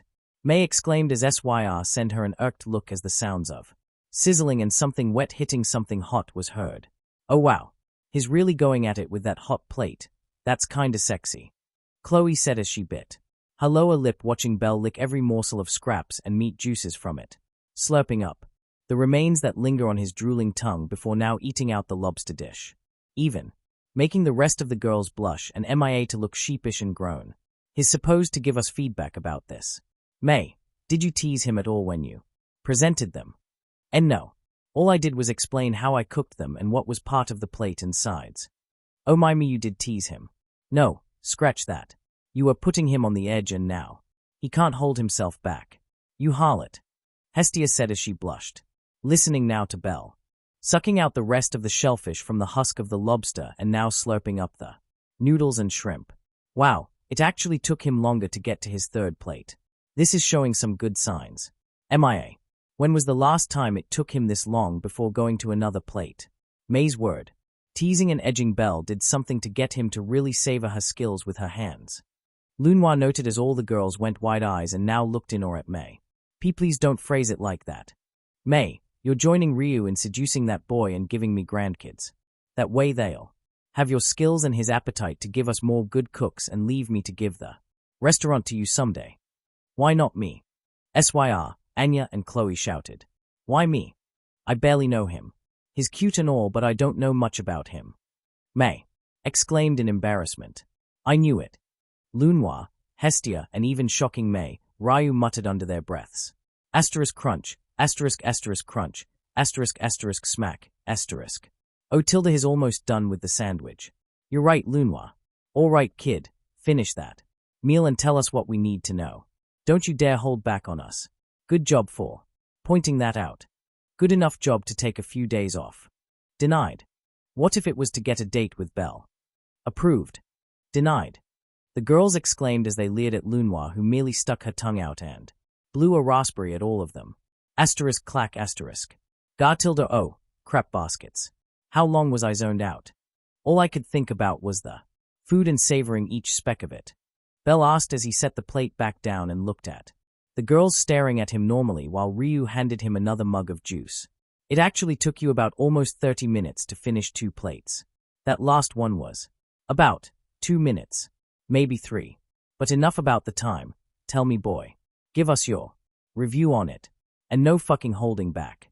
Tell me what this genius of a chef did to make you get blue-balled on your tongue to suddenly snap like that and go all in on them. Phrasing Mia. Phrasing. May said as Belle took a long drink from his mug and placed it back down. He then pointed to the first plate, the one in which was 3 steaks with melting butter on a hot plate with corn and assortment of well-paired veggies. That first plate, I would call it steak of Babel, left my mouth watering with every bite. The way how juicy and tender the meat was, how it nearly melts in my mouth each time I chewed, only made me hungrier.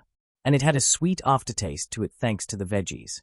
Though, I feel that if it was with more variety, say like tomatoes and zucchini than mostly lettuce, corn, and peas, then it would have some extra flavors and vitamins to pair with the steaks well. Hestia, write that down. Write that down and make notes to put in more orders for tomatoes and zucchinis next time we go out shopping for ingredients. And the second one, Mia said, now handing Hestia a notepad and pen as Belle pointed to the second plate. The sea basket special. No, that name could be better. Well, while the potatoes mixed well with the cheese and lobster. It was just that. Sure, the different oils and seasonings gave it more taste. But perhaps adding something else inside the lobster would make it more enticing to dig into it. Maybe bits of tuna or something to pair well with the ingredients. And the side was actually fresh in its taste. Salty, but the peppers and spices added quite the texture. Honestly, that was one issue I had in mind. I thought that potatoes would mix well. Enough. But maybe I can experiment using peas and bits of steamed carrots and salmon. Inside it. May thought as she made a mental note to try and add in other things for this dish. Finally the third dish. Hoo boy, that one was like fireworks setting off in my mouth. Lobster. In a sandwich, I never would have thought it would pair well. But it did. The sauce you used as a mayo substitute paired well with everything inside. I got a bit of just about everything each bite, and it was simultaneously warm and yet cool and refreshing. And what would you name this dish of hers? MIA asked as Bell slumped in his seat and rested his chin on the bar. Sad thing, I can't think of a name for this bombshell of a sandwich. It was so good and I nearly forgot that I had to rate them and give my opinion. I was almost tempted to ask for the 5 of them. 5 more sandwiches. May whispered as she was even more surprised at how a thin boy like Bell could eat so much. Oh, I got it. What about panic? Mayday. Anya said as all looked to her with puzzled faces. Hear me out. We all panicked when Bell yelled at May to wanting to snag him right then and there dash. No, he didn't. May said, now red forming on her cheeks and her tail raised straight up. Shush you. So, when he said that, we were all worried. And then lo and behold he was savoring and enjoying them to his stomach's content. Savoring each bite he took in from what he told us just now. It's like an explosion of flavors mixing perfectly in his mouth. Watch out. Mayday. An explosion of tasty flavors. Anya said as she waved her arms around, emphasizing on the explosion of taste. Hey, guess there is a brain inside that head of yours. All right. Now that we've got feedback on them and names, let's add these to the menu. Except dish 2, May. Take as much time as you need to test the waters on that one, and we'll add it in later. MIA said as she clapped her hands and the girls saluting at her. There's one thing I would like to ask Mama. Belle said as she turned back to him. I noticed that most of your menu is often pastas, finger foods, some steaks, but why are majority of them seafood and or something to do with chicken? He said as MIA blinked and looked at one of her own menus and flipped through it back and forth. Hey, I'll be damned, you're right. May. WL, we do get a lot of cat people customers and mostly dog people too. And humans. And elves don't seem to mind, well aside the vegetarian options we have for elves. May said, as her tail and ears drooped down a bit, making it know that she was somewhat at fault for making the menu options a bit less diverse. Hey, how about this? I cook you all a meal, and if you like it, you add it into the menu. Bell said as he soon got up from the bar stool and hopped off. The girls could only blink as he moved a bit past them and went into the kitchen, now starting to wash his hands thoroughly. Wait, you cook us a meal? MIA asked, flabbergasted considering his only notable thing, aside causing issue and chaos with the elves recently and records and rumors to spread, was his gluttonous ability. Yeah, I've cooked before in the past. And I was the one that cooked for me and my shitty Gramps back home. It might not be much, but I can whip up something good. Bell said as he grabbed one of the hostess's aprons and tied it on, earning some of the girls to either look flushed or have nosebleeds for how much of a house husband he looked right now. SYR, did you know that he can cook? MIA asked as she leaned back on the bar counter while the girls took over the bar, seated and waiting patiently for their meal from Bell. And no, not really. I haven't asked Huluan if Bell could even cook. I did hear that he used to cook outdoors, like camping and roasting fish over the fires when he was little. SYR said, though internally, she was panicking and now anxious. Oh my precious Bell. By gods, you're an absolute tease. First your primal demand to yell, fuck Emmy in the pub with all us girls. Then the way you were eating May's food made me so envious. And now you go about flaunting the fact you can cook, while looking like the perfect house husband. SYR, or rather Freya, mentally yelled as she had to calm her nerves and pinch her thighs to stop herself from rubbing against each other. So nature cooking. I'll admit that's common among elves, though the taste is rather lacking. Sad to say. I think it best we keep our standards a bit low, just to be nice if it ends up tasting a bit bland. Ryu said as the others somewhat agreed. Asterisk sniff asterisk O. Going by the smell and sounds. It sounds like he's deep frying something good. I think it's either pork or meat. And, why does he have eggs out? May asked as now the sounds of food being sizzled and the sound of boiling oil could be heard. Clattering of dishes and the sound of the heat dying off. Even the sound of cracking eggs was heard and chopped ingredients rang in their ears. But they couldn't tell what he was making. After a few more minutes of anxious waiting, Belle came out of the kitchen, holding 2 large, flat trays holding 3 bowls in each one. He settled them down by the bar window and one by one served them all a covered bowl and a pair of chopsticks each. Once settled, he set aside the trays and opened the bowls, removing the lid as a waft of steam filled the air and the scent of the food now trailing up their noses. Hope you like it. This was something the local restaurant back home had on their menu. It's simple and you can add in more ingredients if you want. But the main piece of this is what's on top that you're seeing.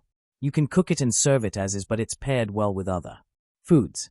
I give you a pork croquette bowl, added in with a cracked egg on top, with chives, oregano and a little bit of plum jam mixed in with the rice on the bottom.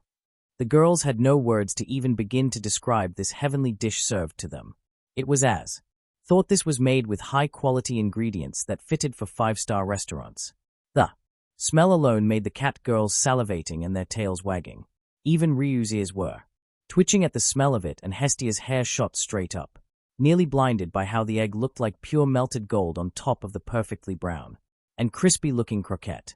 The spices looking so elegant and like stars in the sea of gold. And white rice, mixed in with the faint traces of red plum jam in between the grains, making it look as though it was like an aurora borealis right in the bowl. How in the world did you cook all these quickly, and how does it look better than what we make?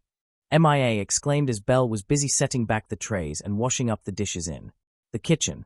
I have been cooking for myself and Gramps since I was about 6. I was terrible at it, so I had to practice a lot. And I recently have a cooking skill I gained when I leveled up. I haven't had the chance to test it properly till now. But what it can do as part of it was assist me in how to cook with the ingredients so that it can heal those that eat it. Thank you for the food.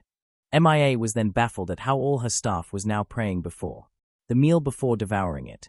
One bite was all it took for MIA to see her usual girls, to now devouring the bowl like Belle usually does. Some even had tears in their eyes as they were still eating. MNGH. So tasty. It's so crunchy and good. Or do you better cook for me more often and then fuck me right here after I finish this? Amazing. How is it that rice can be so refreshing and chilled to eat after you cooked it? It's like 2 different meals altogether. Naya. Look at Ryu's mouth. Cheese is coming from hers. Oh, I remembered most elves weren't too fond of meats like pork and beef. So I made one cheese-filled one instead. The good thing about that is there's a lot of possibilities of what types of croquettes to make instead of just one. Belle said as he was wiping off his hands with the apron and stepped out of the kitchen. MIA then decided to try it herself. And if she was younger and a bigger idiot than her girls, she would have scarfed down the bowl like the rest of them. Smiling as she looked at Belle, Y calmly smiled and took off the apron and set it back on the hanger by the kitchen. Heh, congrats kid, your dish is now part of our menu. He. I look forward to buy and tasting some of your guys' own croquet dash. Marry me. Lunhua yelled as she hopped over the bar and clasped her hands over his.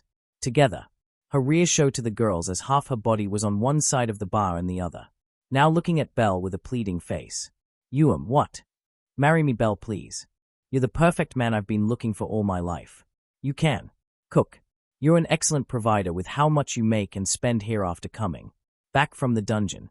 You're so kind and funny, and you're absolutely handsome. Please, marry me. I'll give it my all to make you the happiest man alive. Nyaha. LL Lunhua actually giving it her all for Belle. She's just as lazy as SYR. Chloe exclaimed as Anya nearly dropped her bowl. May was almost choking on some rice. Hestia slammed her now empty bowl on the bar. SYR almost falling off the stool, and Ryu chocking and gagging on her cheese croquette. Well, Lunhua. I am honestly flattered about that. But dash. Ah, right. Your marriage offers. I know. I'll submit myself to Mr. Hayden and hand out the necessary forms. But, even if I can't be your main wife, please consider me if you have needs. To want any mistresses. Here, feel my body. It's perfect to carry children and I'm quite slim. Lunhua said as she began to undo the top of her uniform, showing Belle a bit of her cleavage. As much to his protest and the girls now trying to pull her away. Sadly, the tug onto Belle was much greater than the girls trying to force her back. She was then sent crashing into Belle. And to much the girls' horror, They were in close proximity and saw Lunwa had her lips connected to Belle's. Both of them flushed in the face and didn't even bother to pull apart from one another for a few good seconds before scrambling onto their feet and a foot away from each other. Lunwa, that's too far. You just stole Belle's first kiss. Syr exclaimed, though inside, she was furious and chastised herself on why she didn't think to do that. This is bad, so Belle can't marry anyone from the forest. We might have a war incoming to claim over you and force you to marry him, or it would be death. Ryu said as Anya and Chloe were hissing at Belle while May and Hestia were panicking at the thought of Elven guards coming to take Lunary away. Mia, however, was enjoying this lunch and showbit the girls were doing from sheer stupidity. I am so sorry. I'm sorry for taking your first kiss. And no, I am. I should be sorry for taking yours, and that wasn't my first. He muttered, softly, but his eyes widened when the sounds of several snaps were heard and felt a set of arms grab his shirt, his face now forced to turn to see Syr's dead serious eyes staring directly into his. Pardon, but that wasn't your first. No, but first was an accident, I swear. We just tripped and dash. Who was it? They all exclaimed as Mia was smirking. Belle could only think of one thing to do, closing his eyes and swallowing the lump in his throat as he then faced Syr once again, holding onto her shoulders as he felt her grip tightened, and quickly gave her a peck to her lips. Small squeaking sounds filled the air as he then felt her grip loosened. Taking advantage of this, he grabbed Syr and pulled her towards him, carrying the waitress as he ran towards the door. Okay, by Mia, me and Syr are off to visit the kids at the orphanage like we promised. Good luck on your menu, he yelled out, completely red in the face while Syr was giggling and smiling without a car in his arms, running down the streets as he ignored the calls for him to come back. Elsewhere, on the outskirts withing the city's walls were large plots of land, unused and untouched to any as there laid the ruins and fragile architectures of the city's past. Large buildings and mausoleums once standing proud and tall now crumbling apart and overgrown with vegetation and plant life. Though speculated that this area is but one of many to house hidden treasures, the idea to excavate it was but a fool's gambit. One wrong move or one tremor to happen would soon lead to question if you could escape the falling debris from all around. Yet nothing was ever said that one could hide their treasures among the wreckages. As here is where Lilaruka was finishing up hiding her own treasures in the wreckage, moving stone after stone to hide it deep and well, camouflaging it and covering it with vines and bushes to better blend in with the surroundings. Once done, she dusted herself off and cautiously looked around to see if anyone was nearby. Making her way out of the nearly intact building, she wandered about for a few minutes, acting lost in the sights of the wreckage just in case. If this is what can occur for partnering with that kid, maybe Lily can have a shot at leaving and live normally, maybe away from all of this. She whispered as she recalled the Valis she just buried. Never in her life had she earned even a fragment of that amount given to her the other day. He's honestly too nice for his own good. While I might end up leaving, I should at least teach him the truth of what the world really is like. He should be more selfish. Lily continued, as she wandered around the ruins. Believe me, he can be selfish if he really wanted to.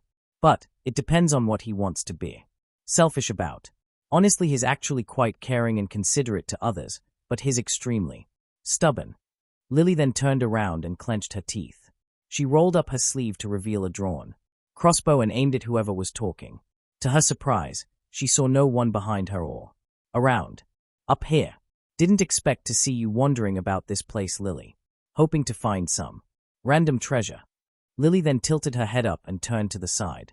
Above just a few feet of her, sitting on top of a large broken column was Lena, smiling down at her as she was kicking her feet in the air. Miss Lena, don't scare Lily like that. I heard this place had some treasure, so I was hoping to look for some. But rumors had it that this was haunted. What if you were a ghost?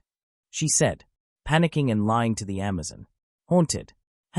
Well, this place was abandoned, and a lot of people must have died over time. Here, especially when the dark days occurred. Wouldn't be all surprising if you saw something go bump in the night. Good thing you came during the day. She laughed as Lily was thankful the lie was bought. Belle must have been said you couldn't go to the dungeon with him today, huh? Yeah. I had some things to help out with a dwarven friend of mine, so it would've taken some time out of going in for a dive. And did these things involve hiding away your recent score and restocking on more poisons and other tricky items to use on Belle? Lena asked sweetly, as Lily's eyes widened and fired, her crossbow directly for her head. Lena simply jumped off from the column and landed straight in front of Lily, smacking away the crossbow and using her other arm to catch her wrist, noticing the sharp knife aimed for her neck, and let out her impressed whistle when she caught her other hand holding several needles. Whistle straight for the head. I'm quite impressed. And then going for my neck while you were gonna paralyze my body with those needles. This isn't your first time dealing with adventurers stronger than you, Hera. That's pretty amazing, and a bit scary actually, Lena said, now finding more joy than fear if anything else as she disarmed Lily and tossed the items away from them. What are you gonna do to me now? You're going to take my Valis? Beat me up? Kill me? Lily asked as she readied herself for the worst. But the look in her eyes showed Lena she had fight in her, that she might be going down, but will still fight with tooth and nail. PFFT. Oh man, I can see why Belle's taking a liking to you and wants you in his little crew. No, I'm not here to fight. Then what are you doing following Lily around? Put it simply, orders. Lena said as she clapped her hands together. The echo of her clap rang across the ruins around them, as Lily saw something moved from the shadows. At first it was just her imagination. But no, she saw multiple shadows moving across and around them, all trying to keep track of some of them, until when she looked back at Lena, her eyes were widened to a large degree, all around her and surrounding them, some even standing atop the ruins and others hiding in the foliage of the ruins. Elves. How did they even appear out of the shadows? 1, 2, 9, no way. I count. Over 20 of them. Are they with this Amazon slut from the pleasure district? Were they hired to take my belongings? Wow. Mr. Hayden said he would send in you guys to assist, but damn. Didn't expect all of the phase to pop up. Lena said as she turned around and looked at them all, as one of them stepped forward and placed his fist to his palm and bowed before Lena. His long hair looked that of a lion's mane with the lower back of it tied in a small knot at the bottom, wearing a black headband and face mask that was part of his skin-tight meshed, sleeveless shirt, tucked neatly into his set of baggy-looking pants with an overlayer of armor around his hips to his thighs, all while they were tucked into his black combat boots. The same as what the rest were wearing. If it's for the sake and to ensure of Her Majesty and her grandson's safety, then we are at beck and call. Though we only meant to observe and report our findings and his details, we will not hesitate to kill if need be. He stated as he looked over at Lily with narrowed eyes. Ease up on the looks, big guy. We just came to talk and warn her is all. No killing here. Lena said as the Fey guard nodded and stepped back, letting Lena walk closer to Lily with a sway and skip in her stride as she looked around at the rest of them until meeting her eyes. Like I said, we're just here to talk and give you a heads up is all. What about? And who are they? Alright. A lot of people still aren't completely aware of the news. Figured it was spread fast already. Well, to add in some context, a few days back the Elven royal family came here, due to word of Lady Reveria's secret engagement and apparent love child she had. Parents came, her mother and the guards practically went to war with Loki's children and now for the elves, they have 2 new members of the family. Lena began as Lily slowly nodded her head at the understanding of it. See, the thing about this apparent love child of Reveria's is that he's not an elf. He's human. And word of it is she left her precious baby boy and her father alone while she went off to do her own thing. But it was clear as day that it was theirs. And when the queen saw her grandson after so many lost years, well, she made it then and there to welcome him and his dad to the family. So, did Lily dash. You pup up. Let me finish. This is all so you can really understand why we're here and what this means for you. Lena said as she tapped on Lily's nose to get her to stop so she can continue. Anywho, he's been accepted to the family, which turned out a bit chaotic and actually a good thing for some of the elves that disagree with the prudish stereotype of their race. And already the queen is loving her role as a grandma and taking into wanting him to have a rich and happy life, even going so far as to make a harem for him. Harem. Lewd. Philandra. It's elven law that allows it. I don't make up a kingdom's rules. Anywho, the queen and the father of her grandson take quite a lot of effort to search for good candidates for him, and, thus, do a very thorough background check on them to see if they are doing this out of pure want or for pure selfish reasons. Lena said as she then brought her hand under Lily's chin and tilted it up. But, their kid has a habit of doing things his own way. He's a bit of a wild child and still not aware of what people are after. In which is why the Queen and Mr. Hayden sent us or any spies they have around Orario to watch over him in case he's in way over his cute little head.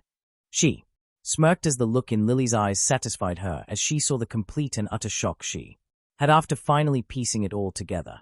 Master Bell is Lady Reveria's love child and a successor. Yep, and hence, when he told Mr. Hayden, his dad, about going on dungeon dives and hoping you would join his crew after thinking over it for a week, he asked the Queen for some assistance. And you were part of his spies at the brothel. Oh that. No, not at first. It was more about my boss asking me to check on you two on your first dive together. But how could you tell Dash? Oh dear sweet little Lily Tilda, Lena chimed as she now had both hands on her face, pulling her closer to hers as Lily trembled under Lena's now cold, dark gaze into her own chestnut-colored eyes.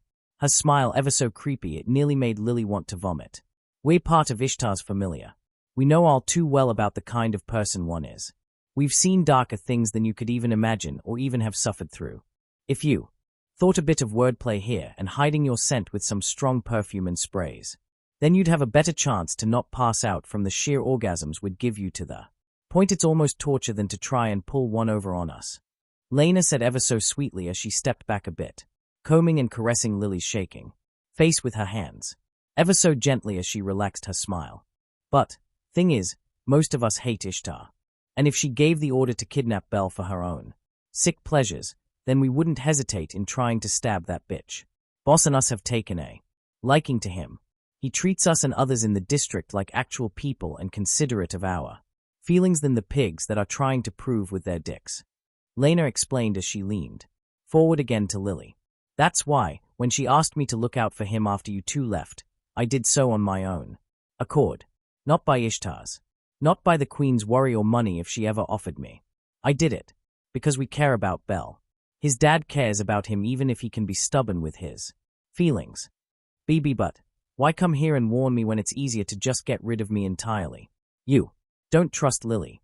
So why even keep me around? Because Belle likes you. And I admit, you've caught Hayden's attention. In a good way at least. See, he's done a background look at you. And color him impressed with your skills. But there were some things that struck him.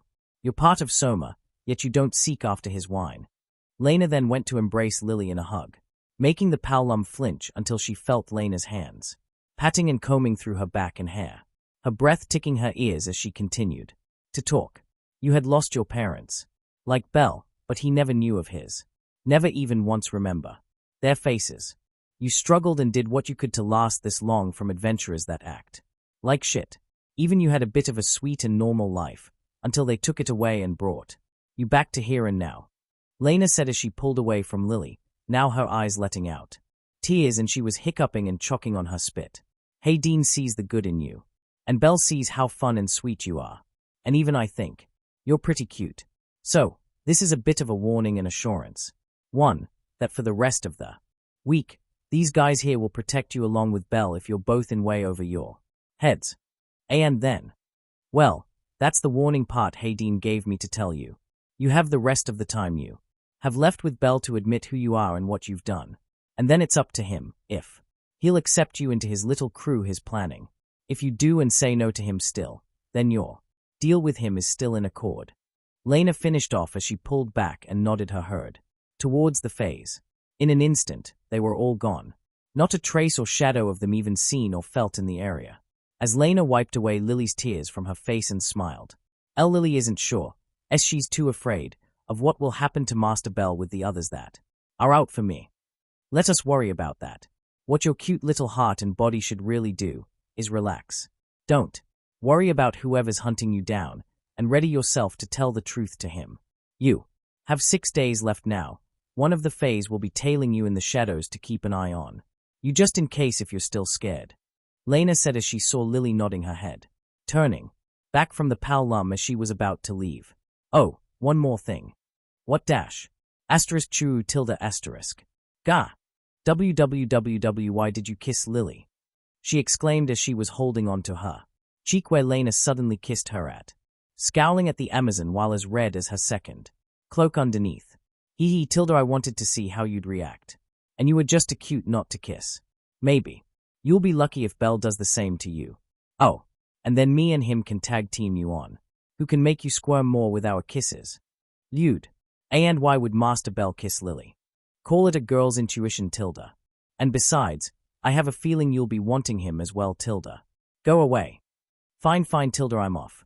But remember Lily tilde 6 days left. She said, giving a wink to the small Powlum that was now a blushing and stuttering mess as the Amazon left with a sway to her hips, leaving Lily alone in the ruins of Orario to think. What do I do?